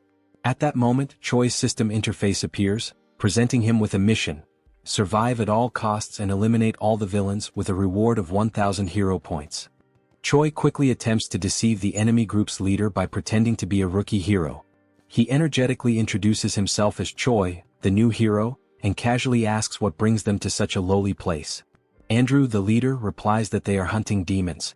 Choi agrees, saying it's a noble mission and that eliminating demons brings justice. Choi then stands up and prepares to leave, claiming he will go crush some demons too and wishes them luck. Suddenly, Andrew draws his sword and slashes at Choi, narrowly missing. Choi is startled by the sudden attack. Andrew then declares that they are also there to eliminate the traitor human. As Andrew readies another strike, the tournament participants arrive at the scene, also searching for Choi. The goat mocks Choi, claiming there's no way he can escape. Some of the participants behind the goat notice another human nearby and speculate that Choi may have the ability to duplicate himself. Andrew becomes confused by the statement, while Choi quickly analyzes the situation and begins to unfold an emergency plan. He boldly calls on everyone to recite the chant of the Demon King's army's third command. Everyone is surprised and doesn't quite understand what Choi is doing. Andrew is also confused by his actions. Choi then loudly begins a speech, declaring they are the mighty army of the Demon King. As he speaks, a blue aura begins to radiate from him. As he continues, the goat and the other competitors are unsure of the next step and ask if they should devour the humans ahead. Choi confirms and urges everyone to eliminate the enemies of their father, the Demon King, as true warriors. At that moment, the system announces the activation of a hidden status called Charisma and Leadership, and notes that morale among allies has increased. Choi raises his voice and commands the group to charge. The participants begin discussing among themselves, and the goat comments that Choi isn't wrong. Another participant agrees, saying they are an army either way. The goat then reinforces Choi's words, proclaiming that they should all advance and destroy the humans. Empowered by Choi's blue aura, the group charges into battle. In the midst of the crowd, Choi is thrilled that his plan is working and vows to remember their bravery. As they rush forward, Choi runs in the opposite direction, joyfully declaring that they will all meet again in Valhalla. As he flees, Choi reflects that they probably won't last long and that fleeing is his only option. Suddenly, someone grabs his scarf. It's the commander who was guarding the gate. Choi recognizes him and asks what's going on. The commander explains that the gate linked to the castle was destroyed during the humans' ambush. Choi asks about the fate of the gate's guards, and the commander says they were likely wiped out, adding that he barely escaped alive himself. Choi questions how that could happen, recalling there were only about 40 enemies, The commander explains that all of them were at least battalion commander level, with 3 at regimental commander level, and 1 nearly at division commander strength. Choi then asks what they should do to survive. The commander replies that survival may not be possible. He then reveals that Choi has a tracking spell on him and that, being of high rank in the Demon King's army himself, both of them are top priority targets for the enemy. Choi then asks the commander if there is any way to remove the tracking spell. The commander replies that it would not be possible, as the process takes too long and they do not have enough time. Suddenly, the tracking spell alerts them to the presence of a nearby creature of extremely high-level demon beast class. Choi realizes that this monster might somehow be useful. He turns to the commander, who waits to hear what Choi has in mind. Choi then announces that he has an idea that might help them escape the situation. Sometime later, the invading army has already wiped out all the tournament participants and realizes that the traitor hero has fled, prompting a full pursuit using the spell to track him. Andrew notices that besides Choi, something else is being sensed and he wonders if it could be Flowclad. He explains that Flowclad is a monster with a combat power between 250,000 and 300,000, known as the top predator of Inamazet, a massive plant type being classified as high risk, which typically requires at least a fighter-class hero to subdue. Andrew comments that while defeating it is not impossible, the damage it could cause will be significant. It doesn't take long before chaos breaks out with the encounter between the monster and the invading hero group. Andrew instructs his team to keep the monster distracted while he goes after the traitor hero. At this moment, the system announces the use of an item called pheromone perfume, which mimics the scent of a demon beast. However, the wider the area of use, the weaker its effect. It simulates beast affinity towards humans at the cost of 10 hero points. Choi then combines the item with Promote to attempt his survival plan, even if it means disguising himself as a female tree. Andrew soon spots the pair's strange outfits and is visibly surprised. Without hesitation, he charges at them and Choi sees the incoming attack, calling out for the commander to intervene. The commander effectively blocks Andrew's strike, and both swordsmen reposition, preparing for battle. Andrew activates his sword's advanced form and attacks again, triggering an epic duel between 2 highly skilled fighters. As the commander is assaulted from different angles, Choi steps in and neutralizes each peripheral attacker one by one. He reassures the commander, saying he will handle the smaller threats and urges him to stick to the plan so they can hold out as long as possible. Andrew then realizes and questions whether the duo's actual plan is simply to stall for time. His question is met with complete silence. The scene then flashes back to when Choi explains the plan to the commander. The central idea is to use the demon beast as their main force against the enemies. The commander's role is to evade Andrew as much as possible, tiring him out while using the beast as a shield against his attacks. Meanwhile, Choi is to deal with the rest of the group by leveraging the presence of the demon beast. The crucial point of the strategy is to never engage in a direct fight. Choi names the operation "You Come at Me." Returning to the present battle, Andrew grows frustrated with the commander's evasive tactics, asking how long he plans to keep dodging blows. The commander remains silent, internally reflecting on the fighting style of the humans, calling it cowardly. Still, he admits that it's exactly this method that allows them to buy precious time. The focus then shifts to Choi, who now faces a cloaked enemy. Weakened but determined, the opponent rises with one goal: kill the traitor. As the man charges, Choi easily dodges each attack. However, he notes the precision and strength behind the enemy's strikes, each one powerful enough to cut him in half. Despite that, the movements are highly predictable. Without embellishment, the enemy swings his sword like a machine. Choi counters, first striking the man's leg to unbalance him. When he falls, his chin hits the ground and Choi follows up with a direct kick to the head, knocking him out instantly. The swift victory earns Choi several level-ups, leaving him surprised by how easy the fight turned out. He wonders if they are truly human given their mechanical fighting style. Suddenly, while reflecting on the extended use of Promote, and the risk of exhausting his stamina, Choi is caught off guard by a potential side effect. His forehead begins to undergo a strange mutation. The system alerts him that his demonic chi has increased from rank C to rank B. As a result, a horn begins to grow from his head. Confused by the transformation, Choi now possesses a demonic appearance.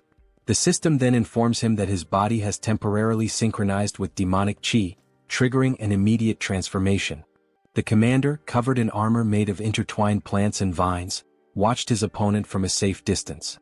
His eyes were fixed on the hero Andrew, who held his sword with unwavering determination. The commander could feel his energy waning. He was already near his limit, and he looked at his opponent with growing concern. The demon beast he was using as a shield, a towering creature with alabaster skin and razor-sharp claws, bore several deep wounds across its body. Its breathing was labored, its legs trembling. Neither the beast nor the commander could hold on much longer. Andrew, steady with his sword in hand, broke the silence that had settled over the forest like a heavy fog.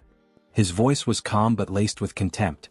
He said the commander had nothing special aside from his ability to run away, and even that would end right there and then.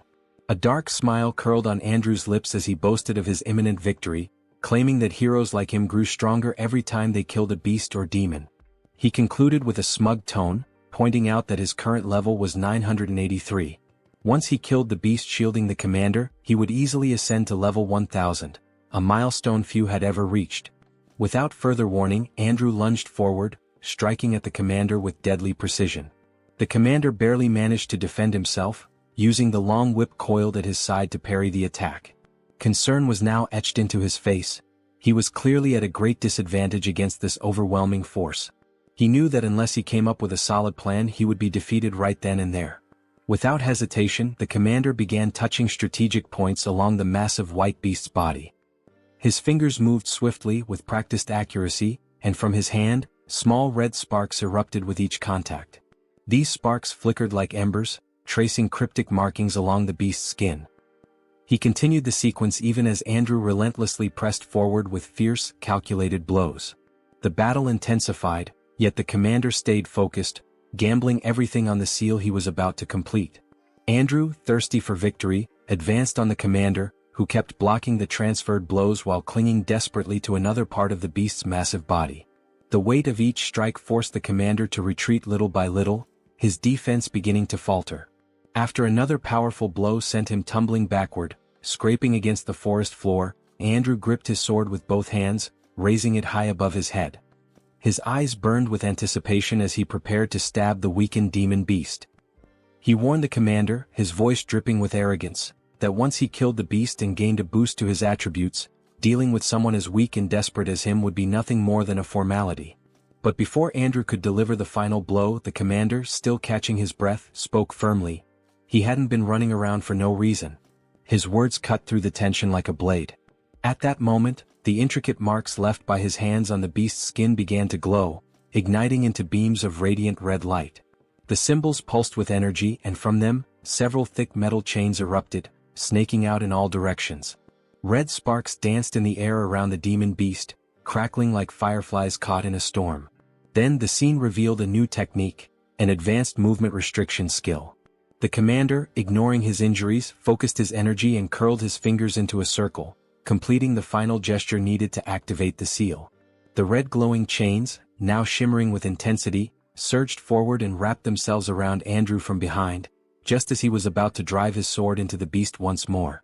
The narrative then shifts to a memory, showing the commander and Choi discussing the second part of their plan in a quiet moment before the battle. Choi, barely able to contain his excitement, suggested they name the plan Kill Steel. The commander raised an eyebrow and crossed his arms, clearly skeptical, and asked if that was some sort of code among the heroes. Choi grinned and continued with the plan's outline, explaining that he would first take care of the rest of the group before the demon beast fell. The commander, always cautious, asked what would happen after that. With a confident smirk, Choi concluded that the commander would keep buying time, just like he was doing now, and when the right moment came, Choi would return to help finish off the beast. The two shared a look that said they both understood the risks, even if they didn't speak them aloud.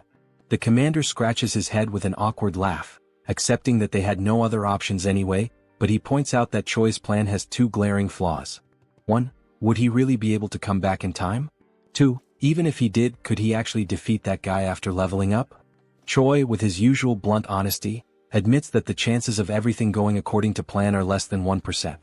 But, he adds with a sharp glint in his eyes, if they gave up now, the chances would be exactly 0. Choi clenches his fist with resolve. If those were his only options, he'd bet everything on that 1%. There was no room left for fear, only for action.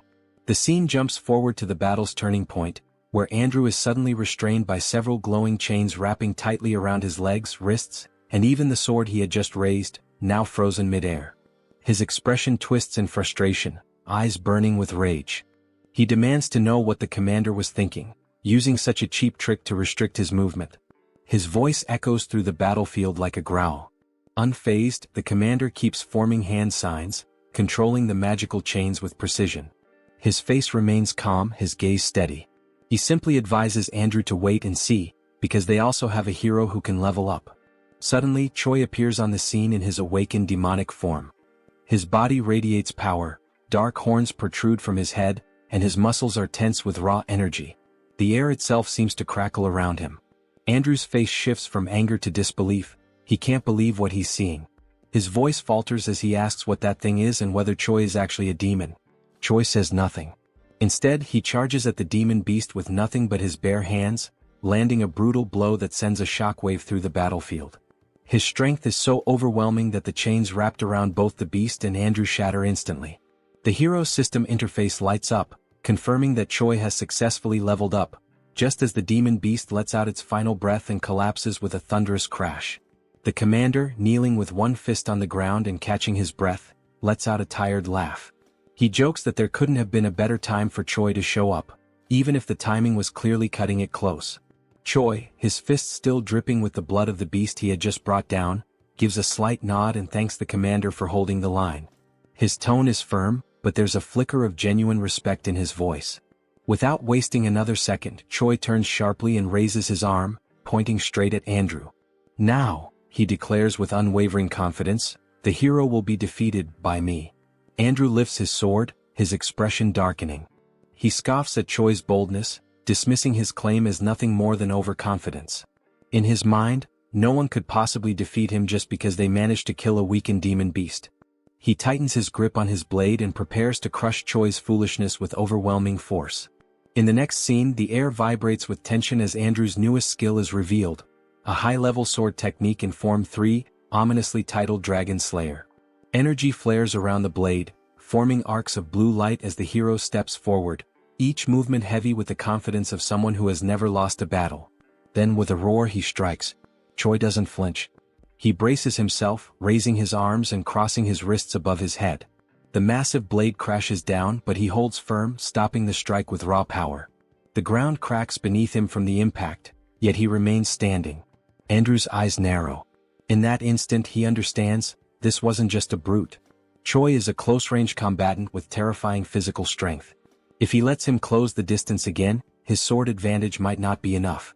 On the other side, Choi's eyes glow with intense white light, sharp and calm, reflecting not just power but total composure. His gaze pierces through Andrew, void of fear. He's not impressed by the glowing sword or the title of hero. He's here to finish what he started. Andrew begins delivering a series of strikes with his sword skill, one after another, tirelessly forming blue beams around Choi. Yet Choi defends against all of them effortlessly. Worried that level 3 won't be enough, Andrew pushes the skill to level 7. He charges again to land another blow, but before he can finish, Choi retaliates with absurd force, releasing violet lightning that sends Andrew flying.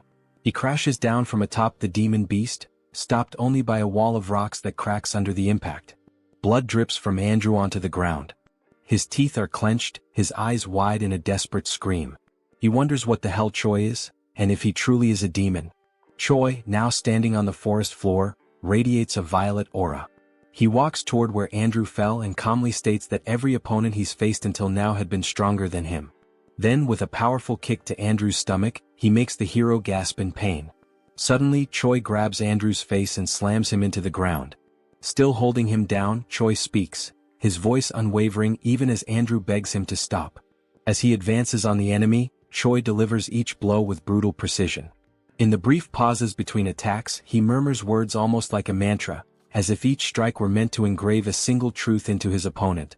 That level in the end is just a number. With fists wrapped in energy and determination, Choi finishes his declaration with one final punch, more powerful than any of the previous ones. It is this final blow that ends the confrontation, leaving behind only the certainty that he had proven his point. At the end of the battle, Choi leveled up several times, and with that, a new hidden attribute was unlocked. The attribute is called Fighting Spirit, capable of increasing resistance to mental debilitation and adding focus during combat. Choi starts with 10 points in this new attribute. A few moments later, Choi is lying on the ground, agonizing from having used Promote once again, but this time with fewer side effects. He takes the opportunity to be dramatic, saying that he's going to die, although clearly he's not that bad. While Choi cried in his exaggerated reaction, the commander approached, asking if the hero was still alive. Choi replied that no, he was dead. Suddenly, the commander poured a red liquid over Choi's face, catching him by surprise and ordering him to drink it. Choi reacted by sitting up and complaining about the terrible taste of the potion, asking where it came from. The commander then replied that Rachel was the one who had brought a bunch of those potions. Rachel then appeared, explaining that it was a high-level potion while holding another potion bottle. She offered more of the potion, and the system informed that the potion, in addition to healing, also restores a bit of mana. Choi then turned directly to Rachel, asking where she got so many potions from. Rachel replied that she obtained them from defeated heroes, saying they drop everything they have when they die. Choi was surprised to hear this detail. Choi then looked at Andrew and declared that heroes in this world are far too strange. Rachel didn't understand the meaning behind Choi's words. He then explained that heroes are supposed to be righteous people. They should face evil and save the world. However, in this world there is no punishment for taking down another hero. On the contrary, by doing so you can gain XP and items. Choi reflected that even though he is a hero, he's been acting like a villain for some time. He does exactly what a villain would do, but suffers no kind of retaliation. The commander, after hearing Choi's words, responded. He said that this concern makes sense from a human's point of view. However, as an ally, Choi's actions are analogous to those of a good hero. After all, he saved him. Finally, the commander said that it's not worth getting too attached to human morality, as there are two sides to everything, and judging only between right and wrong doesn't work, because those points of view are not absolute. Choi carefully observes the commander's words. However, one detail catches his attention. Was the commander trying to comfort the hero? When Choi asks this, the commander responds with kicks, ordering Choi to shut up and go rest. Choi, still suffering from side effects, complains about the aggression, saying his bones hurt. The commander then stops and begins to explain that he requested help before the signal was lost due to the attack. So, it's likely that reinforcements are on the way. Choi smiles, relieved that the situation is over, but he remains defensive, bracing for more attacks from the commander. The scene then moves to the moment Riadrun appears. He is responsible for creating a portal that will be used by everyone to return. The commander gives Choi a hand to enter the portal, and it works perfectly. Everyone crosses through the portal and arrives at the Dark Fortress. Choi is delighted and announces his arrival. But as soon as he opens his eyes, he notices something catastrophic. The entire scene before him is one of destruction. The structures are in ruins, and Choi reacts with surprise upon realizing that his safe zone is no longer safe. His despair grows as he sees that his house is on fire. He becomes furious, trying to find out what caused all the destruction. Riadrun and the commander notice the calamity, and the three of them quickly realize the source of all the chaos. All the destruction came from Hemis herself, who was still there, driven by rage, her face expressionless. Hyunna is desperate, she is the one under Hemis's wrath. The heroine tries to make Hemis see that continuing with the destruction isn't worth it, especially considering that the attack makes no sense. At this moment, it becomes clear that Hemis believes Hyunna is the traitor, even though the heroine vehemently denies it. Hemis, at this point, no longer cares whether Hyunna is a traitor or not. She is enraged, and that alone is enough to keep her going. Hemis is determined not to let anyone complicit with the Demon King live in peace. She smiles sadistically as she prepares another attack. Hyunna, with no other option, prepares to defend herself. She is appalled that Hemis, even with all the evidence proving the heroine is not a traitor, still insists on destroying everything. Hemis's attack is brutal, but something strange happens, interfering with the trajectory of the attack. A massive curtain of smoke rises, and a creature slowly reveals itself amid the chaos, leaving everyone unsure of who it is. Someone with an appearance similar to Riadrun calls out to Hemis, wearing a serious and unyielding expression. He is Uzgaze, another commander of the Demon King's army. He brings a message from the king himself, ordering Hemis to stop the commotion immediately. Hemis reacts with curiosity as one detail stands out. How could Uzgaze have found out what was happening? It's nearly impossible that he had enough time to arrive at that moment, even if he had been alerted as soon as the attack began. In other words, the Demon King knew before everything started and sent Uzgaze. Hemis then realizes that Hyunna was just a decoy, and that someone else was actually tasked with spying on the commander. When she says this, confronting Uzgaze, he replies that Hemis is being paranoid and giving exaggerated importance to something in her own head. That response is interpreted as mockery, and Hemis prepares to give Uzgaze the attention he deserves by directing her next attack at him. Hemis hesitates for a moment and lowers her guard, descending to the ground to speak with Uzgaze. She approaches him, recognizing that she may be overreacting. Then she begins to mention that she was unjustly punished for saving Rotak from the humans and was confined for 100 years in the Dark Fortress. With this, she reveals her interpretation of Uzgaze's words, asking if he truly thinks she is arrogant and paranoid. Hemis begins casting a spell that spreads across the ground. As the magic advances, Hemis declares that perhaps saving Rotak was a mistake. Uzgaze, sensing the threat, is surprised by Hemis's offensive move. As the dark aura surrounds Uzgaze, Hemis finishes her speech by asking if he agrees with that statement. He, in turn, remains still, standing, almost as if he knows that nothing bad could happen. Suddenly, a voice echoes through the scene. It's Riadrun who shouts, drawing Hemis' attention and asking her not to proceed with the attack. Uzgaze acknowledges Riadrun's presence, showing that the two share a certain familiarity. But before any concern can arise, Hemis calmly walks forward and touches Uzgaze's shoulder, telling him that he can relax because there's no more need for confusion. Hemis says she already got everything she wanted. She then tightens her grip on the commander's shoulder, warning him to thank his nephew. It becomes clear that Riadrun is Uzgaze's nephew. Sometime later, Choi is lying in bed, still processing everything that happened. He is surprised that there is so much disorder within the Demon King's army. Abelson is once again by his side, helping with his recovery. She takes the opportunity to ask if he plans to continue in the Demon King's army, considering he is about to be promoted to commander of a battalion. Choi replies that he probably will, since there is an official war declared between the Dark Fortress and the Gartran Empire. He also adds that even if he wanted to leave, it would be practically impossible to live among humans now. Choi now has horns growing from his head and is a user of demonic chi. Abelson laughs at the hero's situation. Choi soon remembers the events during the trial, especially the appearance of the heroes. Something seemed very strange about the heroes in that group with the exception of Andrew. They had a strange appearance.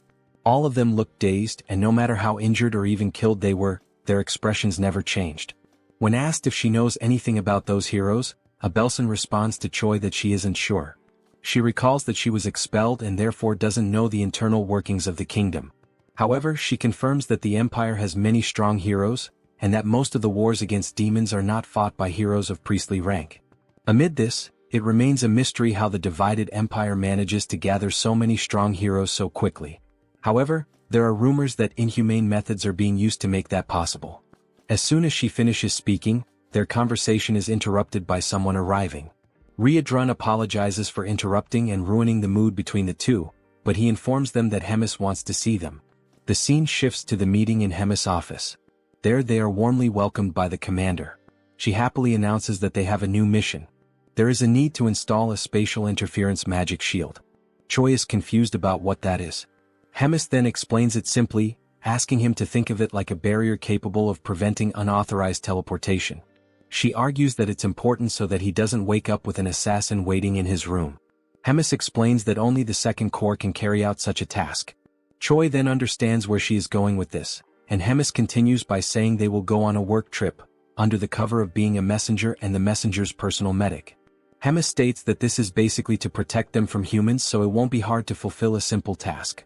Moreover, she will send a trusted guide to lead the two. And that guide is, once again, Commander Roy, who reads the travel order with fire in his eyes, irritated at being dragged into another ridiculous task.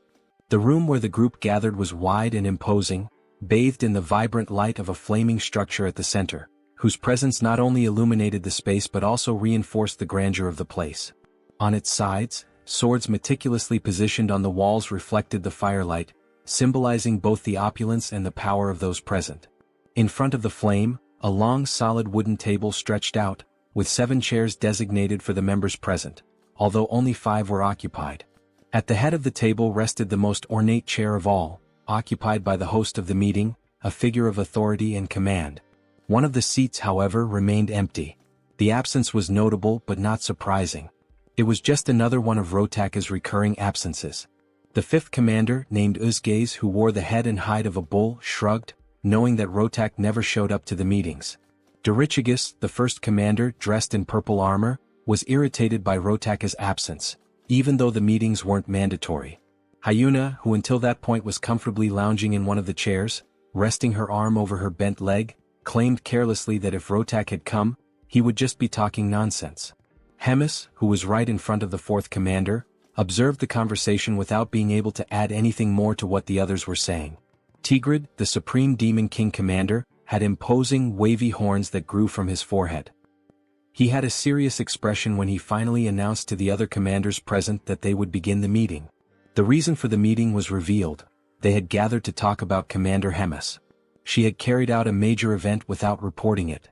Scenes are then shown of the battle between Choi in his demonic form and Andrew. Tigrid continued explaining that the border had been left exposed, and the humans had created an ambush that resulted in severe consequences. Uzgaze then interrupted the Demon King's speech to specify that the effects of that battle were 97 dead, 100 wounded, and an even greater number missing. Tigrid had his black claws resting on the armrests of his golden throne. His expression was calm as he continued speaking about Hemis attacking the fourth commander for no apparent reason and, according to the rules, battles between commanders require prior approval.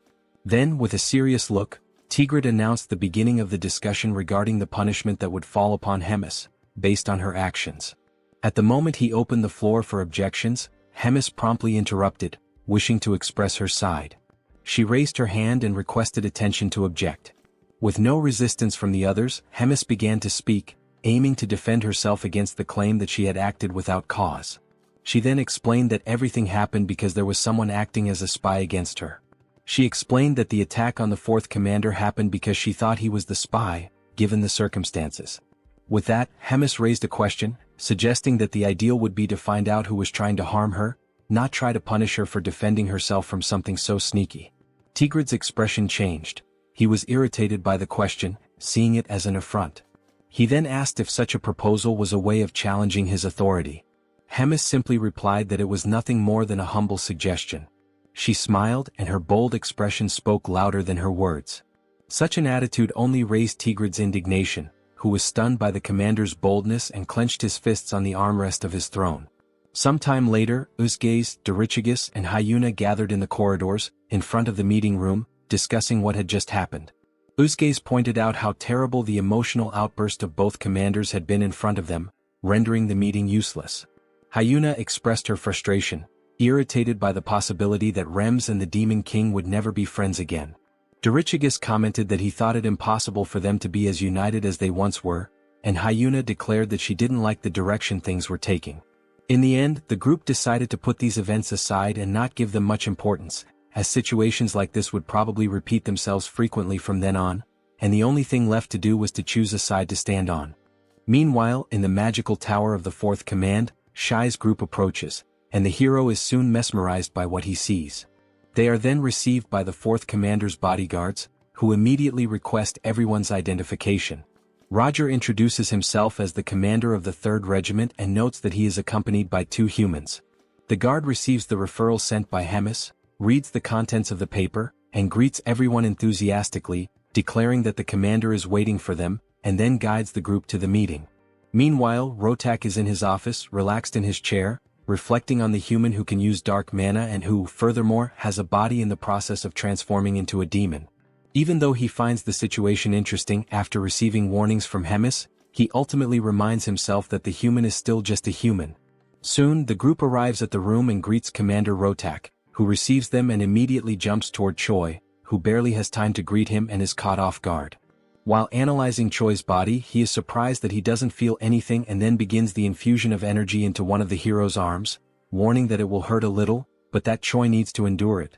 Choi doesn't understand the situation, and the only option is to endure the discomfort caused by the energy emitted by Rotak, flowing through his body without understanding what is happening.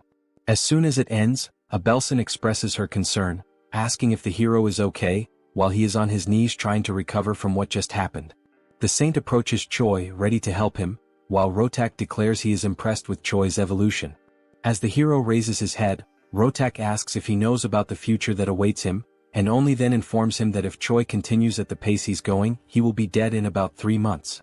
This information leaves the hero stunned, surprised by such an unexpected future. Rotak then explains what is happening in the hero's body, and that, since he is rapidly transforming into a demon, he can consider himself fortunate, as only small parts of his body will undergo alteration. However, it won't be long before, sooner or later, his organs will be corrupted by dark mana, and the moment Choi's heart or lungs are corrupted, he will die instantly. Choi doubts it, claiming that he doesn't feel anything, and Rotak turns his back to retrieve something, while simply warning that if Choi doubts it, he just needs to wait and see. He then picks up one of the papers on his desk and presents it to Choi, informing him that it is something called the Demon Contract, whose function is merely to reveal the truth. This surprises Choi. The Demon Contract then confirms the conversation, stating that Rotaka's certainty about Choi's death in 3 months is genuine, and outlining Rotaka's intention to take care of the hero Choi, foreseeing that Choi will agree to participate in Rotaka's experiments, which will also be conducted using methods that will not result in Choi's death, and that the hero will not contest possible deformations during the treatment. Also, if his intelligence or ego fades during this treatment. Choi realizes the commander's intentions, and Abelson is surprised by the presentation of the contract, asking Choi not to agree, since she will take responsibility for caring for him. Rotak then intervenes, calling Abelson arrogant, warning that dark mana and divine power are opposites, and that her healing power only worked until now because Choi still has a mostly human side. However, in the future he will become a complete demon, and that will completely nullify the effect of divine powers on him. Abelson and Choi are surprised by Rotaka's statement, and he, aiming for urgency in the contract signing, reminds them that 3 months is an optimistic estimate, urging Choi to decide quickly what he wants to do. The group then takes some time to reflect on the situation, and Rachel worries about what might happen to the hero, who apparently has a terminal illness, whose doctor capable of treating him demands that the hero give up his body to undergo psychopathic experiments. Choi explains that he is trying to buy some time before training the battalion, wondering if there is another way to get treatment without needing to be part of some kind of experiment. Rogers then questions why Choi doesn't try to seek an answer from Hemis. Choi is surprised by the suggestion, and the commander then replies that there is an unofficial ranking among the commanders, where Hemis is at the top of the hierarchy, while Rotak is at the bottom, and that she can easily exert some pressure and make the second commander yield on the conditions. The group then knocks on the door to return, requesting authorization, and Rotak promptly allows everyone to enter. Thus, Choi presents himself again, holding something covered by a cloth in his hand, asking permission and entering the room. Rotak then notices the artifact and asks what the hero is holding. Commander Rogers places the object on the table, revealing it to be a glowing purple orb, already known by everyone there, and then he begins to cast the spell to contact Hemis. Rotak becomes slightly startled and concerned by the presence of the communication orb, and it doesn't take long for Hemis to initiate contact, greeting Rotak and asking how he has been. Rotak, with a trembling voice, greets Hemis, highlighting how long it's been since they last saw each other. Hemis recalls that the last time they met was at one of the meetings with the Demon King, and Rotak, even more nervous, repeats and confirms that it is indeed true. Hemis then goes straight to the point, stating that she is there only to ask for a favor. In a threatening tone, she asks him to write a few things into the contract, starting with a demand that Rotak do his best to treat Choi. Secondly, that the hero will not suffer any harm. Rotak realizes the direction of the requests and is stunned, unable to argue. Hemis wastes no time and adds the third point, requesting that he include in the contract that nothing in Choi's body can be altered without permission, and that the hero must not die before the contract is finalized. Rotak becomes enraged with the list of changes to the contract, questioning why Hemis would care so much and why he should follow that for a human. Hemis, with a neutral expression, calmly calls Rotak's attention, and he straightens up in submission upon hearing Hemis recall the moment when she took him in and fed him after he had been abandoned by his people 350 years ago, that she also helped him win the commander selection tournament 200 years ago, and that she also saved him from being killed by humans 100 years ago. And with each reminder, Rotak's pride sank further. Hemis finishes by saying that, lastly, she ended up paying the price for having interceded for Rotak, and gives him the ultimatum. If he remembers all that, there is no other choice but to sign everything, leaving Rotak with no alternative but to obey. Sometime later, he expresses his anger, cursing the humans and Hemis, and then calls one of his subordinates to bring him a communication device, as he has something to do in retaliation for the humiliation he suffered. Time passes, and the next day Rotak receives Choi again in his laboratory, which he also uses as an office, and informs the hero that there is quite a lot to talk about. He decides to go straight to the point without much beating around the bush. Choi simply observes the seriousness in Rotak's gaze. But with a calm look, the scientist commander asks if Choi knows why demonic chi is altering his body. The question, combined with Rotaka's posture, surprises Choi, considering that this indicates that for him, something like that happening is perfectly fine. Confident that they are both aligned in the goal of preparing him, he feels free to respond to the question sincerely. And, as an answer, he says that the transformations in his body happen because it is an outrage for a human to use demonic chi. Rotak promptly declares that this answer is wrong. Then he explains that, just as Choi says, humans cannot handle demonic chi, and a normal human should explode and die as soon as demonic chi is imbued in their bodies. However, apparently fate, mixed with a bit of coincidence, made it possible for demonic chi to take root in Choi, thus becoming part of his body. And this allowed the evolution of the demonic shin, to the point where it is causing alterations in Choi's body. It is remolding him not just physically but in his being as a whole, making him something more flexible for the demonic shin, allowing it to root itself even deeper. Choi is surprised by the explanation and asks Rotak if there is any way to stop the changes that are happening in his body. And Rotak, once again being direct, responds that it is not possible to stop the transformation. However, he adds that Choi may be able to create a way to guide the direction the transformation is taking. And for that, Rotak is planning to transfer parts of a demon or a magical creature into Choi's body. The hero does not take the news very well, imagining how grotesque it would be to become part human and part demonic beast. Choi then asks if there is a possibility for him to say no to this idea, since all the substitution options seem bizarre. Rotak simply responds that if he does not accept the idea, the other option is to continue living like someone with a terminal illness until he dies. Furthermore, Rotak explains that there is nothing to worry about, as he intends to maintain the hero's appearance and his main organs intact, doing the transplant only with things that wouldn't be noticeable. Once the subject is closed and sometime later in the training arena, the commander and Choi gather for a noblesse demonstration. Rotak asks him to demonstrate the ability, and Choi promptly begins to focus, and it doesn't take long until the channeled energy displays a purple aura, signaling the start of the transformation. Rotak watches Choi's preparation attentively. He notices that the hero is producing an incredibly efficient output through the combined use of demonic chi and mana. Above all, he notices that Choi has obtained enough physical strength and mental sanity to overcome the result. He is surprised at how talented Choi is for achieving such an outcome. At the end of the noblesse preparation, Rotak quickly asks Choi to activate Promote, and it doesn't take long before the horns grow again on the hero's head. Rotak notes that this is the only major physical difference between Choi's noblesse and Promote characteristics. Rotak then reflects that Choi was perhaps lucky and confirms that this transformation was efficient in the sense that it protects his internal organs. Internally, Rotak despairs at the desire to study more about this and replicate it in his test subjects and future research. He laments that if it weren't for Hemis, he could dissect the hero to better analyze these results. He also regrets not being able to mass-produce the abilities in chimeras, which would make him an unreachable target for his enemies. But the only chance he has to make that possible is through a scroll pact. Choi notices that Rotak has entered a spiral of thoughts and brings the commander's attention back. Shortly after, he asks what he should do after using Promote. Rotak refocuses and informs him that there's no need for further demonstrations today and internally, reflects that he already has all the information he wanted. Then he tells Choi that, starting tomorrow, he will begin working on fixing the hero's body and abilities one by one, and advises that it's best for him to get some rest. After that, the hero performed more Promote demonstrations and also engaged in some physical training, pushing himself to the point of exhaustion.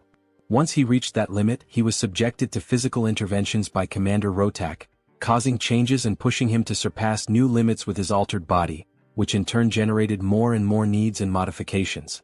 He was always accompanied by Commander Rogers and Abelson, who monitored everything at all times. The scene then shifts back to a conversation between the hero and Rotak, and it's noticeable that Rachel is also in the room, enjoying some cookies. The system shows some improvements in the hero's status, who in turn, is so tired that he wishes for death, until he realizes he feels so bad that it's very likely he's already dead. Rotak observes the hero's drama and says that, unlike someone dead, Choi's aura and body are much more stable than before, thus declaring the end of another day. The hero thanks him and leaves, his exhaustion evident. As soon as he leaves, Rotak once again activates his communication orb and starts a conversation with someone, asking that person if they can talk now.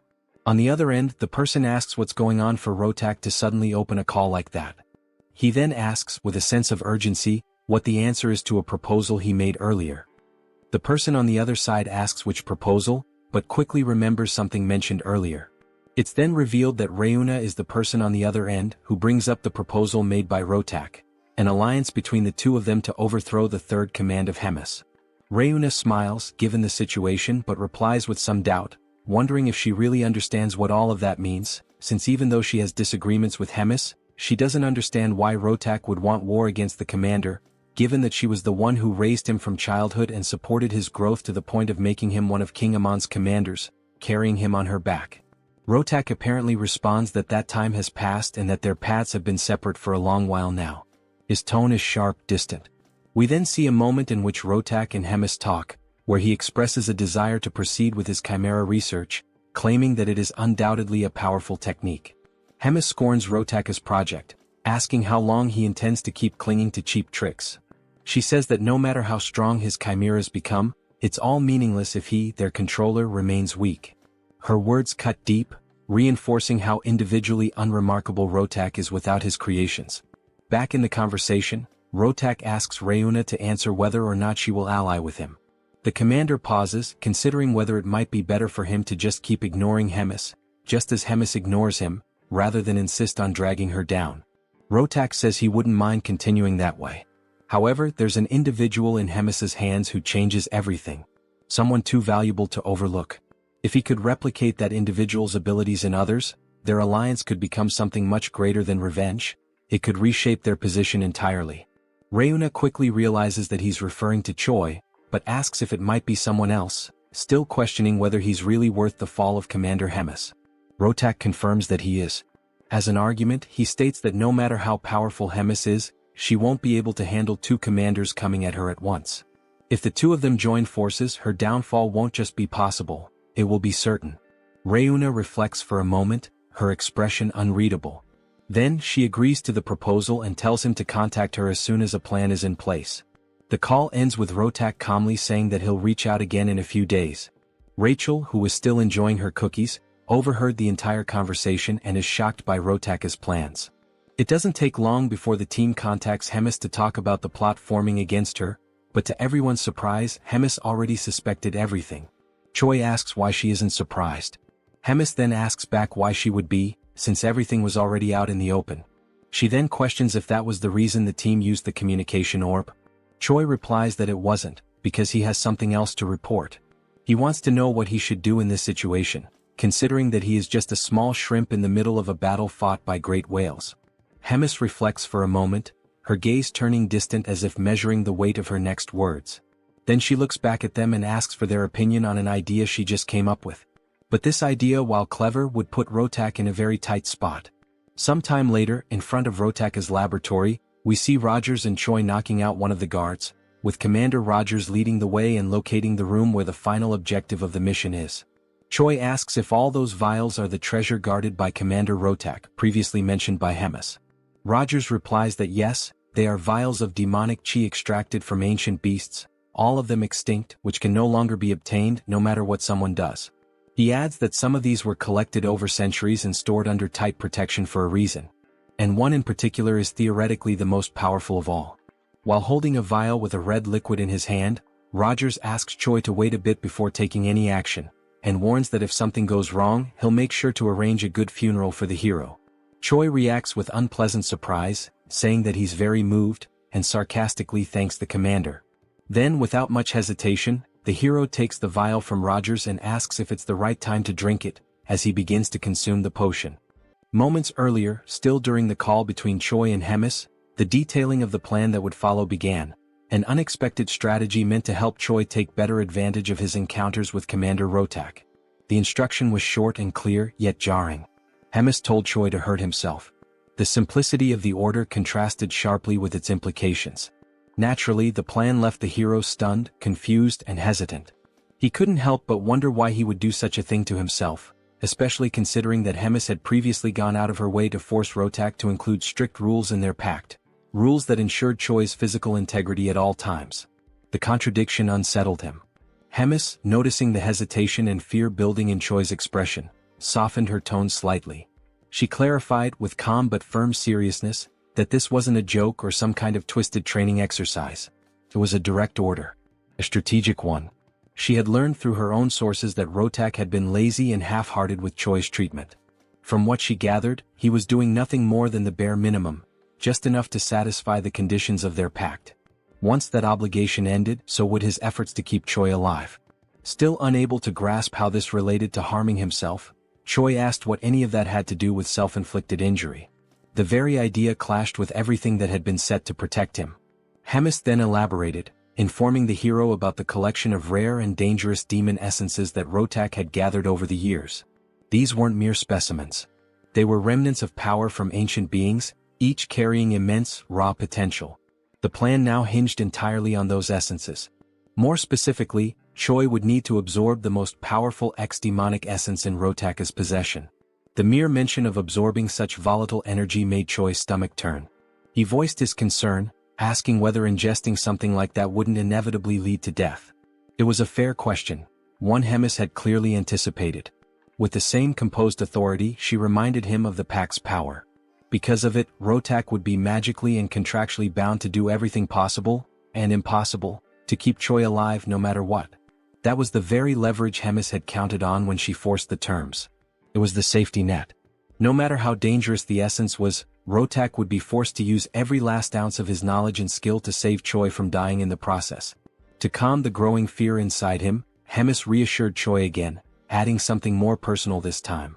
She knew Rotaka's capabilities intimately. She didn't just know him, she had created him. Every facet of his medical prowess, every ounce of his talent, she was responsible for nurturing. If anyone knew what Rotak could do, it was her. She believed in this plan. The scene returned to the moment when Choi was reluctantly consuming the supposed potion. As the bitter liquid slid down his throat, Commander Reuters watched him closely, arms crossed, his expression unreadable. Rachel stood nearby, concerned, and asked if everything was all right. With a sigh and a grimace, Choi remarked that nothing unusual had happened, except for the awful taste, which he couldn't help but complain about. For a fleeting second, it seemed like things would go smoothly. But then everything changed. A wave of searing pain crashed through Choi's body. It was so sudden and overwhelming that his limbs locked, and the potion vial slipped from his fingers, shattering against the floor. His vision blurred. His breath caught. The agony was unlike anything he had experienced before. Rachel's voice broke through the chaos, calling his name with urgency. Reuters, though less panicked, narrowed his eyes and murmured something about the side effects having begun. The pain intensified. Choi writhed in place, desperately trying not to black out. In a moment of delirious humor, he sarcastically berated Reuters, accusing him of withholding just how brutal the side effects would be, especially since he clearly knew what was in the potion. Reuters responded with dry indifference, saying it was common sense and didn't warrant explanation. Choi glared at him, opened his mouth to say something more, but the pain took over and he lost consciousness. Sometime later, Choi woke up groggily lying in a bed. He immediately realized it wasn't any place he recognized. The air was sterile, the light cold. He sat up slowly, his muscles sore and weak. Just as he began scanning the room for clues, Rachel appeared, smiling softly. She told him that he was in Rotaka's office. The commander had personally tended to him for 4 consecutive days, using all sorts of questionable but effective methods to keep him alive. Rachel's words were comforting, but her expression hinted at unease. Finally, she asked how Choi was feeling, but before he could answer, the door opened. Rems entered the room with theatrical flair, declaring how long it had been since they last saw each other. Behind her, Reuters and Rotak followed quietly. Rems approached Choi with a pleased smile, commenting that his power had grown noticeably. She noted that he was stronger than she'd imagined he'd become. Choi tried to deflect the praise, modestly insisting that he wasn't that strong, but she ignored him completely. Without warning, she placed her hand on his shoulder and chanted a spell. Choi's right arm turned pitch black. Pain surged through him. Whatever magic she had cast was aimed at destroying his limb entirely. And once again Choi was left stunned, unsure of why or what would come next. Rotak then explains that the demonic essence of the beast Choi ingested is slowly but surely establishing itself within his body. The beast in question was once feared throughout the demonic realms, an entity known for its near-complete invulnerability, a creature considered by many to be indestructible. Now, that same property was beginning to manifest within Choi's body, granting him the terrifying durability of that ancient being. His cells, muscles, and internal structure were starting to reflect the changes brought by the ex-demonic infusion. However, even with such a remarkable result, one fact remained unaltered. The testing process had been excruciating. What Choi endured to reach this state was nothing short of brutal. The pain had been relentless. The transformation violent. His body had teetered between survival and collapse, and it had taken all of Rotaka's knowledge, along with the pack's forced intervention, to keep the hero alive through the ordeal. Still, the results were undeniable. Standing nearby, Rems took it all in. With a faint smile and an arched brow, she admitted she felt a hint of jealousy, though her tone was half playful, half serious. She questioned aloud whether this entire plan had been intentionally kept from her. Perhaps as some personal project Rotak didn't want interfered with. Rotak, for his part, didn't dignify the accusation with a real answer. He merely brushed it aside, stating curtly that the hero's treatment was complete. Then, without any visible emotion, he asked whether it was time to destroy the pact. Rems gave no resistance. She calmly began the destruction ritual, acknowledging that the pact's purpose, to ensure the completion of Choi's treatment, had now been fulfilled. As the last glyph of the contract faded into magical dust, the pact dissolved entirely. The invisible leash that had bound Rotak to his obligations was gone. With nothing holding him back, Rotak didn't waste a moment.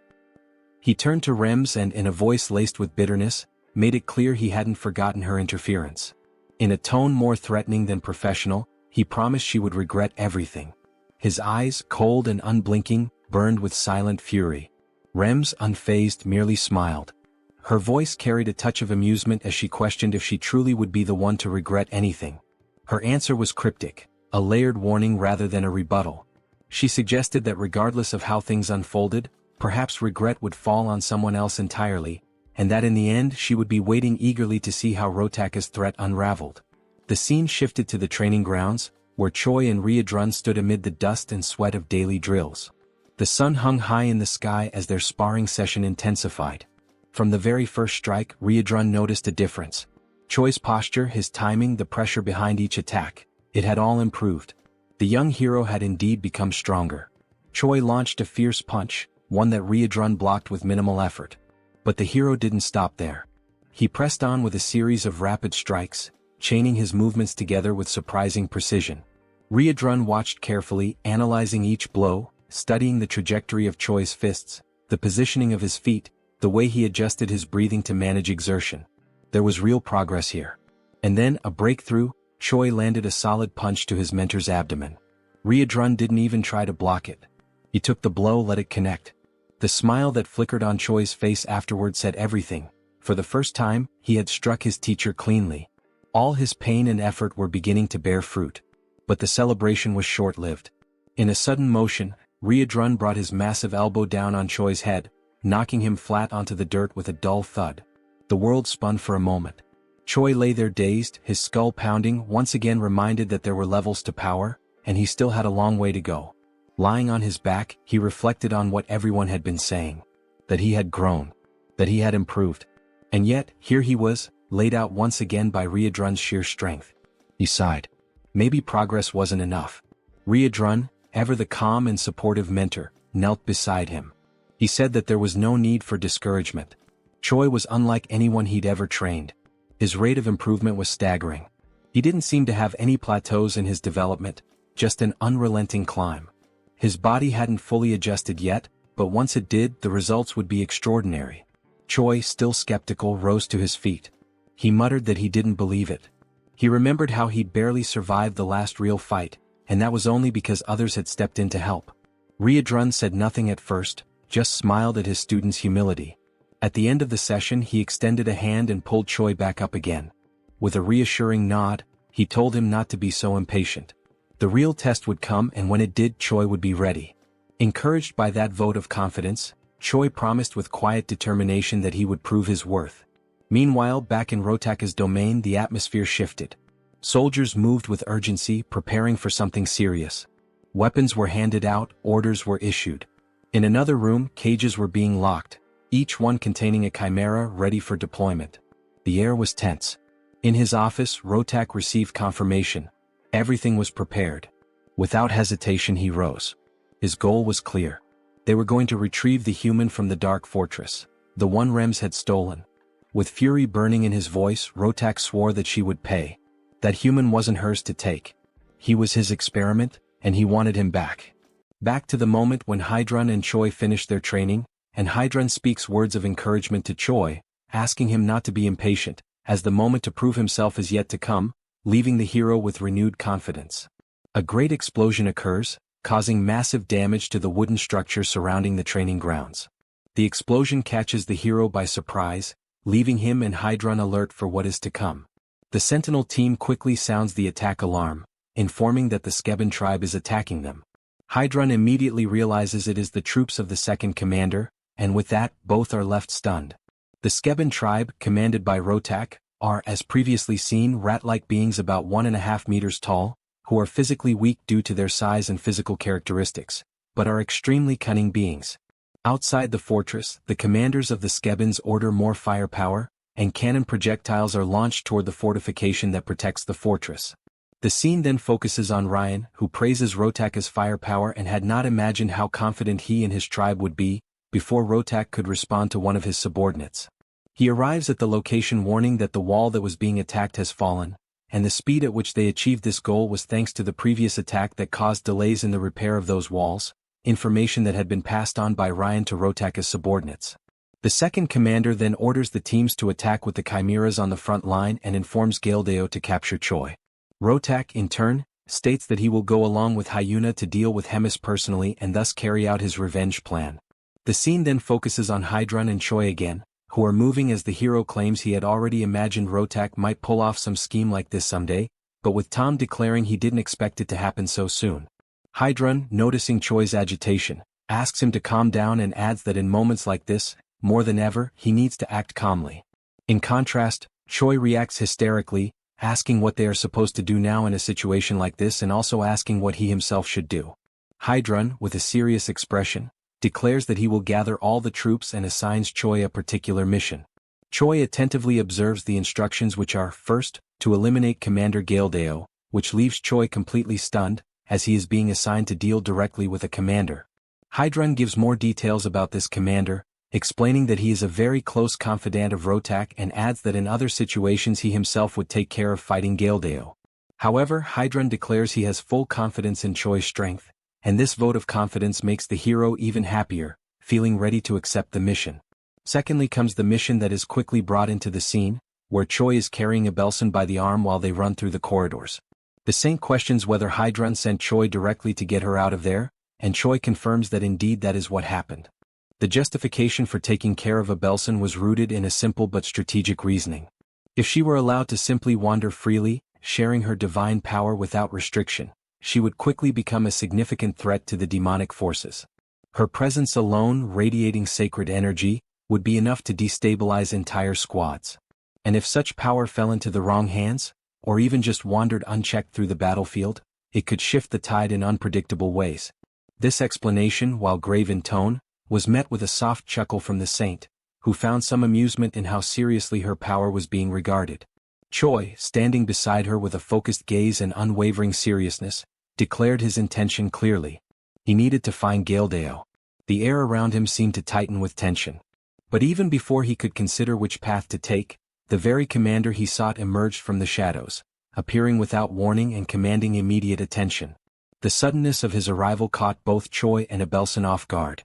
The imposing figure stepped forward, introducing himself with confidence and a hint of arrogance. This was Galdeo, the one Choi had been preparing to face.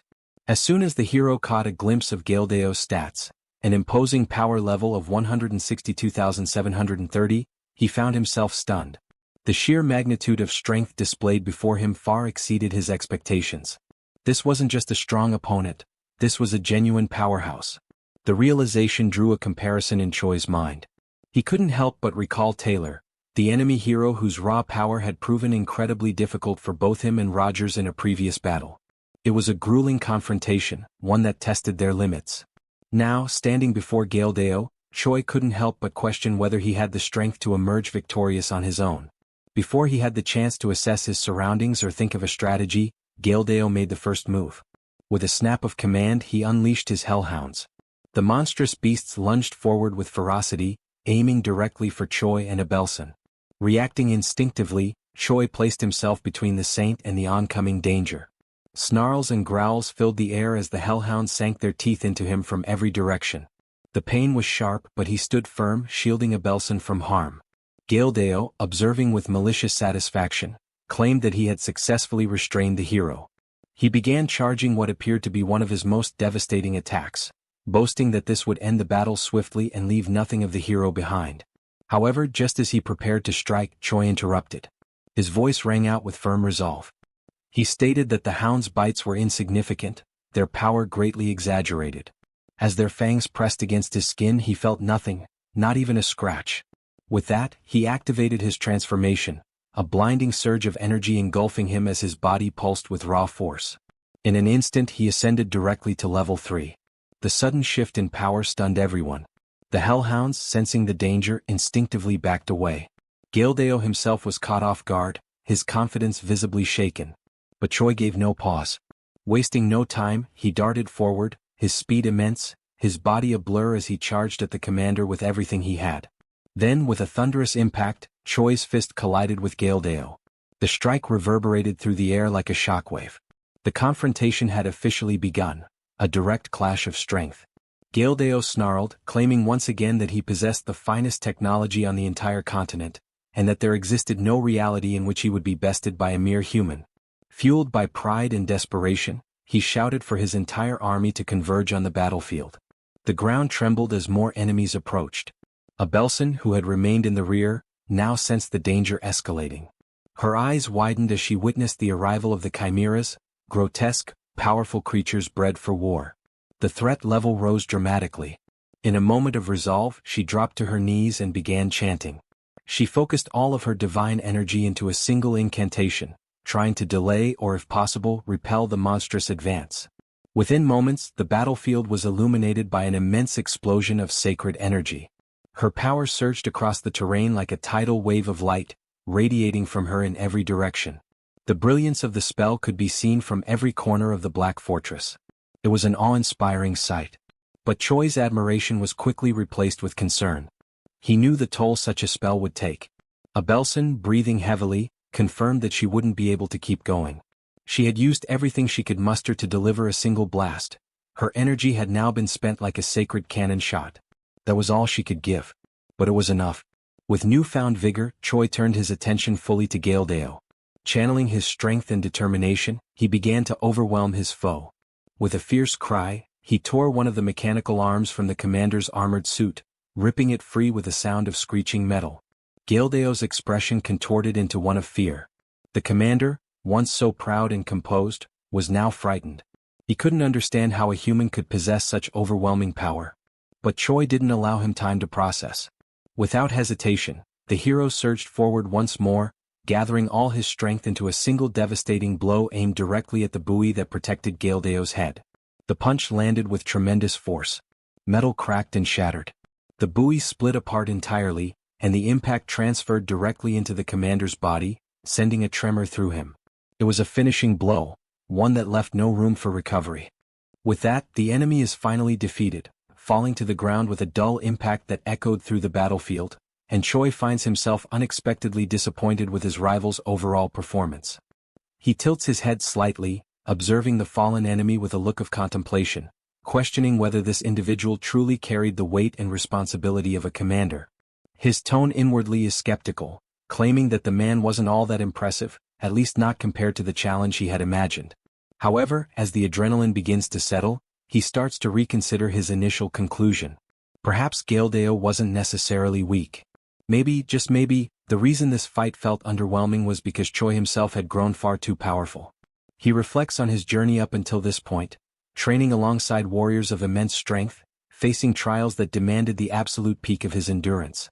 For so long he had measured himself against titans, against legends. And perhaps, being among such overwhelming figures had created a distorted image of himself in his own mind, making him feel small when in truth, he had evolved beyond what he once imagined possible. This line of thought is broken as Abelson, still visibly shaken from the recent skirmish, speaks up with a tone of concern, her eyes full of worry as she asks whether the hero is all right. Choi then turns his attention toward her, his expression softening. He answers calmly that he feels fine, still cloaked in the glowing aura of his transformation, Just as he begins to relax, the hero catches a subtle shift. Something about Abelson's posture, or perhaps her aura, catches his attention and fills him with unease. His brows furrow slightly, but before he can dwell on it, the scene transitions, cutting away to another battlefield, a different clash entirely. Now we find Hemis standing tall and firm in her own confrontation. Her eyes are locked forward, facing not one but two enemies. Before her stand Rotak and Hyuna, both exuding menace and confidence. The second commander, with a twisted smirk, asks whether Hemis is ready to face her end. His voice is laced with mockery, echoing across the scorched terrain. Hemis responds not with fear but with biting sarcasm.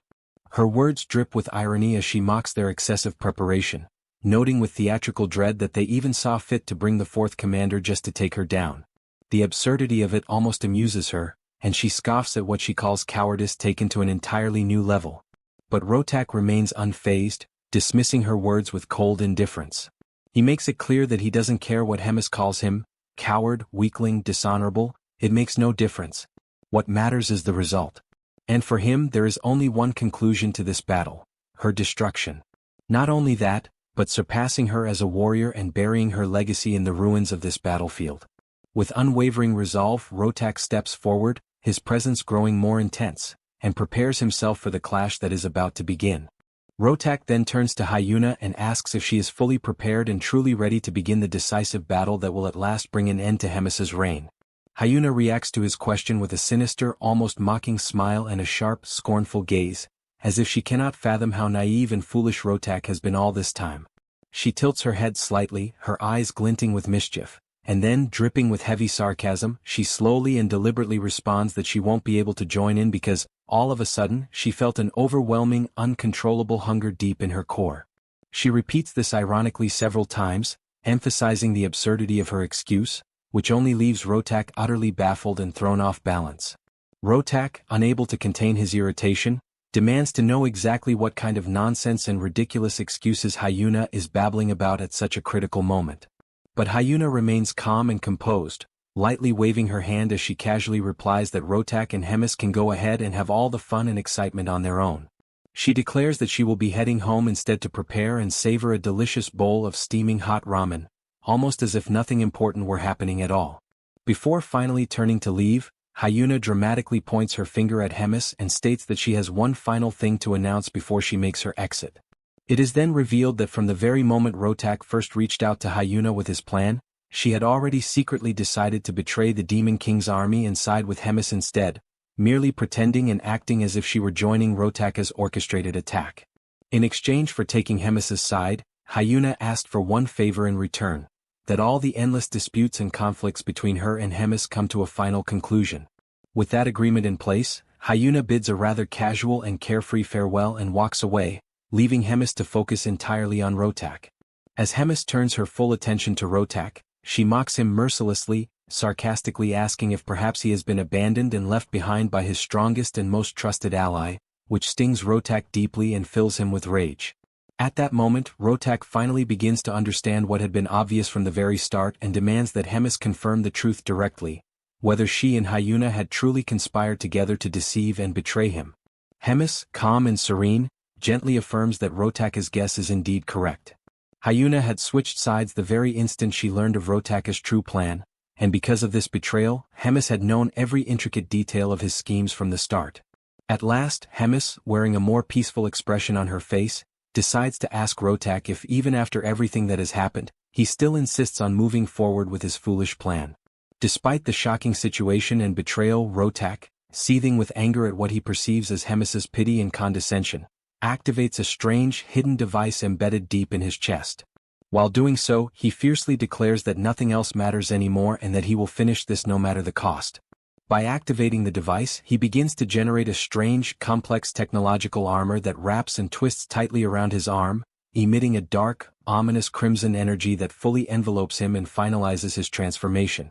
Now fully armored and brimming with murderous intent, Rotak stands prepared for battle, clearly determined to demonstrate in the most brutal way possible everything he has learned and all the skills and experience he has gathered through the hundreds of years he spent living and training in Hemis's shadow, always yearning to surpass her.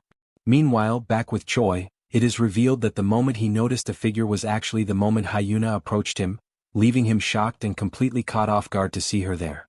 Hyuna calmly explains that she was merely passing by and happened to become concerned that Choi might get caught up and hurt in all the surrounding chaos. However, she quickly adds that she is relieved to see that he has obviously become much stronger, admitting that she worried for nothing and had overthought the situation. This unexpected revelation leaves Choi utterly puzzled and speechless, since she had originally been his enemy. Yet here she stands now, completely calm, asking casual questions and even showing genuine concern for his well-being. Choi then decides to ask directly if she wasn't supposed to be preparing to fight on the battlefield.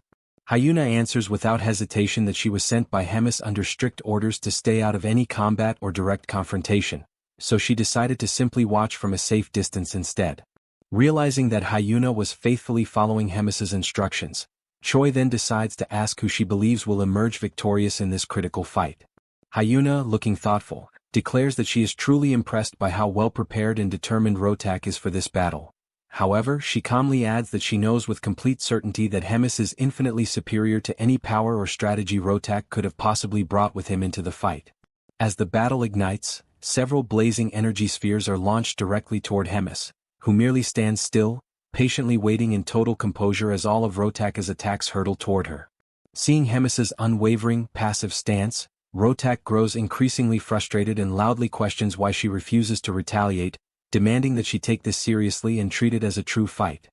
He reminds her that he, too, is one of the proud commanders of the Demon King's army and, beyond that, the leader of an entire tribe of his people who are depending on him.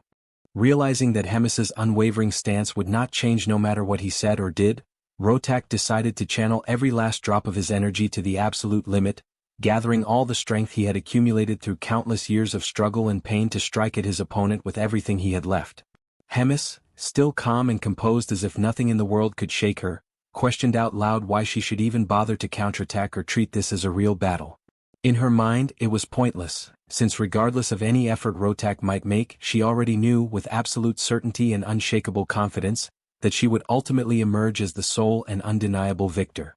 Without any further words or hesitation, Hemis unleashed a tremendous, blinding surge of energy that roared forward like a raging storm, crashing directly toward Rotak. At the same moment, she hurled harsh words in his face, mercilessly reminding him that he had been betrayed by Hyuna, the very ally he had trusted so deeply and counted on to stand beside him in this final confrontation. Moreover, the powerful weapon he had spent so many long years carefully developing, refining, and relying upon was now completely useless, rendered worthless in an instant, as Hemis's precise attack had been aimed straight at Rotak's most critical equipment, completely destroying it beyond repair. Hemis, her voice echoing with both authority and pity, asked him once again whether even after all this crushing defeat and betrayal, he still intended to continue fighting this hopeless battle. Rotak, with very few choices remaining and no clear path forward, simply confirmed everything Hemis had just said, openly acknowledging that he had been betrayed and admitting that her words were true. But even so, with a burning fire still flickering in his eyes, he fiercely declared that he would not retreat under any circumstances, no matter how impossible victory seemed. Determined, he then activated his promote ability to channel and amplify his remaining power, charging yet another of his desperate final strikes. He fired a series of enormous radiant energy spheres at Hemis using his cannon, launching what could only be described as a truly devastating attack, meant to end everything in one final desperate act. However, Hemis simply denied the entire offensive with a single effortless shield, as if swatting away a mere insect. From Rotak's perspective, the entire wave of his energy seemed to be completely absorbed, leaving him in shocked disbelief. He briefly grew excited, a tiny flicker of hope sparking in his heart, wondering if perhaps even Hemis could not withstand such overwhelming power. But Hemis then responded with an almost amused tone that it had indeed been a good move, an attack worth acknowledging. Suddenly, a deep purple aura began to spread like a dark mist over Rotak's energy blasts, and it didn't take long before Hemis's own energy completely overwhelmed and crushed Rotak's offensive, erasing all traces of it from the battlefield. She then appeared before him, standing tall and victorious, and stated with unwavering certainty that Rotak had indeed changed dramatically compared to the weaker, lost version of himself she once knew.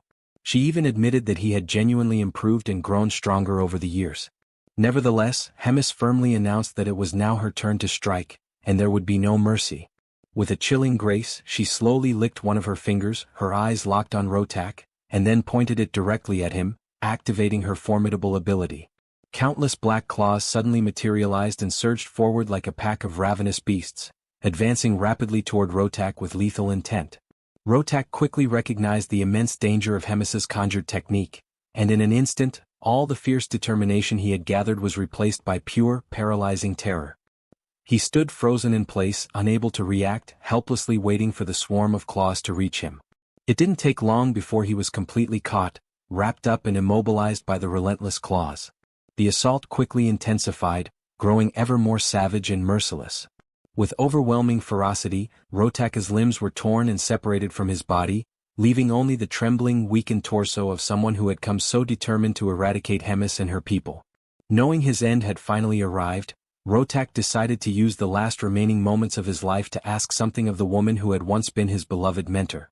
As Hemis slowly approached his broken figure, she questioned whether he was about to beg her for some form of mercy, her voice carrying a distant, cold sadness.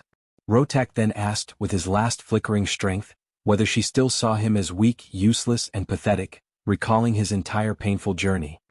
He remembered vividly how he had once declared he would become as strong as Hemis and rise to be a true leader, a leader who would stand equal to or above all others. Yet, his path had been completely shattered and derailed by the torment of being scorned and rejected by Hemis, turning his only goal into a desperate mission to surpass her and make her pay for all the humiliation and pain. Hemis paused in heavy silence to reflect deeply on his words. Instead of giving him a direct answer, she remarked that time is cruel and unrelenting, lamenting how certain things seem as though they will last forever. But as time inevitably moves forward, people change, making choices and taking actions they later come to regret. Despite it all, she expressed her sincere gratitude to Rotak for, in the end, being able to find and enjoy at least something meaningful in his journey over the many long years, and for the destiny that his actions had helped shape. These final, heartfelt words drew a faint, peaceful smile from Rotaka's face, and at last he collapsed, his eyes closing for the final time, as Hemis softly wished that he may now rest in peace.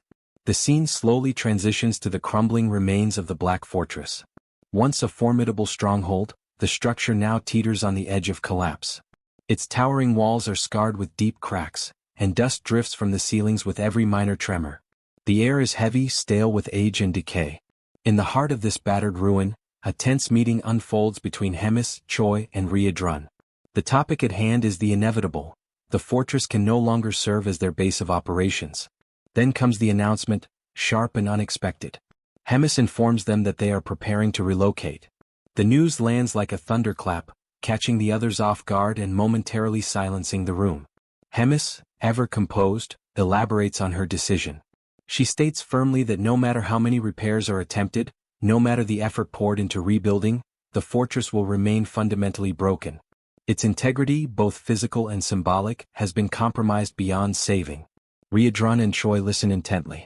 Though neither openly argues with her reasoning, it's evident from their expressions and posture that accepting this truth does not come easily.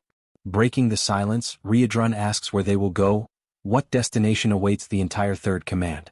He frames it as a logistical question, but beneath it lies concern for their future and safety. Without hesitation, Hemis answers. The Third Command is to be moved to the 8th Division. Their new home will be Fort Gadrick.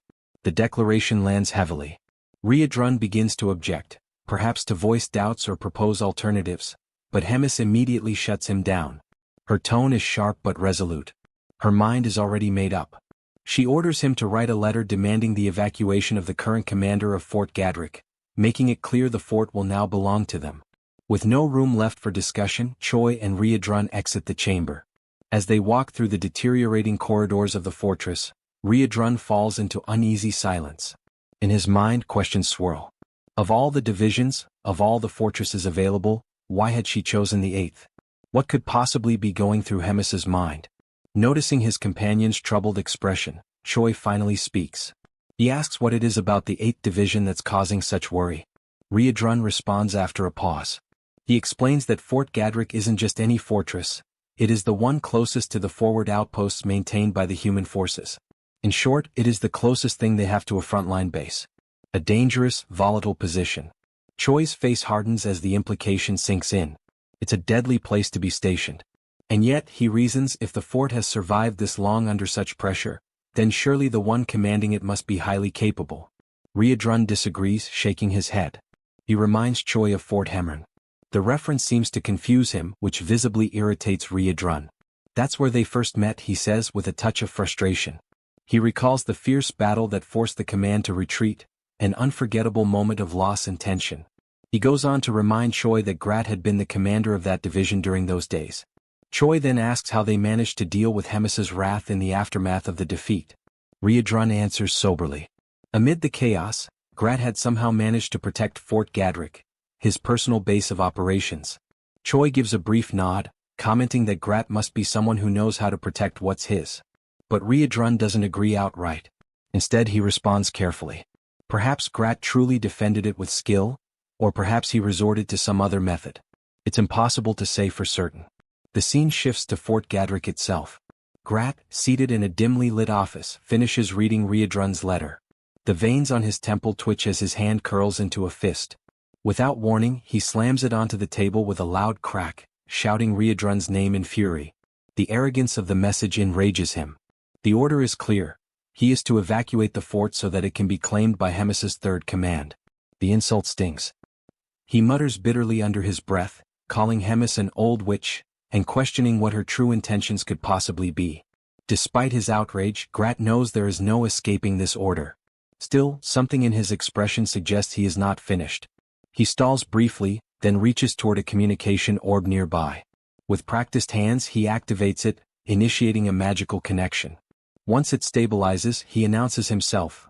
Grat, commander of the 8th Division under the Demon King's army. A voice on the other end responds with dry amusement, remarking how long it's been since Grat last reached out, and asking what he wants this time. Grat doesn't waste time. He states plainly that he has a proposal, an urgent and significant one. The narrative now cuts to the Holy Capital, where a conversation unfolds in shadowed halls. One of the Pope's subordinates speaks, visibly disheartened. He laments the failures of Jeffin and Andrew, his voice low with regret. He confesses that he had genuinely believed Andrew would emerge victorious. He then wonders aloud, was it Choi again? Was he the one who turned the tide?